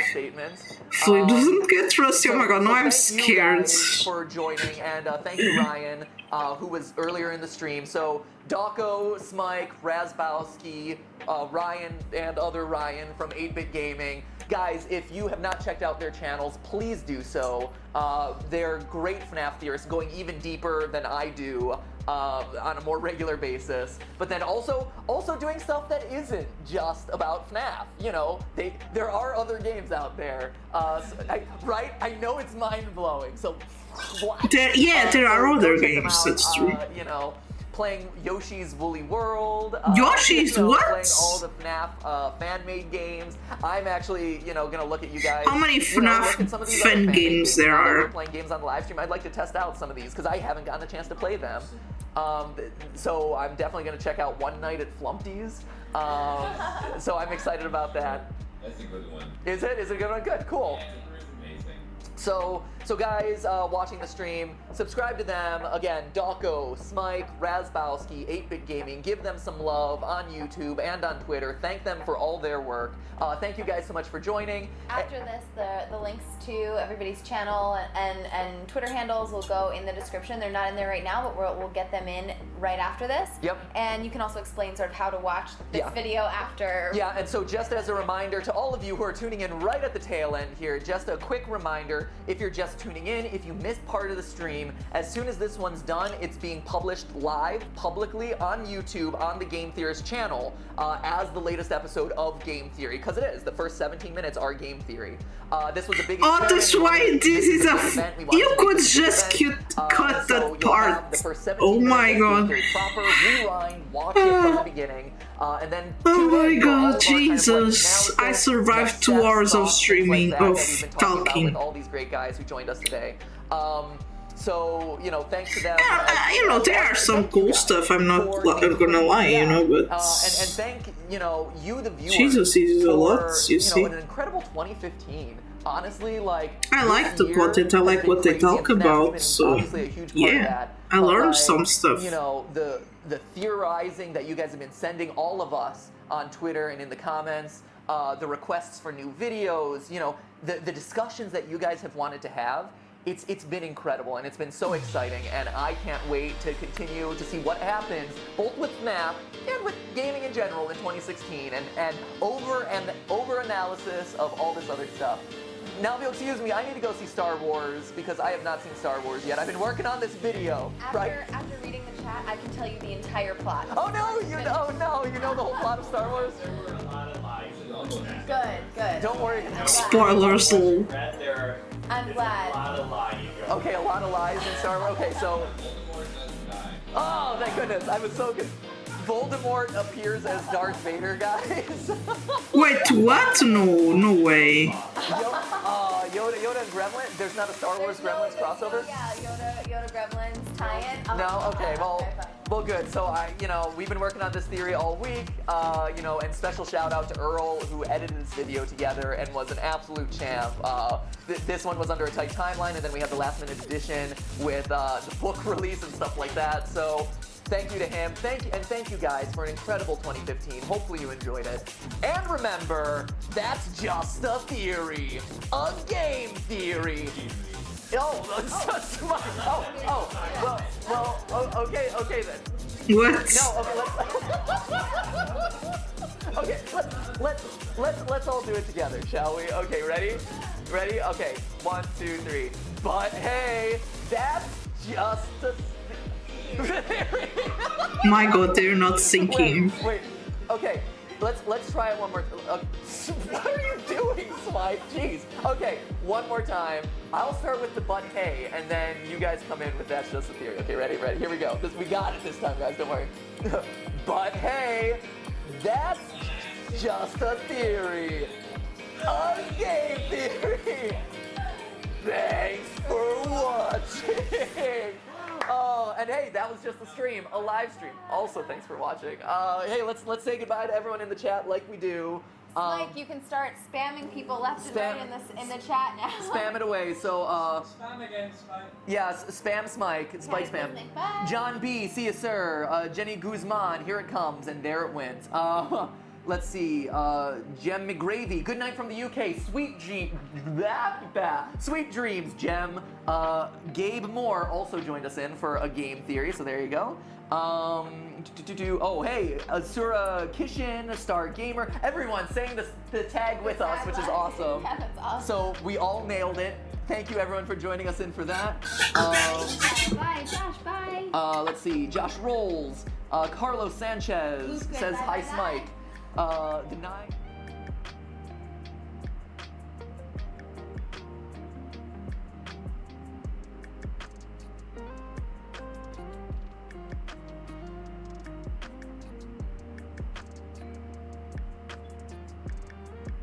Okay, we finished. There's gotta be a code. Finally, more lore. Thank you. Today, we end the horror. Today, we solve FNAF. No, you didn't, because there's like 85 videos! But okay. Look, that guy's just making a random dance, lol.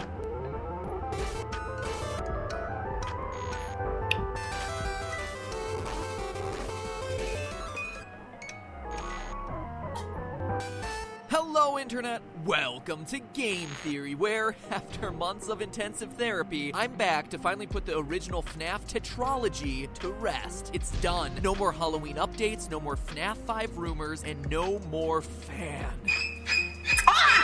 I got scared, you're joking. Propeller of air. So shortly after my last Freddy theory, I arranged a live stream with fellow FNAFers. No, I didn't saw that stream. I saw other one. one. Was something that none of us expected. We What? We have it, we're back. No, not the stream issues. Scott started talking to us. Well, kinda. He kept updating his site, scottgames.com, with cryptic messages as to the true meaning of the game. What is seen in the shadows is easily misunderstood in the mind of a child. In the FNAF 4 minigame, why would the tiny toy Chica be missing her beak? And finally, 4 games, 1 story. It was incredible! After a year of taking Okay, so the first 4 games are a story, the other ones are other stories, okay. Scott Cawthon, the creator, was reaching out from the shadows to give us, for pretty much the first time ever, concrete leads as to where to look. But what did these cryptic clues mean? In the moment, the best I could do was this. Is it possible that FNAF 2 didn't actually happen? But in the days that followed, those 3 clues led theorists on Reddit, Steam, and YouTube to I hope it happened. No, wait. I don't know, bro. Franchise. What if we were looking at the franchise all wrong? Instead of counting animatronic toes, calculating minimum wage rates, and tracking Purple Guy's work history, maybe we needed to take a step back. What if everything in FNAF was just No, a it dream? was not just a dream. That's right, a FNAF Jesus. dream theory, that everything we play through in these games was created in the mind of the FNAF 4's crying child. It I sounds don't like a think cop-out, so. right? Like a lazy storytelling cliche. Yeah. Maybe. But stay with me. Even if you think you've heard parts of this theory before, you'll want to stick around. I've unearthed the clues that finally put our year and a half of FNAF speculating to rest. Of the 3 clues Scott gave us that day, the most damning one was the last one. Why would tiny toy Chica be missing her beak? What? In the FNAF 4 minigame, you can talk to a small girl on the playground with toy versions of Bonnie, Freddy, and Chica. But her beak is missing? During the stream, we were all like, Scott, please. But when we looked, sure enough, there it was. A few orange pixels laying on the ground. What? Yeah. Seriously? This was the crucial detail all of us... Wait, you're joking that a piece of pixel is like a huge thing to a lore. Changed everything. You're joking. A year worth of theorizing, because that missing beak directly parallels FNAF 2's new version of Chica, who loses her beak when she goes on the attack. It was something we all had off as a graphical glitch or a design choice, not as a clue to the meaning of the entire series. And yet here it was from the creator's mouth. Don't you tell me it was a dream? Oh my god. Started to click. FNAF 2's shiny new animatronics. What are they called? Toy animatronics. They're kind of cute. It's not just a cute name the community came up with, like Freddles. It's right there in the custom night menu. It's canon. That's a strange name for a bunch of robots, right? That toy Chica is cuter. They're all just a bunch of oh my god. What if they are toys, and this is all just a dream scenario inspired by these little guys? Well, let's keep going with this toy clue. I mean, obviously, the toy animatronics are shiny, plastic-looking fake, just like a small plastic action figure would be. But it explains a bigger question about FNAF 2, the look and design of Mangle. I mean, seriously, the story we're told to believe in this game is pretty absurd, that kids just rip it apart and put it back together again, and so the employees just leave it as a mangled collection of parts for small children to play with.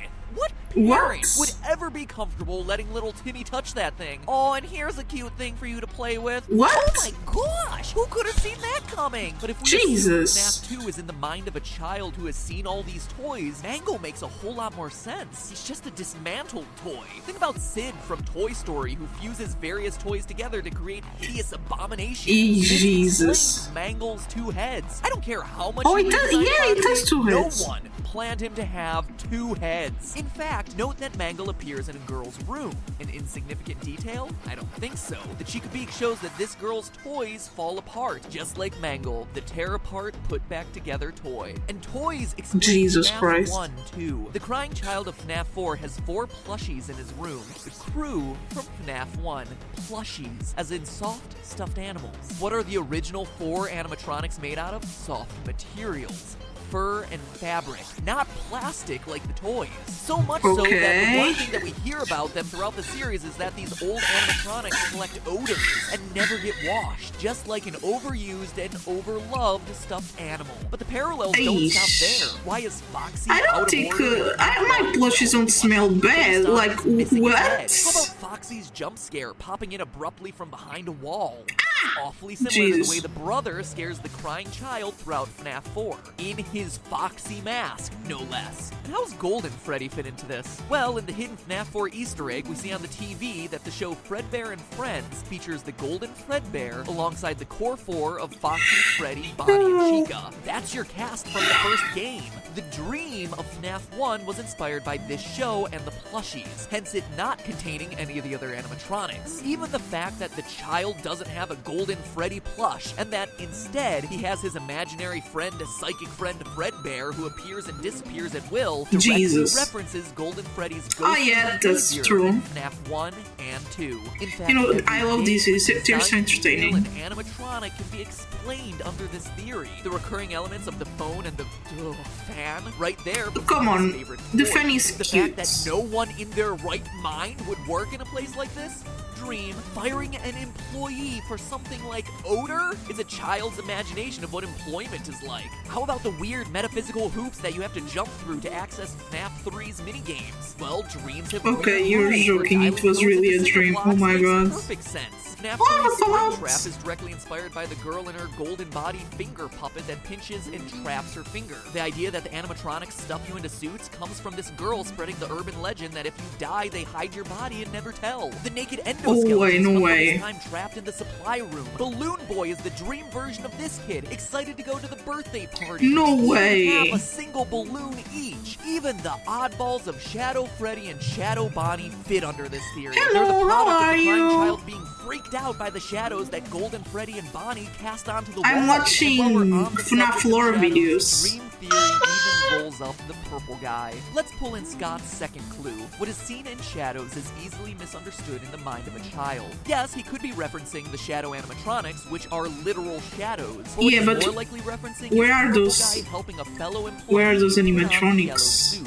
They're in a dark, shadowy room, and what the kid sees, or what he thinks he sees, is someone getting violently stuffed into a suit when it's just a mascot putting on its head.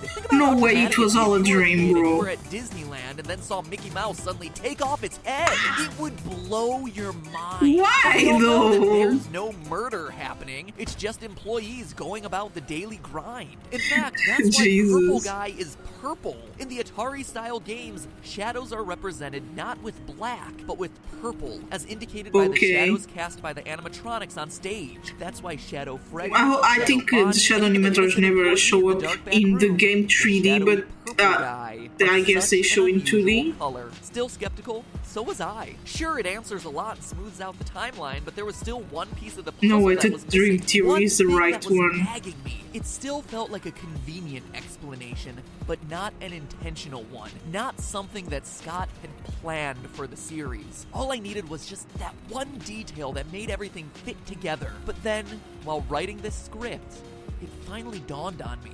The nail in the coffin. The one piece of evidence that no one can deny and that, to my knowledge, no one has talked about in the months of theorizing. The detail that convinced me this Bro, that's kind of scary. Let's Are see. you ready to have your mind blown? Yeah. Listen to the sound that you hear at the end of every night of the first 3 games. Okay. Grandfather clock? Grandfather clock? It's the same clock? Grandfather clock, chiming the same song every time. Don't you tell me. My shift in an office be signaled by a grandfather clock chime? It wouldn't, unless I was asleep, dreaming in my house with a grandfather clock right outside my room. No just way. like the layout of the crying child's house we see in the FNAF 4 minigame. Bro, I was so wrong. I'm so sorry. Get up. But now There is no timeline theory. It's a dream theory. That's right. No way. A beeping alarm clock. Why? Because we're no longer in the crying child's house. We're in a hospital, trying to recover from being bitten. Hence the pill, Wait, what? IV, and flower Easter eggs. No hospital has a grandfather clock, but they're all equipped with a generic digital alarm clock. Really? When I was on the hospital, there was nothing like that. It was the machines that made the sound, but was not for waking you up. Scott intended. My heart is racing right now. I'm so excited about sharing this with you. It feels like finding the Rosetta Stone, the one detail that unlocks everything else in this huge mystery we've been trying to solve. But at the same time, it's bittersweet, right? Remember what I said at the beginning of the episode? Episode. Right? Like a lazy storytelling cliche. Don't tell me. Agreed with that. If you're honest with yourself, I bet a lot of you. You'll notice across my videos I don't cover dream and coma theories very often for exactly that reason. Way. They're too easy, too flexible. Because it's all a dream, weird stuff can be written off. Yeah, true. Yeah, that's true. Because it's not actually real. In the theory world, they're OP. They're hard to argue against and can be molded to fit any random collection of details. True. That's why I didn't like the dream thousands of hours combing through all the details, making and remaking timelines, bending over backwards to make every last piece of information fit together across the 4 games. It was just a dream reveal invalidates all of that work. It says that none of it really mattered since none of it really happened. And Scott knows this. Let's look at a quote from Scott in his update on Steam regarding the Halloween DLC. The Halloween DLC. Quote, the story remains completely hidden. I guess most people assume that I filled the game with random Easter eggs this time. I didn't. What's in the box? It's the pieces put together. But the bigger question is, would the community accept it that way? The fact that the pieces have remained elusive this time strikes me as incredible and special. A fitting conclusion in some ways, and because of that, I've decided that maybe some things are best left forgotten forever. And what? To me, the key phrase here is, would the community accept it that way? He knows that it's all a dream explanation would fail to live up to our astronomical expectations. It's underwhelming. What about the puppet? What about the oddly specific detail of the paychecks? How about Scott confirming on Steam that my FNAF 2 theory was almost 100% correct? Let's go. It's this, will the community accept it quote that makes me think Scott intended the dream theory to be official, but also understands that ever revealing it would be a huge mistake. Hence him keeping it locked in the box. I mean, you can already see it in the comment threads discussing earlier versions of the dream theory. People enraged by the sheer mention of this thing. Heck, you'll probably see it in this comment section. But it doesn't have to be that way. Sure, the nights themselves may be a series of dreams, but the lore contained within those dreams doesn't have to be meaningless. There's nothing. In fact, it's not. Think about it. The urban legends the kids are sharing had to start somewhere. That crying child clearly saw something that made him scared of these restaurants. And then how do the Atari games fit in? Are they just dreams within dreams? They're not. In researching this episode, I not only found the clues that solidify the dream theory, but also the missing links that we've all been overlooking in putting the FNAF timeline together. Scott's final clue about 4 games, 1 story may be a reference to a crying child's nightmares and eventual death in the hospital, but it can also be referencing the story of the game's primary struggle, the puppet and the purple guy. And next week, we're covering that on an all-new Game Theory Saturday the 19th at 3 o'clock p.m. Eastern Time, 12 o'clock p.m. Pacific Time. That's noon for all of you currently trying to figure out whether that's midnight or noon. I know, I get it confused all the time too. Why am I telling you the time it'll be published and uploaded? Well, we're covering that story, followed up immediately by a live stream discussion where I, and hopefully a few other theorists, will be able to answer your questions as we close out the year with the definitive answers to this incredibly mysterious series. And I want you guys it's kind of mysterious, but kind of messy. I don't know why. So remember, that's Saturday the 19th at 3 o'clock p.m. Eastern Time, noon Pacific Time for that episode, followed immediately by a live discussion with you guys. I cannot wait to share all of this with you guys. And in the meantime, remember, that's just a theory. A game theory.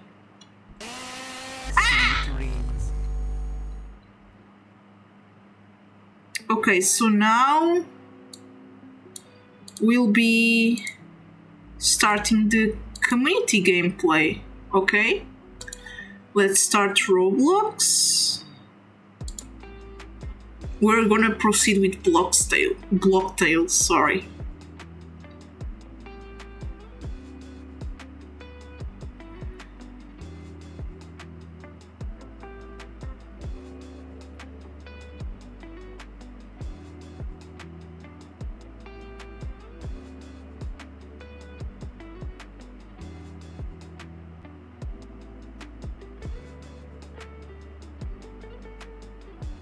I'm going to the bathroom in a bit. Wait a bit, please. I'm going to the bathroom. Okay?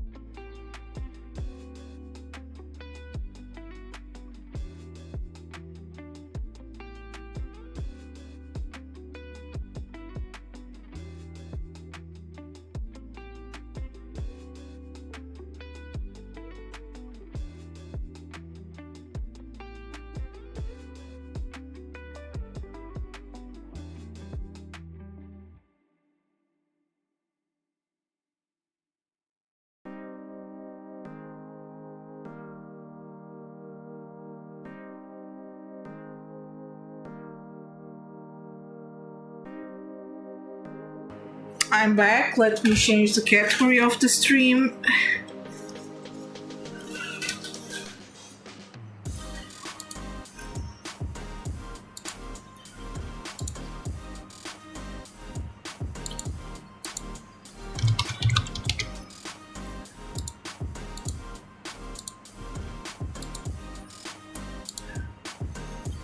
Okay, let me take out the music. Take out this. And where is Roblox? Okay. Can I capture? Hello, shiny Pikachu. How are you? Is Roblox appearing in the screen? Thank you, shiny Pikachu. Happy New Year's Eve for you too. I was watching your FNAF videos. Oh my god! I need to remember that. Thank you. Okay, Roblox isn't showing up. Let's we have to put screen capture. Okay, where is Blocktails? Let's do Blocktails. Without chat voice. I hope you have a great birthday when it comes.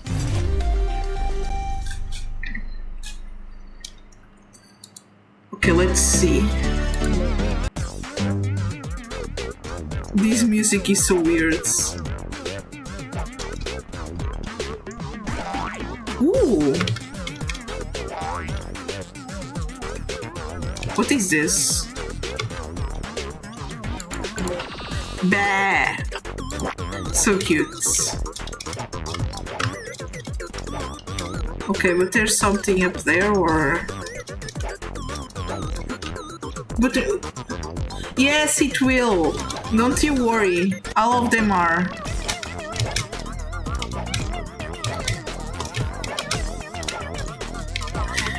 Also, I reacted fully to that thing that it was a live stream. It was kind of boring, but I watched it all.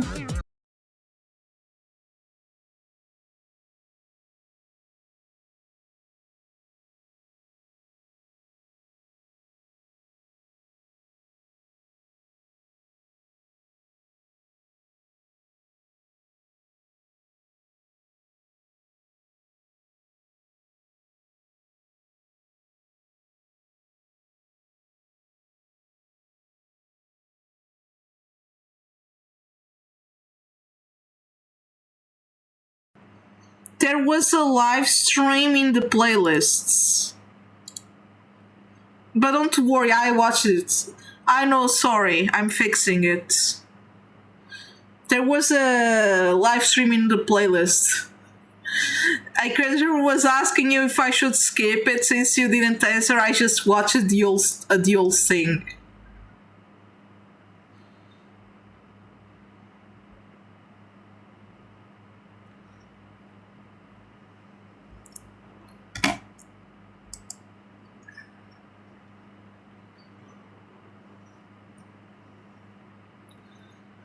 Sorry, but since you didn't say anything, I didn't want to skip it. I want to make sure that, it was something you wanted me to see. Okay, now VC face crashed. I hope you had a good sleep, Shiny Pikachu. You deserve to sleep.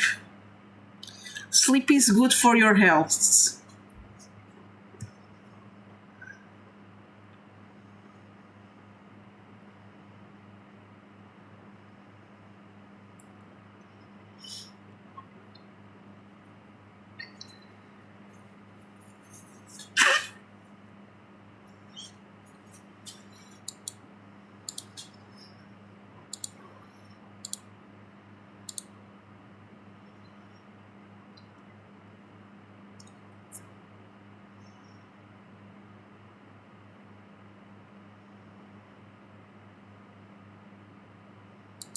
Bro, VC face is not working. Let's just wait a bit. I'm trying to fix it to proceed the gameplay.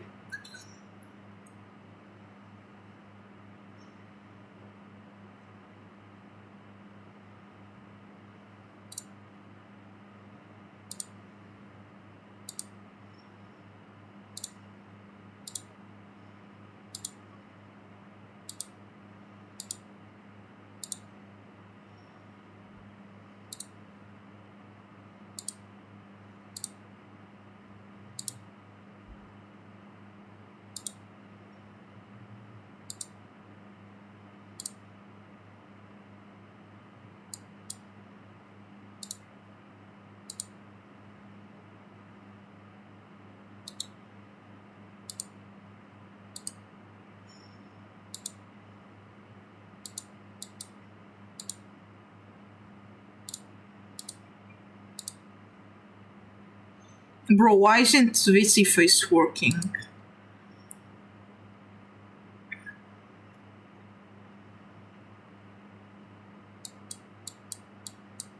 Yeah, it's crashing a lot. Wait, I'm trying to fix this.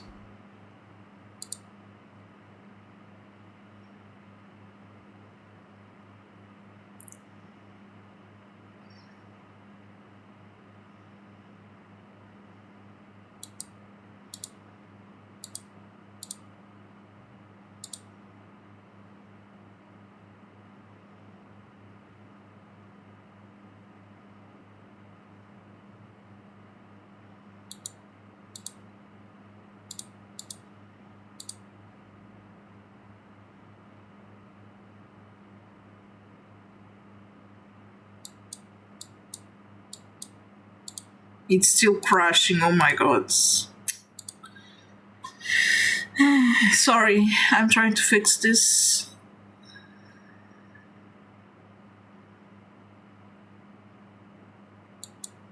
It's not working.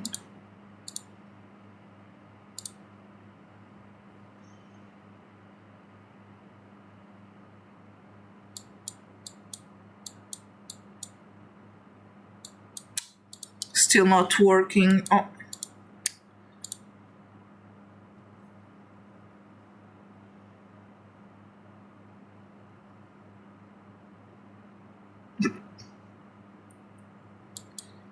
Come on.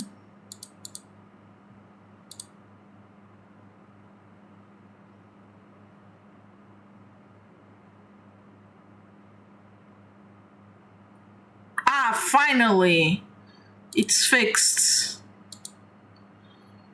Let me just...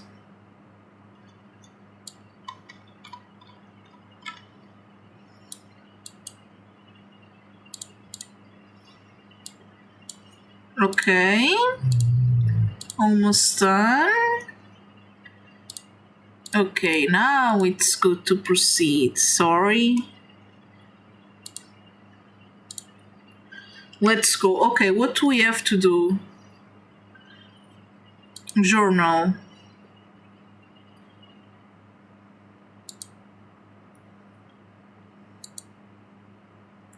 What do we do now?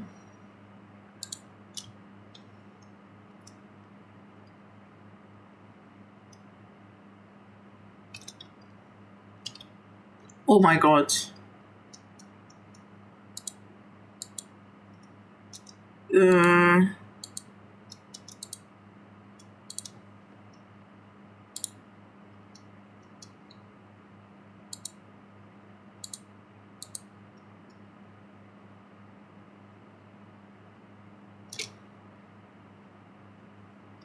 Yeah, I'm gonna run away.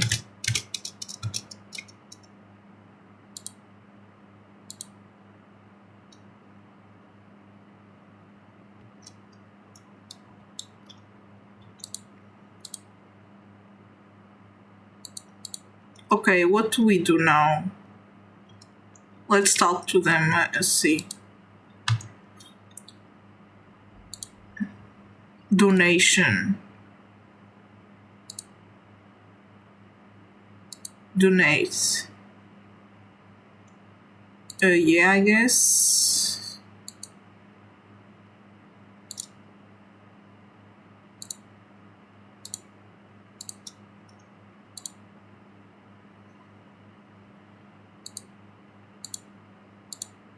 Something went wrong. Sorry, bro. I don't have money yet, I think. Okay, let me see. What? Lol. Who's that? Oh my god, so cute! Wanna be friends? Oh my god, so cute! Another ship crash. Come back later. I can't go there. Okay.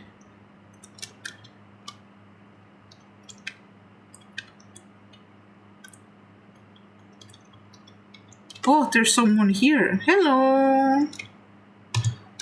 Name's Patrick. Yeah.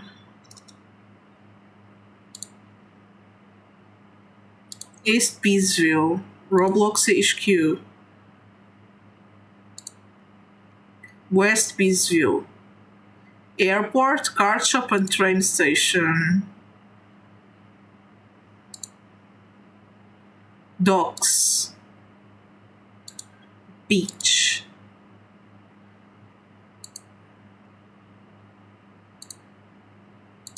Thank you. Okay, but is there something here? No? Okay. Oh! Oh my god, there's someone here. There's a party. Oh, so cute. So adorable.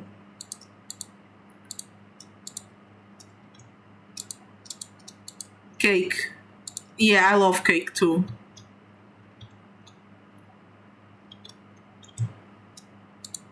Bucks. Ah!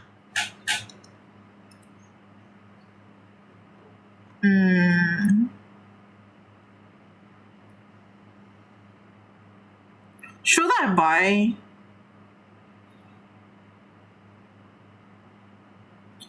Maybe.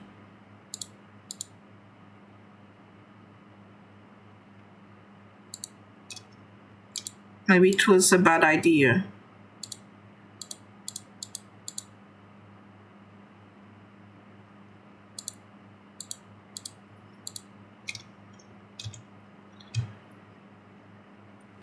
The nap, maybe.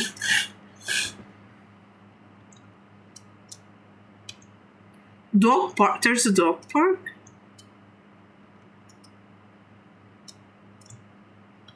Oh, thank you.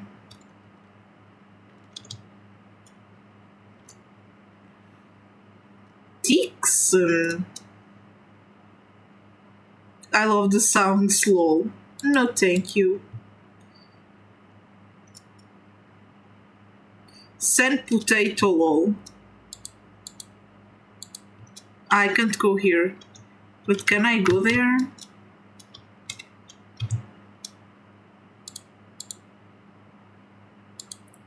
Hello. Sua graffiti. Oh, so cute. Can I talk to the dog? Oh, so cute! Lol.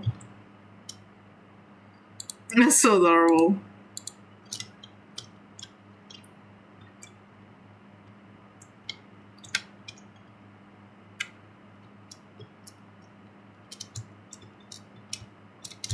Can't I go there? Weird.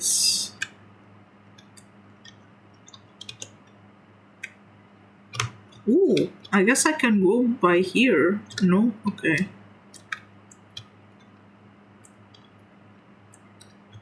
I guess we talk to everyone. Oops. Oh, there's someone here. It's too easy. It's a cakewalk. What? I'll show you a cakewalk. What is this?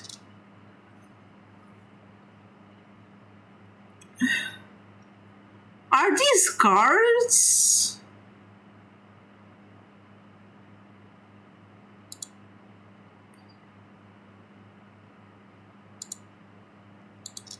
Okay, I guess. I don't know what those are, but thank you.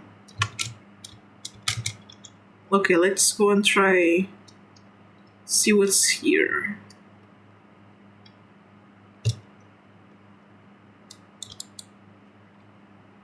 Ooh. Iron Cafe. Yay!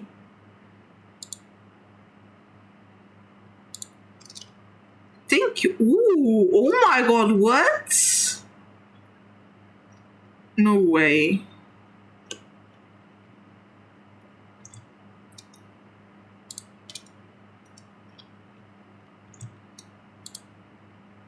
Starfish. Lol.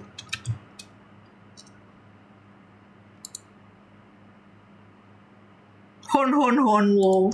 So, hello, Manolito, how are you? I'm playing Roblox now. Oh, lol. I like soup. I didn't even got lunch today.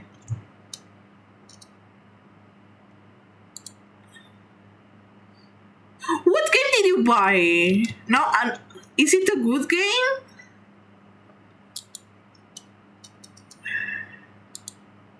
It is coming.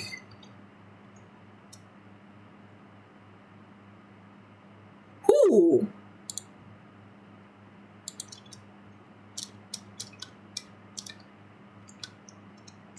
I'm confused. Oh, there's stairs there. Who is he? Ah, that's the name of the game. Okay. Thank you. Now I understand. I was so confused. I was like, what happened? Yeah, true. So look at this painting. Yeah, now I understand, Manolito. I was so confused. IG is so expensive. Ooh, there's a...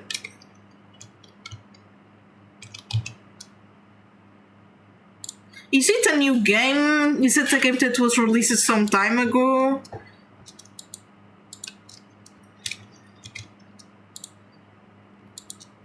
Wait, me? No, thank you.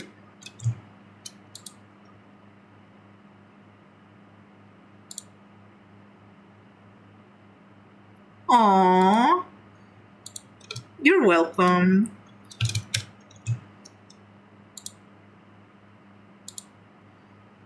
Oh, this looks so good. I see that I didn't eat today much. Oh my god.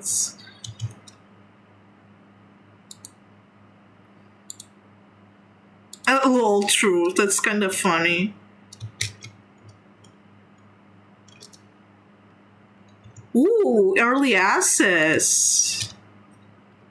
That looks cool. Maybe one day I'll try that game too.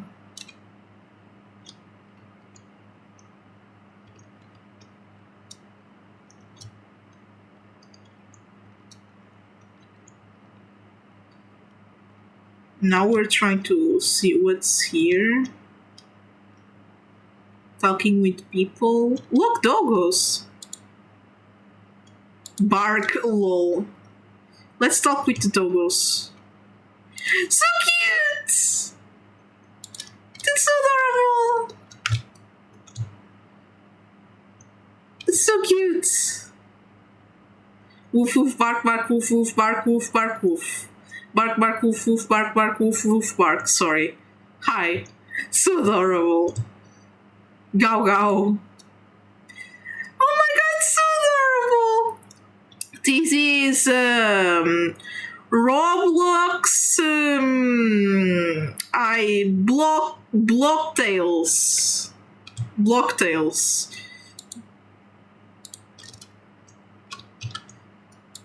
Woof woof, so cute. How do I get a dog in this game? Okay, so cute, Manolito. Bark. Want bone. I don't have a bone, sorry. What happens if I give them what they want? Job center. Let's get a job, I guess. No. Lol. Let's see first what people are here to talk about. What is this? Siri, I'm losing my attitude. Help, help. I lived a good life. What happened? The guy's dying? Jesus. Ooh. What does... Huh?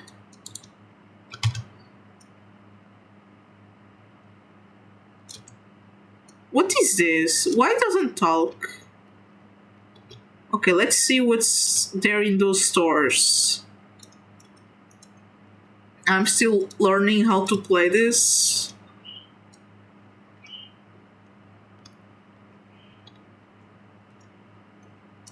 Ooh.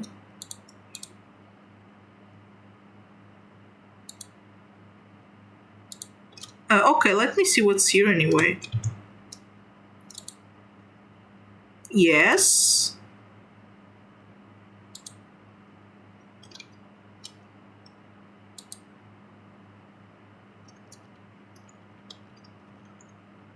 What? What is this?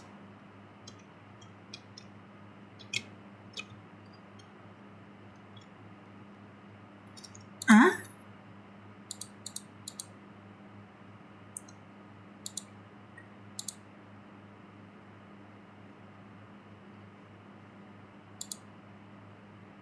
Bro, how do I see my missions?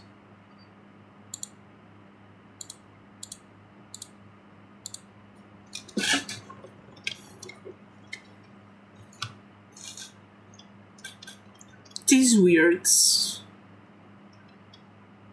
Let's see what's here. Ooh. Look, a unicorn.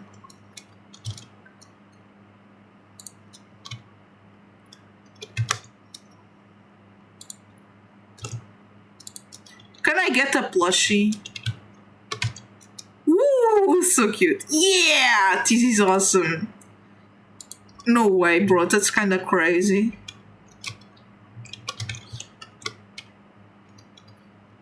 Okay, there's not much here.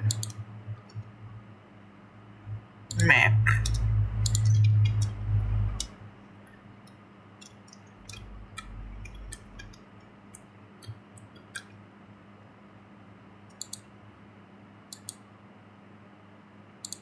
Okay, let's see where we were. What is a string value?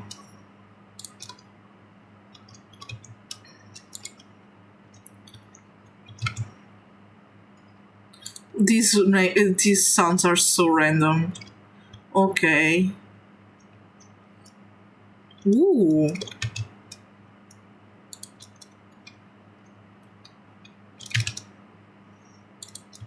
Why are they all bugged?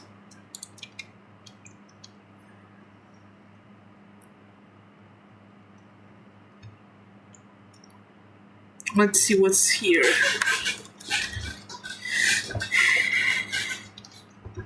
Ooh, oh.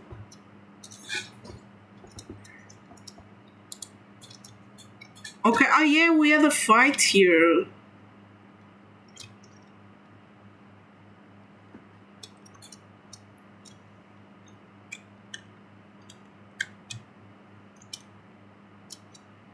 Okay, we have to be careful.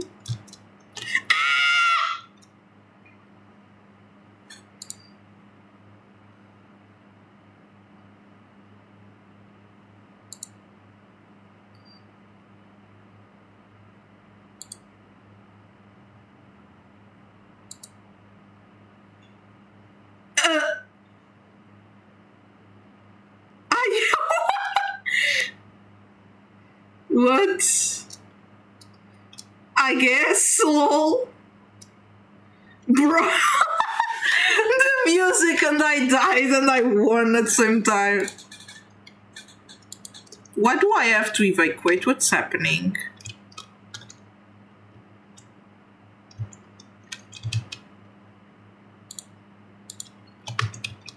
Can I talk to this guy? Wow, so cute. Let's talk with this one.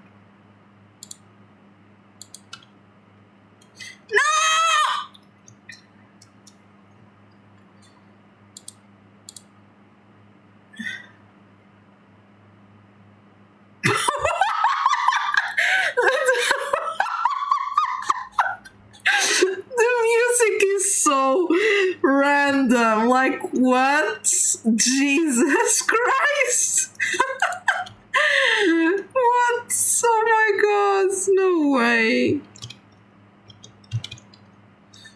Bro, this is so funny.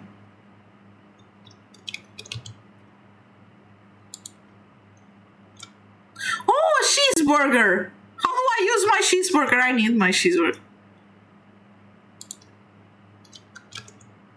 Zzz, zzz. I don't think I can hear music. No way. I'm so sorry.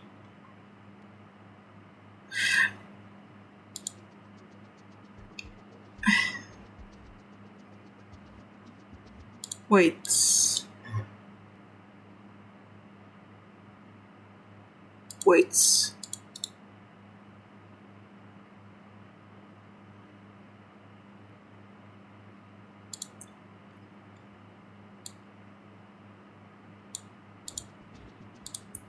Let's see now. It's so it was really a funny sound. I'm not joking. Hopefully, oh no. Okay, you will hear it again. Be ready.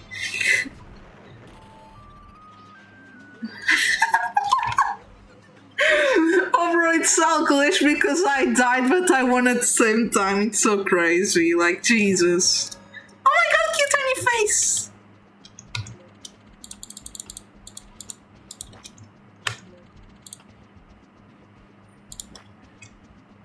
Ooh, hats! Thank you. Why is my sound all glitched in the game? It's all glitched.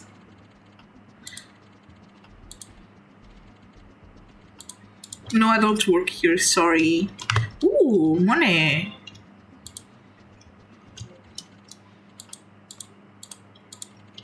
I have no idea what I'm doing with this program. Okay. Ah, you failed. Ah! Sorry, bro.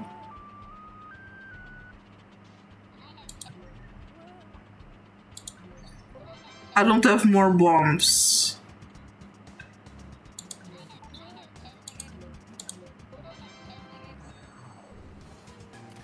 Hey, come on! Hey, I just revived myself!